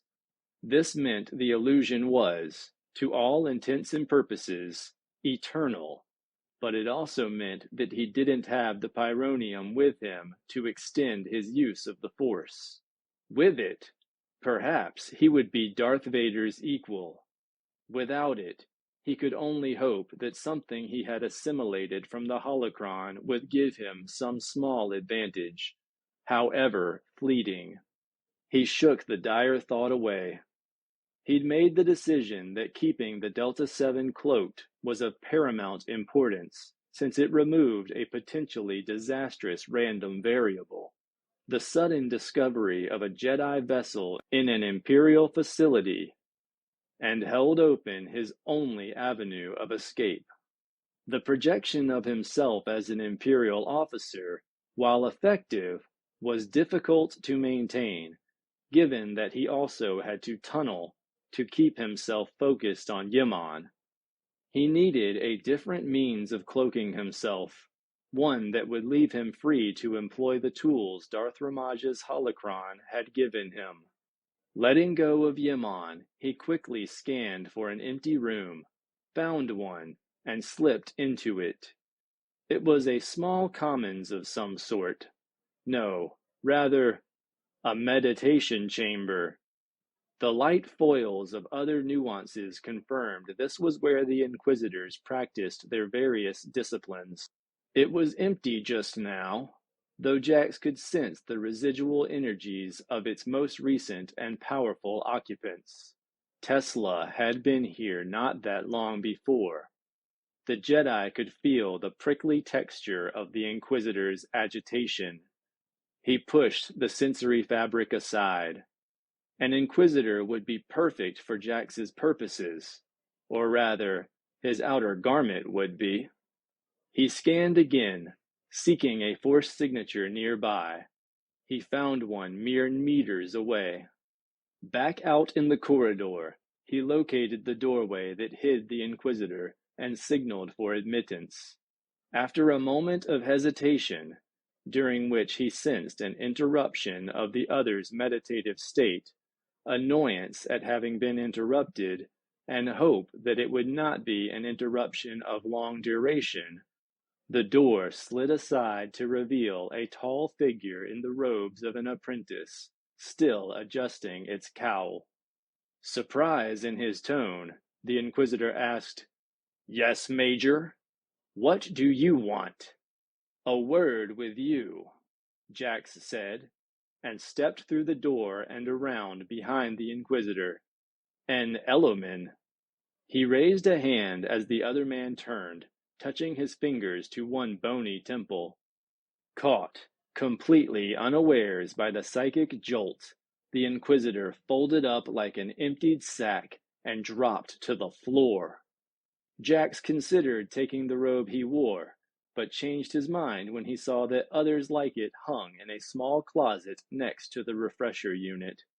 Better yet, that way the Inquisitor would not be certain, on awakening, what had happened to him or why. If Jax was lucky, he wouldn't notice that one of his robes was missing. He moved the unconscious Inquisitor to his bunk, then donned the borrowed robe swiftly, settling the hood over his head. As tall as he was, it was large on him and puddled a bit at his feet. Jax adjusted the folds of fabric to minimize that effect, then moved back out into the corridor. It was empty, so he took a moment to check his chrono. His decoy would activate in less than a minute. Jax resumed his journey toward Yimon, focusing completely on the Syrian's consciousness. What he found there surprised and perplexed him, for it was not Thizon Yaman alone that he touched upon, but another consciousness as well. Subliminal, but clearly that of a Force user. In a chaos tumble of impressions and emotions, Jax understood three significant things. Yaman was in a medical facility for some reason. He felt himself to be in immediate danger, and he was in mental contact with the Inquisitor, Tesla. Jax withdrew instantly. His feet continued to move forward, but his mind was roiling. If Tesla was probing Yaman's drugged mind in some way, he might have sensed Jax's undisguised touch. Jax reached out tentatively again, this time drawing on the residual personal energy of the robe's owner to muddle his own Force signature. No, Tesla's Force sense seemed focused elsewhere. Still, Jax felt a buzz of annoyance beneath the spiky texture of his curiosity about the nature of Yaman's consciousness. Duality. He was focused on its duality, on separating. The intent of the Inquisitor's interest hit Jax like a bolt from a disruptor as he discovered yet another meaning of the Cephalon's riddle. Yaman's separation destroys us all. He knew it as surely as if Tesla had spoken the words aloud into his ear. Darth Vader was going to surgically separate the two halves of Thizon Yaman's brain. Tesla kept his mind on the Syrian, his annoyance checked only by his sense of purpose. Trust Ranifra Wren to try to snoop into Tesla's domain. He had felt the questing touch of the odious apprentice and had ignored it. Vader would be here in mere minutes to oversee the clipping of Yaman's neural pathways. If the operation was a success, if it yielded the information the Dark Lord needed and wanted to take down the Resistance, Tesla could not help but be elevated in his master's eyes. And when, at last, the Emperor died and Darth Vader moved to choose an apprentice, or if Vader were destroyed and the Emperor had to choose a new champion, Tesla did not explore either avenue of thought. It was heady, and he was wary of falling into hubris. He was too smart, too cautious to do that. Some external stimulus vied for his attention, a noise he thought he recognized. It called him sharply, but he steeled himself against it. It was only Wren, most likely, trying to distract him from his responsibility to Lord Vader. He would not let himself be distracted. Sasha was sweating inside the stormtrooper's disguise.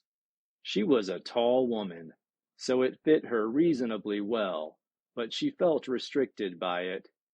She didn't know how to make use of the oral and visual enhancements built into the system, so the headgear only made navigation trickier. "How far?" she asked I-5.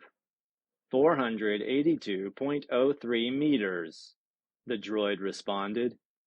"You can approximate." "Why should I?" "Quicker." The R2 unit turned left. Two men in blue coveralls passed by, peering curiously at the Sullustan prisoner and his two guards. Neither spoke, though one did cast a glance at them over his shoulder. Several meters along the new corridor, an Imperial officer, a commander judging by his pips, passed by, then stopped. "Who's this?" he asked Sasha, gesturing at Din. She shot to attention, her mind fixing on one very important fact. She was female. Stormtroopers were all male. Her natural voice was a dusky contralto, but no matter how low she pitched it, it was still a woman's voice. And yet she heard herself say in clear baritone, without even moving her lips, "Sullustan spy. Tried to slip in through the portal in the commercial dock down on level 1. He was carrying an unknown device." Sasha had the presence of mind to raise the hand holding the recursor. "We suspect he may be a resistance operative." The officer glanced at Din. "You aren't taking him to Lord Vader, are you?" The last time Sasha had seen a look that cold, her pod racer had blown up within the next 5 minutes. Again, the male voice issued, seemingly from her lips. "No, I was told to take him to an inquisitor named Tesla for questioning." Questioning. Strip mining would be more accurate term, and better than he deserves. Vermin. Carry on, then. He gestured down the corridor, turned on his heel, and paced away from them. 5, Din asked softly as they resumed their walk. "Was that you?" The droid responded in a series of beeps and whistles. "Thanks," murmured Sasha. "I hadn't counted on being stopped." She drew up suddenly, hesitating. She couldn't have said why she was hesitating, except that something had shifted in the atmosphere of the station. It was like a sudden itch somewhere that she couldn't scratch. She shook herself mentally, squared her shoulders, and started to say something about being suggestible, but I-5 had stopped, too, and seemed to be staring at her. "Oh, don't tell me you felt that too," she murmured. "You couldn't have." "Felt what?" Din asked, looking back and forth between the two of them. I-5 set himself in motion again. Sasha followed suit, giving the Sullustan a gentle nudge toward their destination. "Have you ever been tested for force sensitivity?" the droid asked subliminally. She heard his voice over the stormtrooper uniform's audio receiver. "When I joined the Rangers, well, I'm no Jedi, but I get, feelings. What about you?" "Droids don't have the Force." "Yeah, what do you have?" "You know," Din said in a quietly aggrieved voice, "this is like listening to one half of a comlink conversation. What are you two talking about?" Sasha turned the corner into a cross corridor and halted yet again.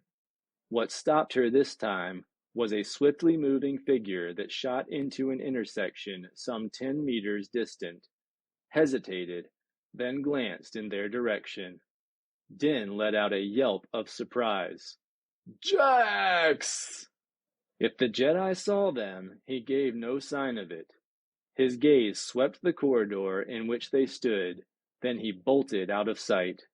"That was Jax!" Din cried. "Blast it, that was Jax!" "Yeah, but where's he going?" murmured Sasha. A handful of seconds later, alarms began to sound, and security lights raced along the floor and ceiling. I-5 took off toward the intersection with surprising speed. Sasha shouldered her blaster rifle and followed the droid, leaving Din to keep up as best he could. "If that's Jax," the Sullustan said from behind her, "what the hell is he doing?" She didn't answer, but broke into a run, arriving at the intersection at the same time I-5 did. She turned and looked down the corridor. Jax was nowhere in sight. The only turn he could have taken that would have disappeared him that swiftly would have been into one of the 2 turbo lifts between here and the next intersection.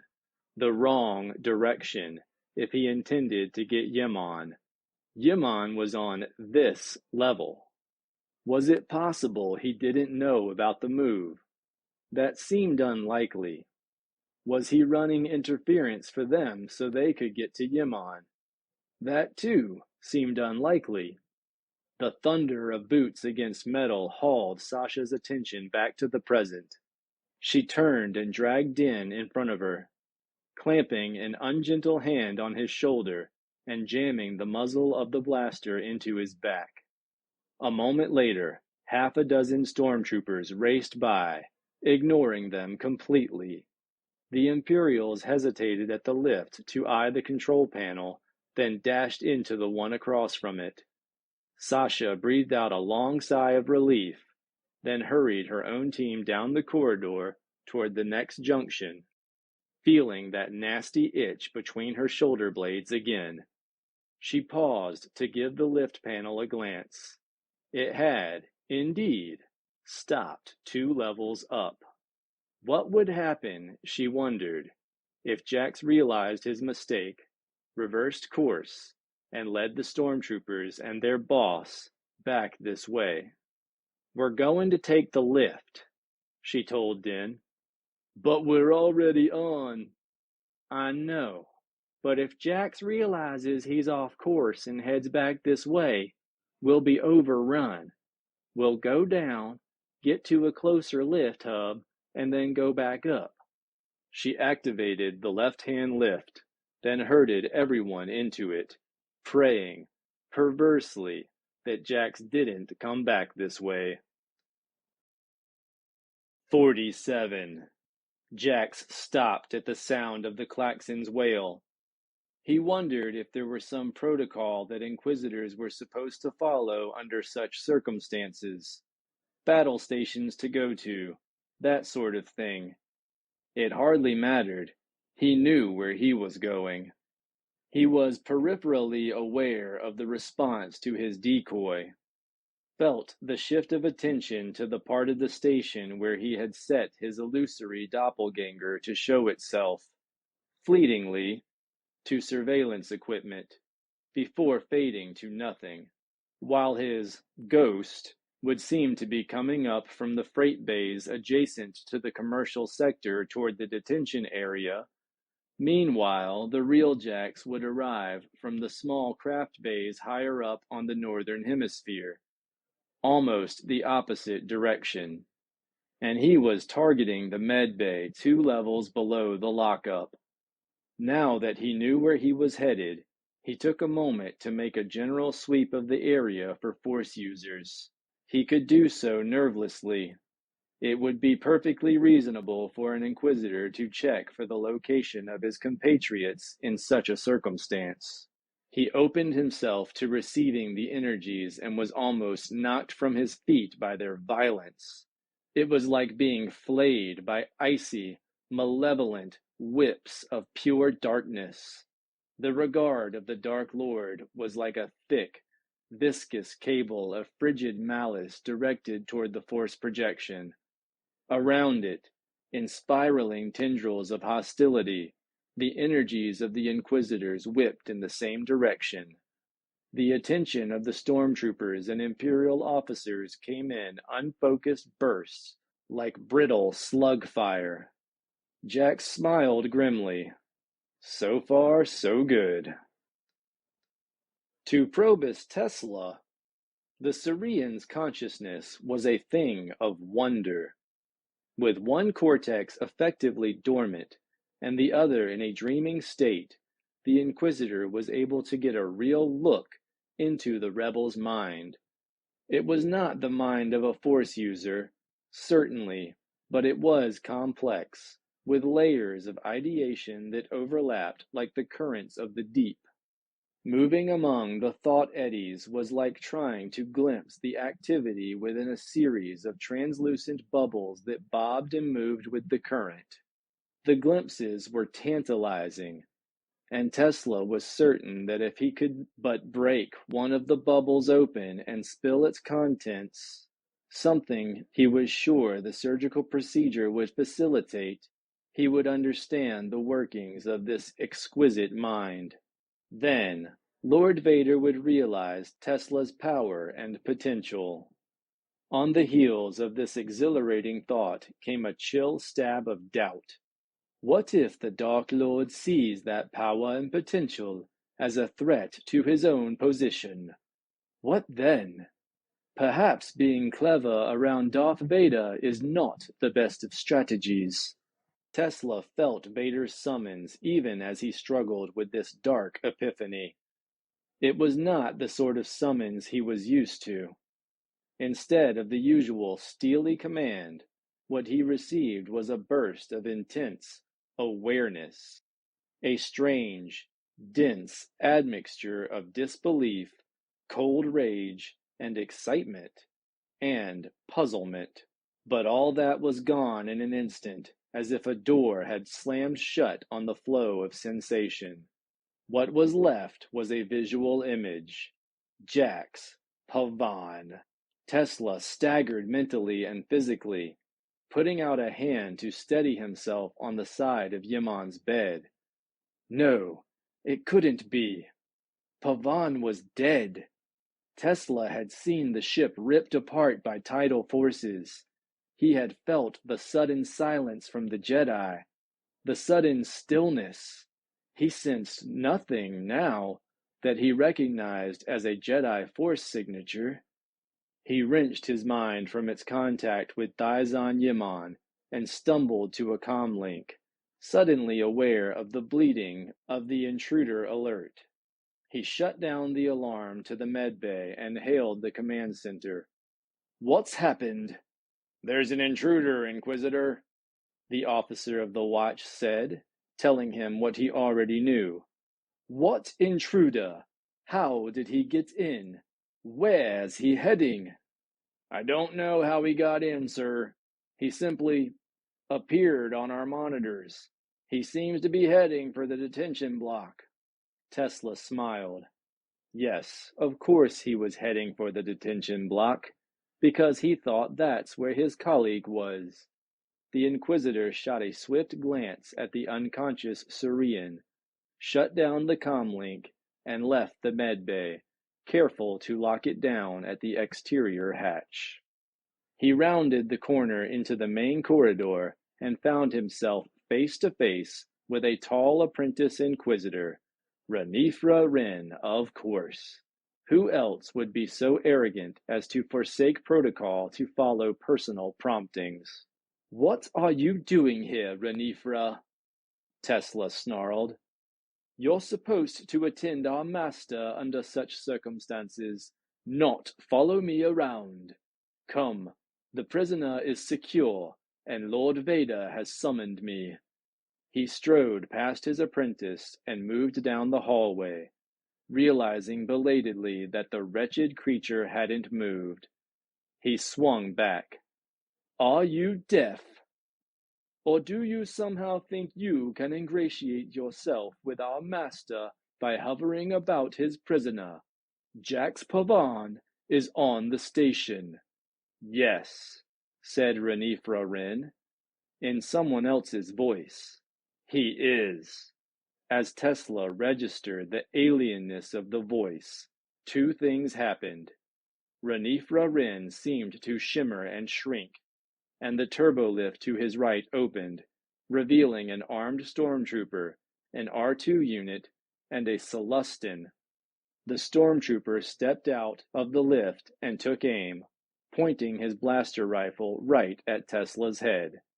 Back against the wall, the stormtrooper said in a female voice. Sasha, look out, the Celestin cried. There are two of them. The white helm swiveled toward the unknown Inquisitor. Tesla acted reflexively, sweeping his left hand up and out. He force-wrenched the rifle out of the fake trooper's hands, lifted her off her feet, and threw her against the wall of the lift. No! The roar of fear and rage hit Tesla's ear at the same time the emotions behind it struck his consciousness. An accompanying wave of force power slammed into him and blew him heels over head down the corridor. As he surged to his feet, he heard the sizzle of a lightsaber activating, saw the clear aqua beam of light, and knew that the approaching blur must be a Jedi, must be, in fact, Jax Pavan. Tesla flung himself up and over the Jedi, careening along the ceiling before dropping back to his feet opposite the lift. A swift glance showed that the woman in the stormtrooper disguise was still out. The Sullustan was kneeling next to her. The droid. Where had the droid gone? If it was really Imperial, it would be sending a call for assistance. If it was with these rebels... Tesla drew his own weapon and turned to face his attacker. The indigo robes were gone now, and there was no question that it was Jax Pavan he faced. "This is impossible," Tesla said. You can't be here. You're dead?" the Jedi asked, then shook his head. "Sorry. No." "You were up on the detention level." "No." Pavan's face lit in a slow smile. "He was." Tesla shifted his eyes momentarily to where the Jedi pointed. A second Jax Pavan, identical to the first, stood in the intersection of two corridors, lightsaber gleaming in his hand. The instant of distraction was enough. When Tesla turned back, the real Jedi was mere paces away, his lightsaber already in deadly motion. Tesla had neither heard nor sensed the movement, and the realization both galled and chilled. He brought his Sith blade up to meet the Jedi weapon, barely in time. The two blades clashed in a shriek of energy. "I don't have time for this, Tesla," Pavan growled. He glanced up over the Inquisitor's shoulder, that same taunting smile on his face, inviting his adversary to look. Tesla refused the invitation. He didn't know how the Jedi had done this, but there could only be one Jedi, and only one Jedi blade. He smiled at Pavan. "Clever, but of course he can't be real. You're the last Jedi, and you have the last Jedi lightsaber." He swung his blade down and around, whipping Pavan's weapon aside and shoving him backward. Pavan stumbled back a step. Tesla, grinning fiercely, continued his own blade's arc, sweeping it up and over, letting the force augment the power of the downward stride that would cleave Pavan in two. Tesla's moment of triumph was interrupted by the sound of a second lightsaber, activating so close he could feel static crawling on his skin. He spun about and was stunned to realize it was a red blade, a Sith blade, sweeping toward him. His last fleeting emotion was puzzlement. His last fragment of thought was, "Impossible." 48. Tesla was dead.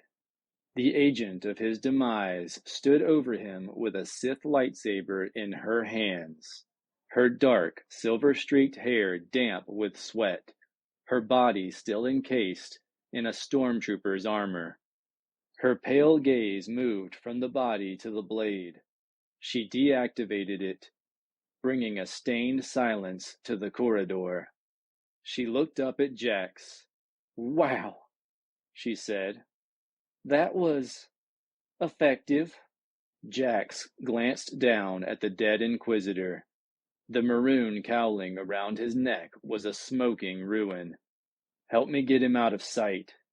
"Here," Din called from the medbay access corridor. He'd armed himself with the discarded blaster rifle. "Five's got the doors open."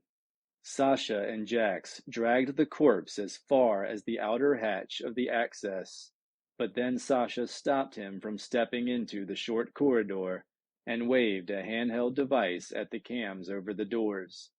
"Just in case someone's watching," she said. They entered the corridor, dragging Tesla's body between them. I-5, in his R2 persona, had indeed opened the medbay doors, then disappeared. Jax and Sasha deposited their burden just within the medbay, but out of sight of the door. "Din?" Lock the medbay doors and stand by, Jax said tersely, then followed Sasha in search of the droid. They found him talking to the computer in control of Thizan Yimon's autonomic processes. Jax quashed a surge of emotion at the sight of the Whiplash leader. That this powerful intellect had been reduced to a sleeping hulk. He was struck anew by the horror of what Vader had meant to do. "Can you wake him?" he asked I-5. "I've stopped the flow of anesthetic and programmed a mild stimulant. Beyond that—" "Can we move him like this?" Sasha asked. "When Vader realizes he's chasing a phantom, this'll be the first place he'll go." "He already knows," Jax said grimly, "which means he's going to be casting around for me. I've managed to blur my Force signature, but it won't take long for him to figure it out. He's too powerful. We need to get Yimon out of here. Now." "Jax!" The voice, a mere whisper, came from Thizan Yimon's lips. "Spirit willing, body—" He raised a shaking hand, focused his eyes on it, then let it drop. "We have to move you now," Jax told the Syrian. "Can you stand?" "He won't need to," I-5 said. He brought an anti-grav medical gurney over to Yimon's bedside. Given the circumstances, what could be more natural than for an Inquisitor on duty to order the prisoner moved to safety? Thizan Yimon was a big man.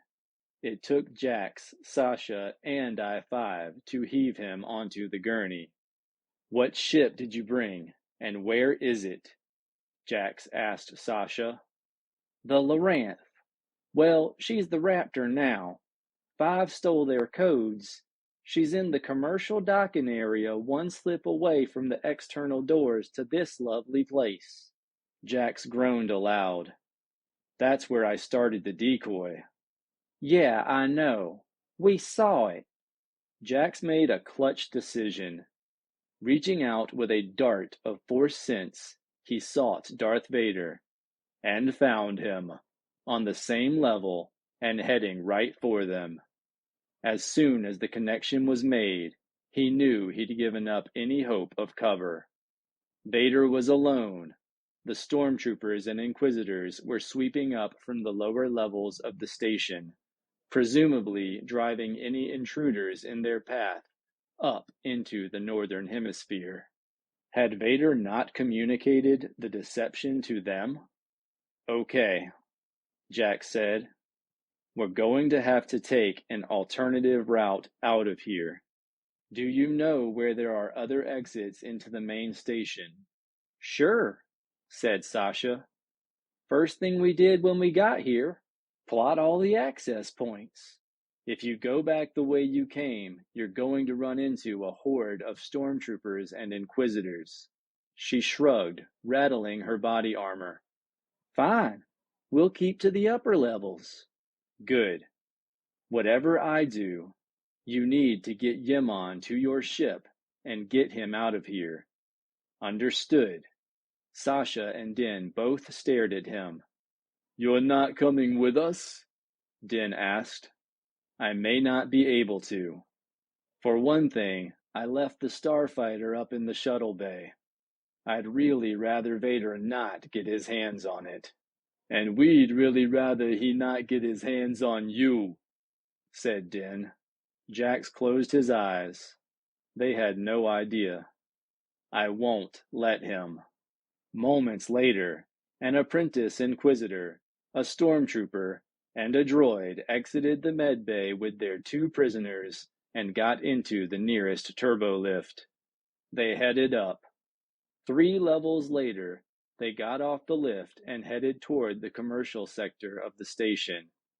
With the bulk of the Imperial forces concentrated below, there were few enemy soldiers on these levels, and, though they'd been alerted, they'd be looking for a Jedi interloper, not a security detachment encumbered with 2 prisoners. The Empire's penchant for paranoid secrecy was a 2-edged blade. No one they passed in the corridors accorded them more than a glance. Nor would Darth Vader, Jax thought, except that there was a Jedi with them. As they neared a junction approximately halfway to the outer perimeter of the Imperial facility, Jax peeled off the Inquisitor's robe and draped it over the gurney. "Jax," Din asked, "what are you doing?" Jax didn't answer. Instead, he put a hand on I-5's turret. "Get them back to the ship, 5. Get them out of here." Then he sprinted away, down the cross corridor. I-5 uttered a single long note that sounded to Din like a moan. The Sullustan shivered.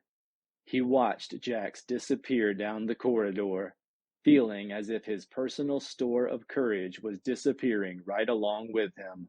He shook himself, kept his feet moving. He couldn't think like that. They had a mission to carry out. He glanced up over his shoulder at Sasha. For all the good it did. Encased in her white plastoid armor, she was all but invisible.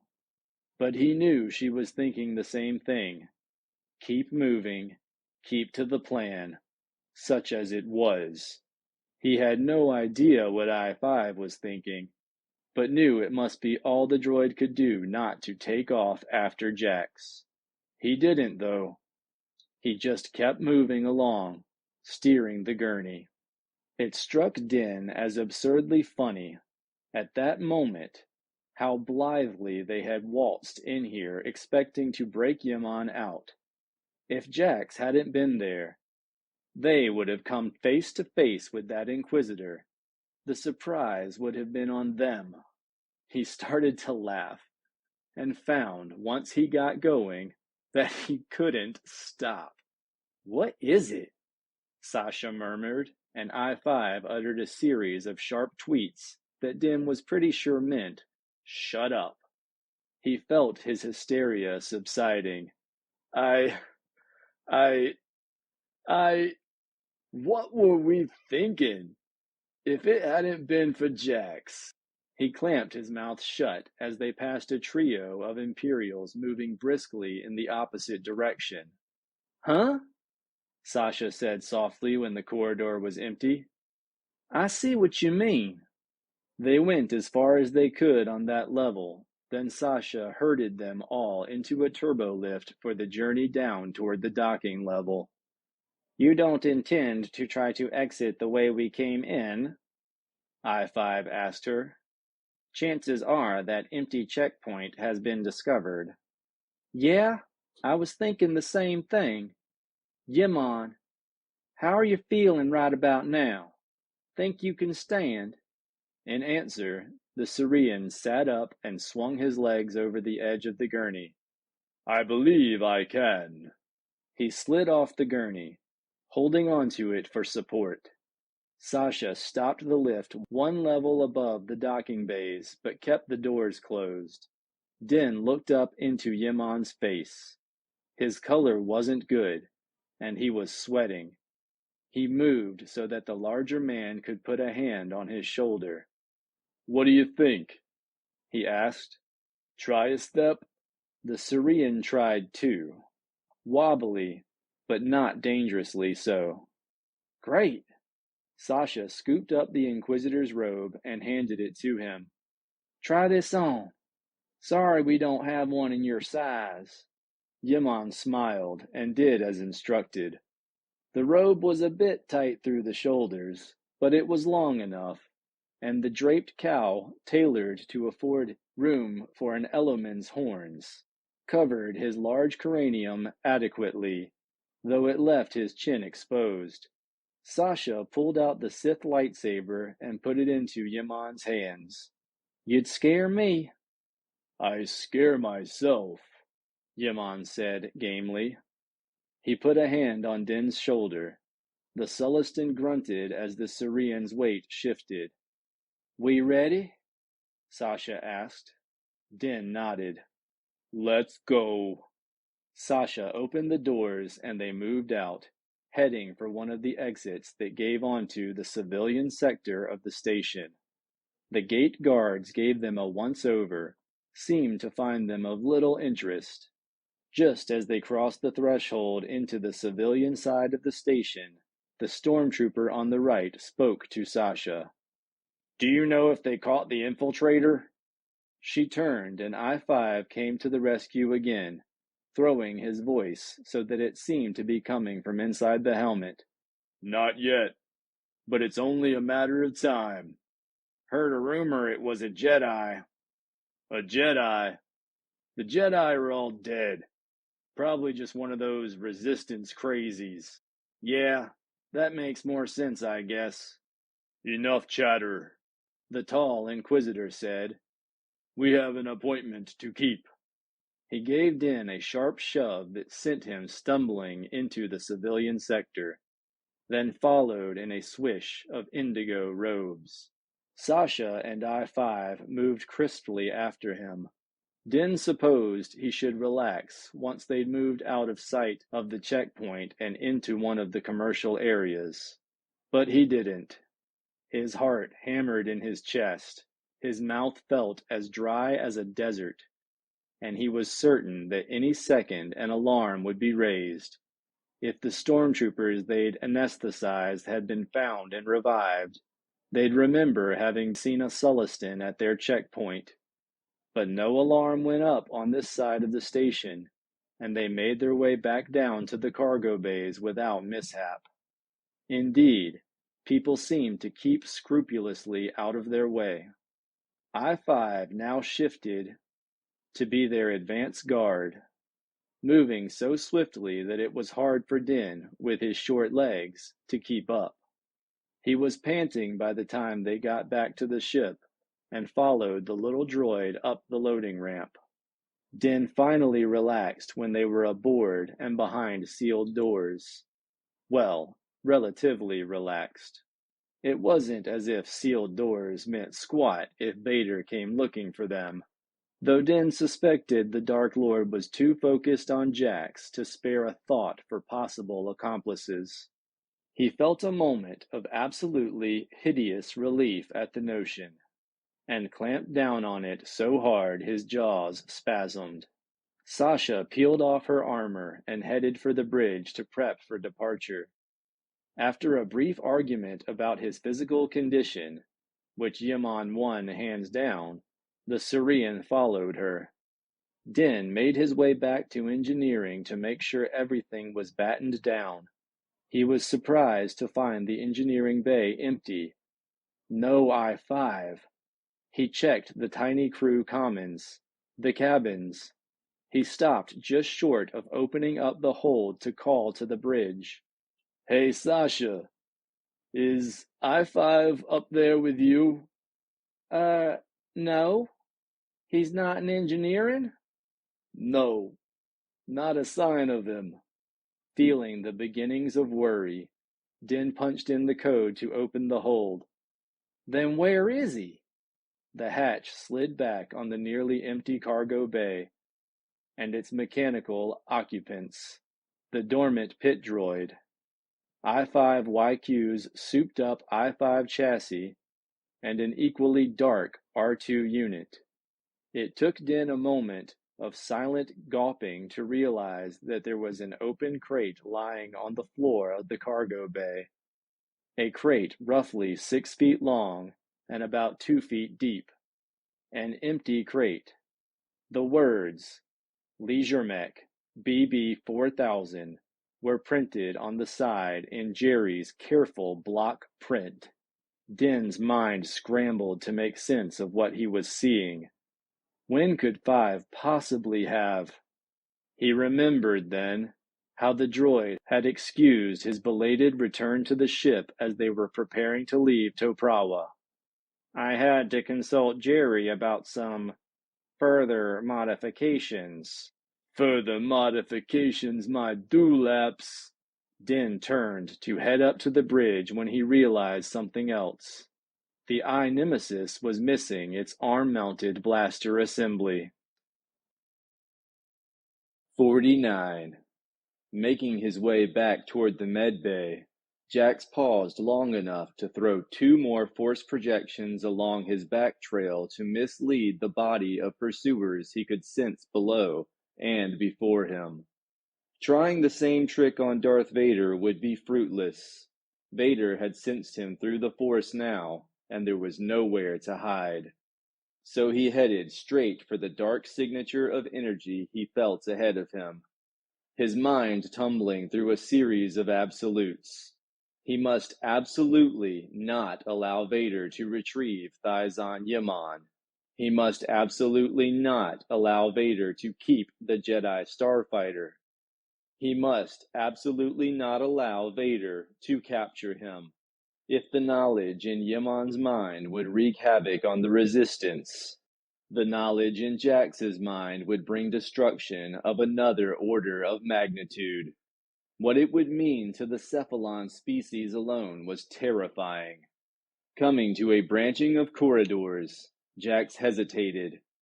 Go right and try to escape in the Delta 7? Or go left and face Darth Vader, and maybe, finally, end this?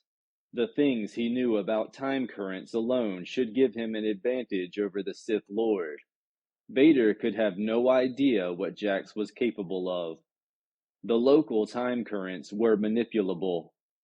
Maybe just manipulable enough to confuse his adversary. Maybe. For a moment, Jax stood on the edge of a precipice. If he could destroy Darth Vader, even if he sacrificed his own life in doing it, it would be worth it. Vader's death would serve to inspire more people to resist the Emperor's will. More important, it would deprive Palpatine of his greatest weapon, and it would avenge the destruction of the Jedi Order, the deaths of so many brilliant Force users, and Loranth. I would be vengeance. He looked to the left, took a step that way. Anger, hot and unexpected, scalded its way through him. He could not even begin to name its source. Is that what it means to be a Jedi? Maybe the last Jedi? Is that what you want to die for, Pavan? Revenge? Passion? Those emotions are from the dark side. Grasping, Jack stumbled back against the bulkhead. Then he took the right-hand turn and ran. Jax's path through the corridors twisted and turned as he altered direction to avoid confrontation. His thoughts mirrored his flight. If he could reach the ship, he could blast his way out of here. If he couldn't do that, he could feel Vader now, an ice-hot presence coming at him. Ahead of him, he suddenly sensed a quartet of sentients. They must have just stepped out of a lift. 2 of them were Force users, Inquisitors. He was surprised to realize he could feel the texture of their ability.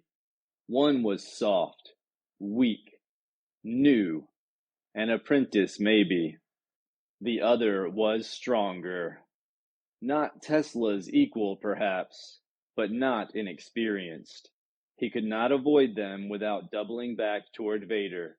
But if he engaged them, no choice. He activated his lightsaber, stepped around a corner, and there they were. 2 stormtroopers and 2 Inquisitors. The troopers reacted to him swiftly, raising their blaster rifles and firing. Jax easily deflected the blaster bolts while the Inquisitors drew their weapons. The smaller of the 2 wielded only a light foil, which marked him as an apprentice. Its tip quivered. Of course it did. The young adept was scared senseless.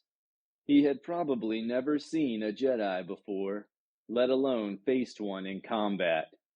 That made him the obvious target. Lightsaber spinning, Jax came right at the young Inquisitor. who reacted by dodging between the two stormtroopers, his cowl slipping to reveal a pale humanoid face with glittering, frightened eyes. Jax darted after him, deflecting blaster bolts as he went. The older Inquisitor did exactly what Jax expected him to do as well. He slunk along the bulkhead, looking for an opportunity to get behind the Jedi. Jax ignored him for the time being, going directly at the stormtroopers and the terrified apprentice. He made a diagonal sweep with his lightsaber, slicing right through the blaster rifles and reducing their muzzles to molten nubs. The Inquisitor right behind him naturally chose that moment to attack Jax's seemingly unprotected back. Not content to merely rush the Jedi, he gathered the force about him and leapt. Jax dropped, rolled, and flicked out a whip of the force to yank the apprentice forward several steps, right into the path of his superior's blade. The young adept bleated, blocking futilely with his light foil. The lesser weapon went spinning away to ricochet off the wall. The apprentice hit the floor. The older Inquisitor executed his own twisting somersault and landed lightly on both feet, ready to come at Jax again. One-armed opponent, better odds, no time. Jax took a deep breath, steadied himself, then whipped around to face the turbolift. The doors slid open, and Darth Vader stepped out into the corridor, turning his insectoid gaze on Jax. The Inquisitor reacted by deactivating his blade, bowing his head, and backing hastily away. That was all the time Jax needed. He gave the projection of Darth Vader a final surge of the Force, enough to hold it together a moment longer as he turned, vaulted over the stormtroopers, and raced away down the corridor. His adversaries would wait for their master to direct them, he knew. In the amount of time it would take them to realize the deception, he would be out of sight. 2 cross corridors down, he stepped into a turbolift and took it up to the level of the shuttle bays. It was only when he'd had time to gather himself that he realized he could no longer sense Darth Vader's regard. What did that mean? Had the Dark Lord turned his attention elsewhere? Had he realized that Yimon was no longer with Jax and gone after the Syrian? Or had his recent unfamiliar use of the Force begun to deplete Jax's resources? The turbolift doors swept open and Jax stepped out into the broad lift core that gave access to the short-range shuttle bays. He started forward and was stopped dead in his tracks by a dark curl of intense curiosity and an iron force grip on his throat. Impressive. Darth Vader stepped out of an open lift to Jax's left. Is this display of power the result of some knowledge you've sampled? From where, I wonder? Vader paced slowly toward him, his lightsaber held, deactivated in one gloved fist. The lights of the lift core gleamed on his helm. This is dark knowledge you possess. I can feel it on you, in you, just as I felt it when you acquired it from... Lava-hot tendrils of the Force surrounded Jax, trying to pry into his mind, recalling what he had felt from Tesla as the Inquisitor had attempted to invade Yimon's consciousness. He rearranged the weave of his own thoughts and allowed Vader a glimpse behind the veil in his mind. Ah, a Sith holocron. Vader's honeyed tones seemed actually tinged with slight respect. And not just any such repository, but one of Darth Ramage's works. Vader stood before Jax now, his cloak and biosuit seeming to draw the soft, pearlescent light into him, soaking it up like a thirsty sponge. I'm surprised at you, Pavan. Surprised you'd sully yourself with such knowledge from the dark side. What could have driven you to that, I wonder? The death of your paladin? Jax tried to keep from reacting to the taunt, but it was beyond him. Fine, let Vader imagine he was a quivering wreck. Maybe he was exactly that. And maybe not. You don't need to die, you know, said the dark, velvety voice. Jax found his own voice. No? No. In fact, it would be unfortunate for you to die with all that knowledge in your mind. And you're going to offer me a deal, right, Anakin? The grip on Jax's throat tightened. The coldness of interstellar space invaded his core. If he could see Vader's face, Anakin's face, what would it reveal? Anger? Hurt? Torment? Anakin Skywalker is dead, Vader said. burned to a cinder and blown away by the winds of betrayal. Jax dared to laugh. It sounded thin and wheezing. Betrayed? You? No. You were the betrayer. You betrayed the Jedi Order. You betrayed us all.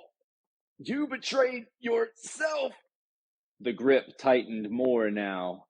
Jax gasped, the Bay Area growing dark. Vader's tone remained amused, but with an edge to it. Do you suppose your opinion of me matters? Hardly. The Dark Lord relaxed his hold a tiny bit and activated his lightsaber. The vivid red of the blade slashed across Jax's gaze. The Sith drew closer to his captive. Closer still, until Jax could see his own pale face as a warped reflection in the curved obsidian surface of Vader's mask. I sense that you already dance at the edges of the shadows, Pavan. Come into them fully. Share this knowledge with me, and you can live. Your cause is lost in any case. You might as well salvage something. And Yaman? I have you now.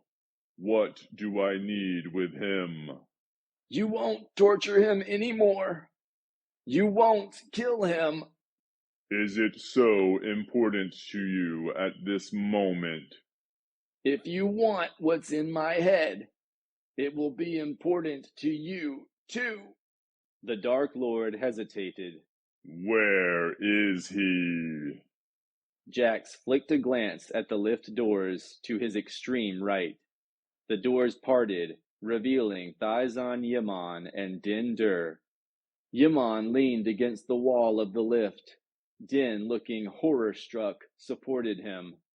The unexpected sight was enough to break Vader's concentration.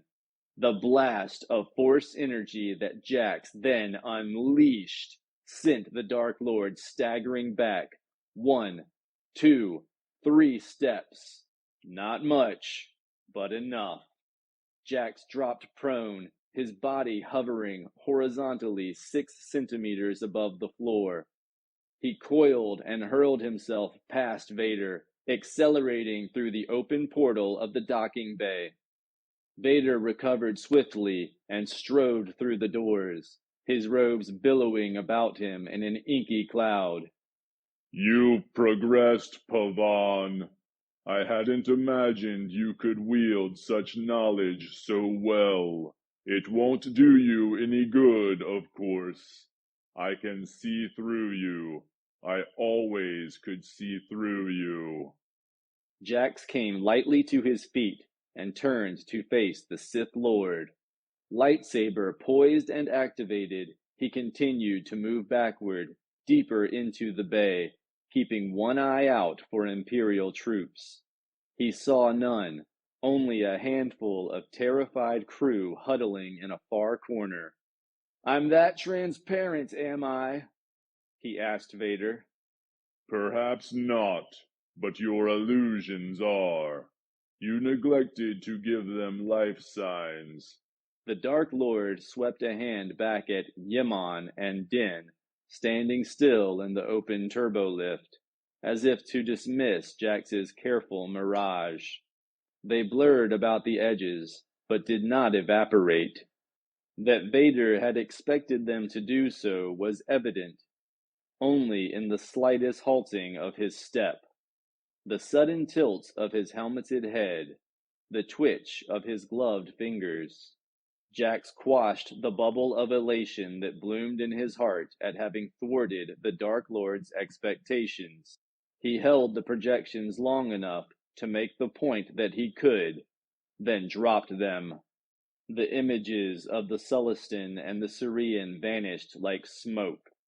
Proud of yourself? Vader asked. Perhaps you're entitled. You've exceeded my expectations, I'll allow. But how interesting. The projections of your comrades are gone, yet I can still feel the texture of an illusion somewhere. The helm tilted upward as if the Dark Lord was scenting the air, and Jax realized his mistake. Having touched and felt of Jax's projections, Vader could now recognize them, and there was a pyronium-powered projection buried in the far corner of this bay. What is it? Vader asked Jax, moving slowly, inexorably closer. He was mere meters away. What are you hiding, Jedi? What have you concealed in here? More to the point, how are you concealing it? Jax hesitated. He had hoped he could foil Darth Vader with a combination of thrust, parry, and projection, but that now seemed naive. Now, Vader stood a good chance of having not just the Jedi ship, but the Pyronium as well. Ironic. Anakin Skywalker had been the one to give Jax the Pyronium in the first place. For safekeeping, he'd said. That had been before he had become this towering pillar of darkness, this thing. What might such a conscienceless creature do with that inexhaustible power source now? The black helmet canted toward the corner of the bay where the Jedi starfighter sat, half concealed by the vessel that had entered the bay before it.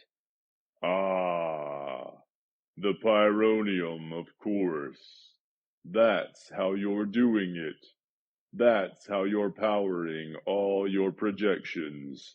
Stupid of you, Pavan, to carry it with you.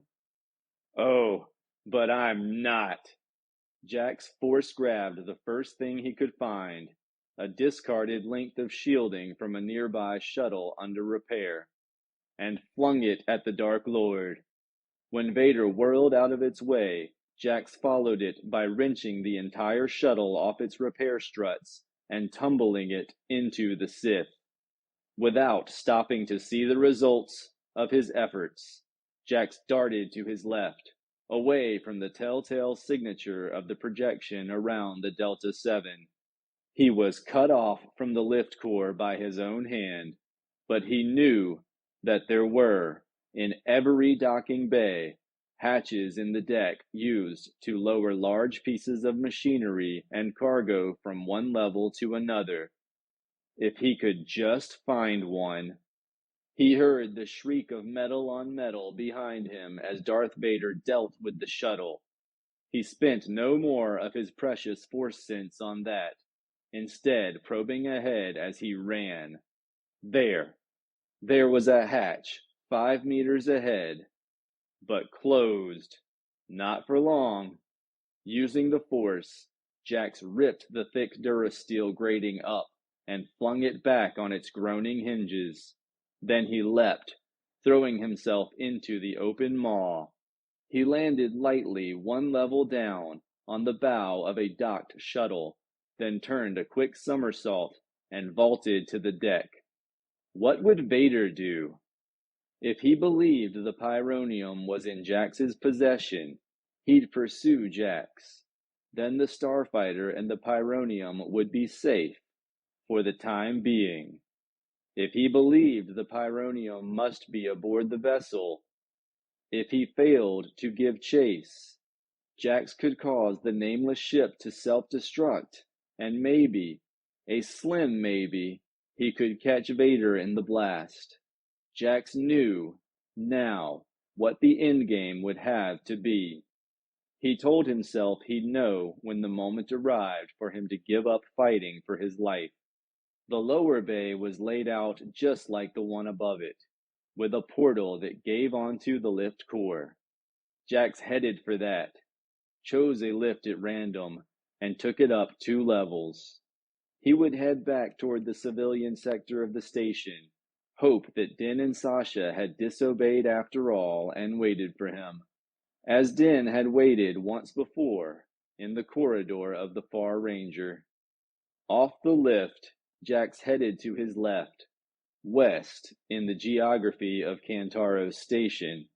He'd have to work his way back down a number of levels once he'd gotten farther from Vader, but for now, he just wanted distance. He dashed past crewmates, stormtroopers, and officers, knowing they saw him as one of their own, an anonymous grease monkey hurrying about his assigned tasks. He hesitated when a trio of Inquisitors stepped out of a lift ahead, then dodged left and found himself in a galley. It was a long, gleaming room, redolent with cooking smells and furnished with durasteel tables and equipment. The droids that staffed it were busily preparing meals for the crew. They paid him no heed. He was halfway across the galley when the far door into the canteen swept back and Darth Vader appeared, his lightsaber vibrating the air around him. The droids ignored him, too. The problem with those projections, Pavan, is that I now know their scent. You left a trail a blind bantha could follow. From the corner of his eye, Jax saw ranks of pots, pans, and metal utensils hanging above the center prep area. Beneath them were stacks of meal trays. Realizing the only escape was behind him, Jax coiled the force in his hands and swept every pot, pan, utensil, and tray at Vader in a hail of metal. Not done, Jax scooted back the way he'd come, using the force to turn the droids in the galley to his own uses. He turned them on Darth Vader, with their knives and chopping blades, pestles and cookpots. There were a good half-dozen of them, now intent on the Sith. Jax had no doubt that the Dark Lord, with his mastery of the Force, could repel the attack, but it gave him time to flee. This time he didn't use a projection, and this time he was spotted by the enemy. A handful of stormtroopers led by a corpulent lieutenant turned to give chase. That decided his course of action. He headed back toward the docking bays, hoping Vader might believe he had gone the opposite way. It was a forlorn hope.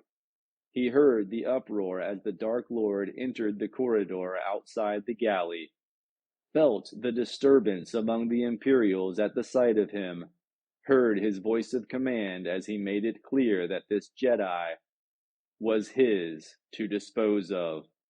Leave him to me. Leave him to me? Was it that inevitable? Fine. Endgame, then. Lightsaber activated, Jax raced back to the docking bay in which the Delta-7 sat hidden. He entered the huge chamber and turned as Darth Vader came through the portal behind him.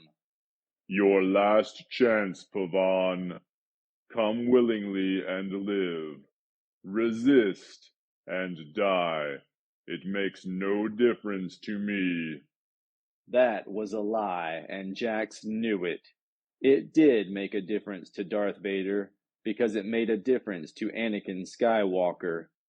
Jax understood, at last, that if he capitulated, he would vindicate Anakin in his fall to the dark side. If he resisted to the last and died, there could be no vindication. The Jedi Order, the thing that Vader lived to crush, would be gone, true enough. But Jax knew that merely killing it would not be enough for Darth Vader. No, the Last Jedi had to do more than just die. He had to be broken.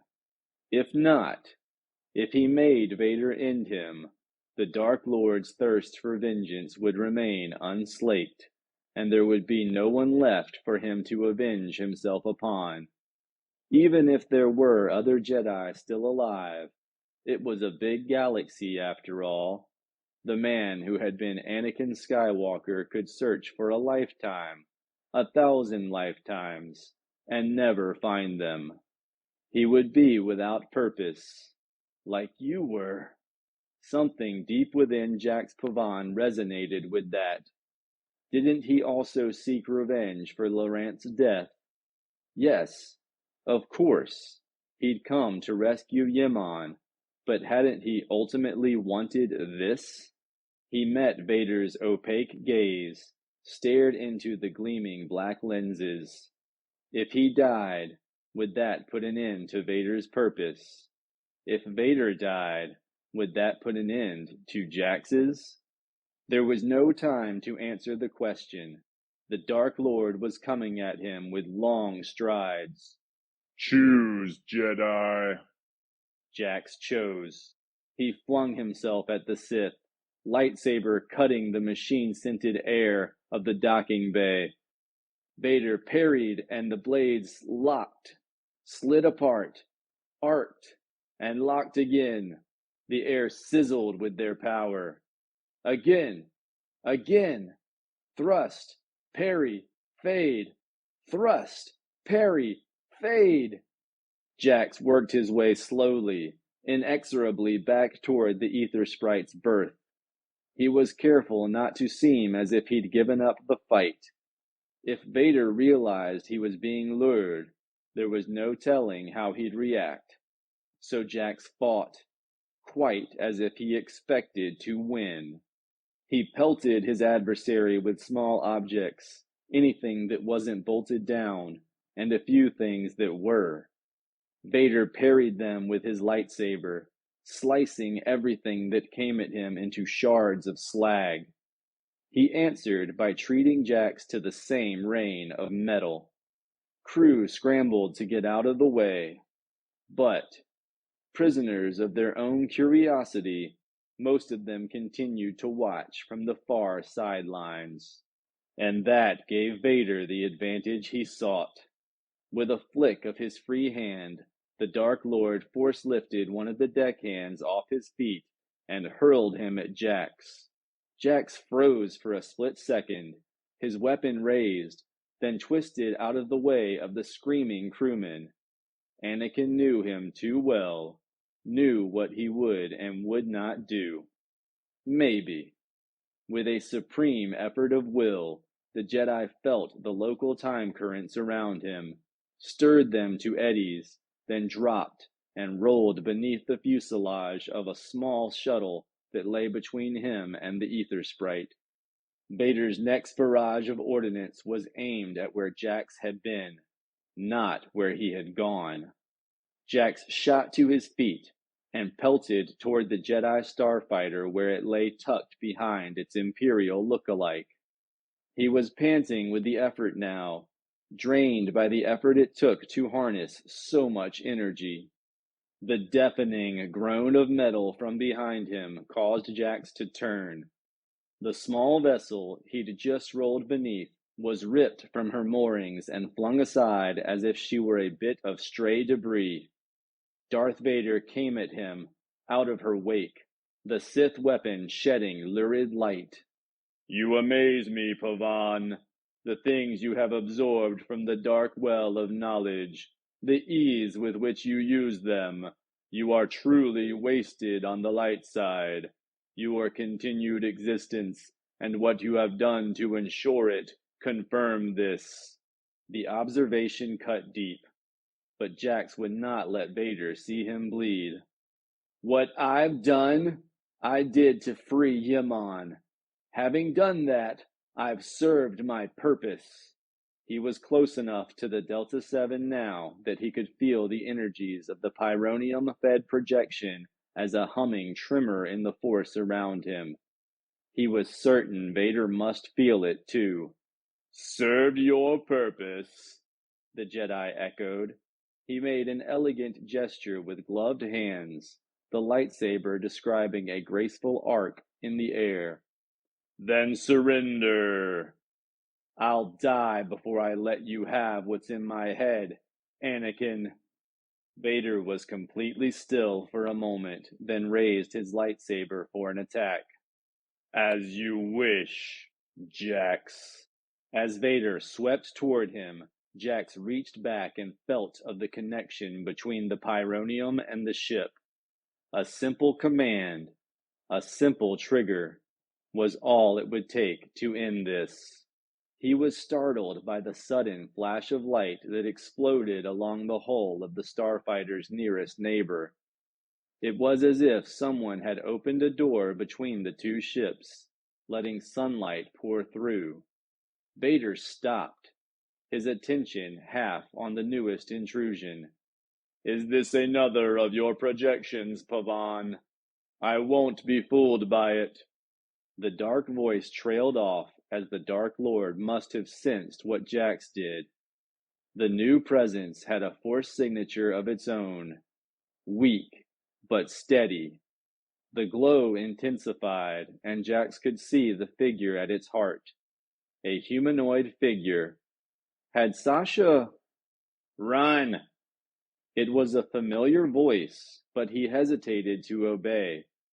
He knew what he had to do. He had to destroy the starfighter, himself, and Vader with him. Run! A volley of blaster fire streamed out of the radiance between the two ships, targeting Vader. The Dark Lord force-leapt from the station deck in an arc that took him over Jax's head. He touched down in a swirl of black robes and rolled beneath the ether sprite. The rapid blaster fire followed him, sweeping the links of the vessel and melting its port landing struts. The Jedi ship sagged toward the deck, then dropped its bow with a metallic groan. Jax ran. He ran toward the light and found, at its center, not Sasha, but a stranger. A man. No, not a man. He realized as his eyes and force sense took in the details of the face and body. It was a droid, a human replicant droid. It could only be I-5, his android arm encumbered with the Nemesis battle rifle. Jax stopped beside the droid. "Keep moving," I-5 said, his humanoid face showing grim determination.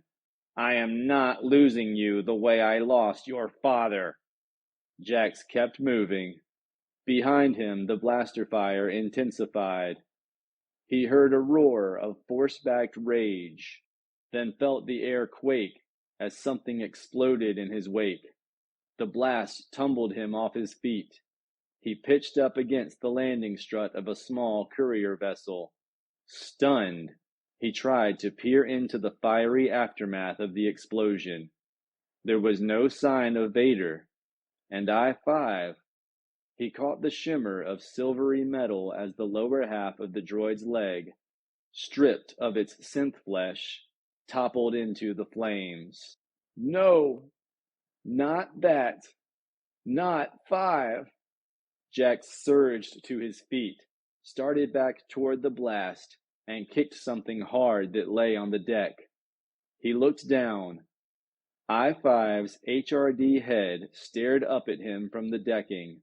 One ear had been blown away, but the Durasteel skull was intact. As Jax reached for the head, its eyes blinked, and it gave a human grimace. "This," the droid said, his voice muffled and small, "is getting old." Jax smothered his quaking elation and gathered up the head. He became fully and suddenly aware of the chaos around him. The fire was spreading, klaxons were going off, lights flashed, and over it all a voice repeated a dire warning. "Evacuate docking bay! Evacuate all personnel and vessels from the docking bay! Explosion imminent! Evacuate docking bay! Evacuate!" Jax needed no further encouragement. With I-5's head tucked under one arm, he hauled himself into the courier, a tiny two-seater, and set I-5's head on the second seat. "The Loranth?" Jax asked as he fired up the engines. "On her way into the asteroid field, if they obeyed my last instruction set." "Let's hope they did." Jax navigated the little ship away from the burning wreckage and maneuvered easily among the shuttles, fleeing the burning docking bay. As they zoomed clear of the station, he spared a backward thought to the crippled Jedi starfighter. A moment later, the docking bay was racked by a second explosion as the ether sprite sacrificed itself. The ruined ship was shot out into the void of space by a blast and vanished as if it had been sucked up by a vacuum. In a sense, it had. The pyronium had devoured the energy of the blast, and now was just one more tiny, glittering bit of flotsam jettisoned from the Imperial shuttle bays. A very powerful bit of flotsam. Jax doubted even Darth Vader would be able to track it down, if he thought to look for it. Right now, the Dark Lord would have other things on his mind, and Jax knew without question that that mind had survived. He could feel the waves of cold rage even now. Jax located the Loranth amid the flotilla of commercial vessels that had evacuated the station in the wake of the accident on the Imperial side. He made a soft dock with the little freighter and transferred aboard before setting the courier adrift in the lee of a slowly moving asteroid. It felt strange to be back aboard the Loranth. He was caught up in a daft combination of joy and trepidation. After all that had happened, after all he'd done, would the others be welcoming or wary? He stepped through the hatch onto the cramped bridge, I-5's head still cradled in his arms. Sasha, Din, and Yaman all turned to look at him for a long, heavily silent moment. "Oh, for pity's sake," Din said, his gaze lighting on what Jax was carrying. "Are you planning to make a habit of this?" The droid snorted through its slightly flattened nose. "I'm pleased to see you, too." "Yeah, right." Din pulled himself out of the co-pilot seat and came back to the hatch, holding his hands out. "Give him to me. I'll put him in one of the, other chassis." Jax handed over the head. Din slid past him, grumbling, then paused to look up into his face. "Welcome back, Jax. If you are back." Jax nodded. "Yeah, I'm back. For good this time." He turned to Sasha, who was still watching him warily from the helm. "Set a course for Dathomir. I've got an appointment to keep." Epilogue. The stop on Dathomir was relatively brief, just long enough for Ogwyn Jo to keep her promise to relieve Jax of Darth Ramage's dark knowledge. It was risky, trusting a Dathomiri witch to restore some balance to his mind, but that act of trust was, itself, a step back into the light. Now, back aboard the Loranth, prepping for liftoff, Jax probed his mind for memories of what he'd done on Kantaros Station. The events were there, clear and crystalline. How he had influenced them was a blank, a fuzzy hollow.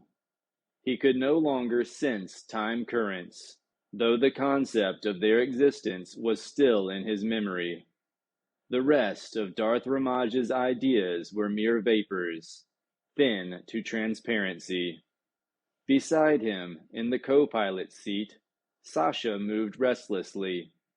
You all clear? Your head, I mean. You got all the dark stuff out of it? Yeah. Well, at least the dark stuff Darth Ramage contributed. Where to now, Jax? Din asked from the jump seat behind him. We'll take Yimon back to Toprawa. Get in touch with Paul Howes and Shiel Moffeen on Coruscant. Do what needs doing. He turned his gaze to Sasha Swiftbird. You don't need me for liftoff, do you? He asked. Not for liftoff, no. She shot him a cockeyed smile, the scar across her left eye wrinkling. You got a hot date? In a manner of speaking. I haven't meditated in a long time. She nodded. The tree's right where you left it. Five and I've been taking good care of it for you. Thanks. He returned her smile. She said, oddly diffident. About that red lightsaber. Why don't you keep it? Jax climbed out of the pilot's chair, brushed the top of I-5's helm with his fingertips, laid a gentle hand on Din's shoulder, and went aft. He hadn't returned to his quarters since coming aboard. He'd let Sasha continue using them, and had bunked with Din and Yaman. The Whiplash leader had also been in need of the Dathomiri witch's ministrations, even once clear of the Imperial's drugs. When Jax asked how he had withstood the Sith interrogations and seemingly lulled Tesla into a false sense of security, he smiled benignly and said, I had an unfair advantage, 2 brains instead of 1, and he wore his desires and his fears too close to the surface.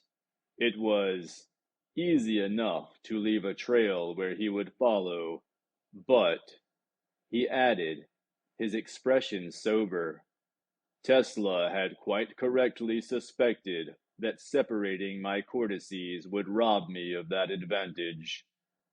Had he not invaded my mind one last time. Yimon's recovery was aided by many hours spent in a meditative state. Jax, however, hadn't wanted to meditate until the dark stain of Darth Ramage's knowledge was sponged from his mind. Now, finally, he was ready. The tree was right where he'd left it, but it looked significantly healthier.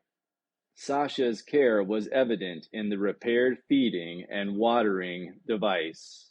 She'd even returned the Sith lightsaber to its compartment. Jax moved to the tree, put his face to its soft silver-green foliage, and inhaled deeply of the piney scent.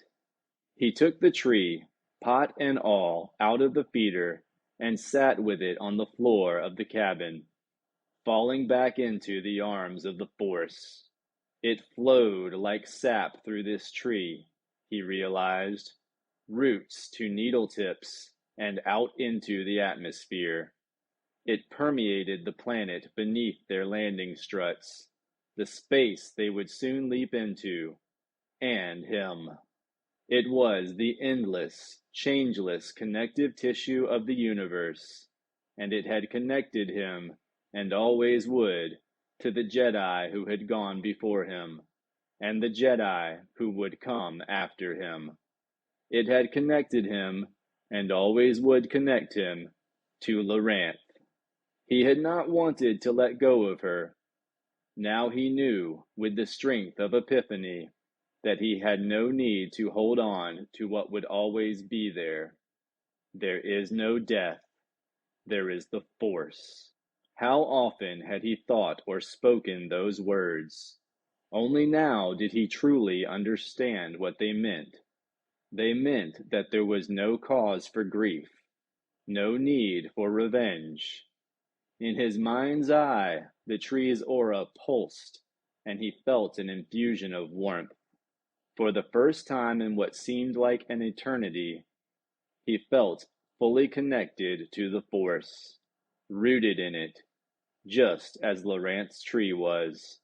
He'd cut himself off, he realized, uprooted his own tree. He'd been exhausted after the battle with Darth Vader, but the Force was inexhaustible. He had forgotten that, had forgotten himself. In the midst of his meditations, he sensed another presence in the room.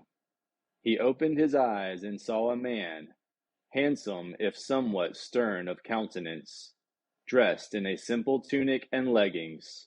After a moment, Jax recognized him, not by his appearance, but by the unmistakable aura of the Force that he exuded. Jax stared at him. This droid was his closest friend, who had kept the faith that he would return when nearly all others had given up. "I'm sorry," Jax told him. "I know I went off into the woods for a while. Like father, like son, I guess." "No. Fortunately, you had tools your father didn't. I had you." The droid was silent for a moment, then said, "You had the Force, and the contents of that Sith holocron, and the ability to use them for good. That projection you used to distract Vader right at the end was very effective." Jax stared at the droid. "What do you mean? What projection? The ether sprite?" "No. I meant the spectral image you used to cover my approach. That burst of light. Vader didn't see me until it was too late." I didn't do that," Jax said. "At least, not consciously. I thought that was you. I felt a Force signature behind it. So did Vader." The droid shook his head. "It wasn't me." "Then what?" Jax stopped, gazing down at the tree sitting before him on the deck. "There is no death. There is the Force," he murmured. I-5 cocked his head, a quizzical gesture that was simultaneously eerily familiar and completely new. "Meaning?" "Meaning, I guess that we go on, in whatever form." He paused to look at the humanoid droid. "In whatever capacity. We work in whatever way we can.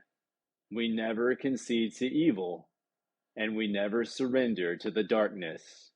As he said it, Jax could feel the truth in his statement. It was true that the old order of Jedi had been swept away, but that didn't mean it was gone forever. It just meant that a new Jedi Order would arise, sooner or later, from the ashes. Whether he would be around to help usher it in or not, only the Force knew. He looked down at the Misai tree, then back at I-5. "What?" the droid asked. "I remember," Jax said, "when I first sensed the Force in you. It was back in our old digs on Coruscant. When Toot and Sal had talked you into trying to assassinate Palpatine. Yes, just before Vader blew me to smithereens for the first time. It's accepted dogma by everyone who knows about the Force, Jax said quietly, almost as if speaking to himself, that the Force is manifested through living things by midichlorians. The higher the cell count of midichlorians, the stronger the connection to the Force. And yet, I-5 said, right, your neuroprocessor has no organic components, or at least it shouldn't have them. Neither did your original I-5YQ chassis, or those interim bodies you used. This HRD body comes the closest, but it's still just synth flesh and nanomolecular electronics. You have no midichlorians, I-5. This is true, but the Force lives within you. How do you account for this? It would appear, said I-5, that the Force works in mysterious ways, or at least that my neuroprocessor does. They both sat quietly for a time. Then Jax picked up Laurent's tree and rose in one graceful movement. He put the tree back into its feeder and headed toward the hatch. The droid turned to follow him. Where are you going? To send a message to someone in the Singing Mountain clan. Someone with a lot of potential and an open mind. After all, someone's got to rebuild the Jedi Order. If I am the last Jedi, that responsibility falls to me. I-5 chuckled. It would seem that humans are teachable, after a fashion. What about you, 5? How does being human suit you? It has its advantages, the droid admitted, following Jax. I rather like being able to scowl menacingly. Jax laughed and wondered if he might be able to teach a droid the ways of the Force.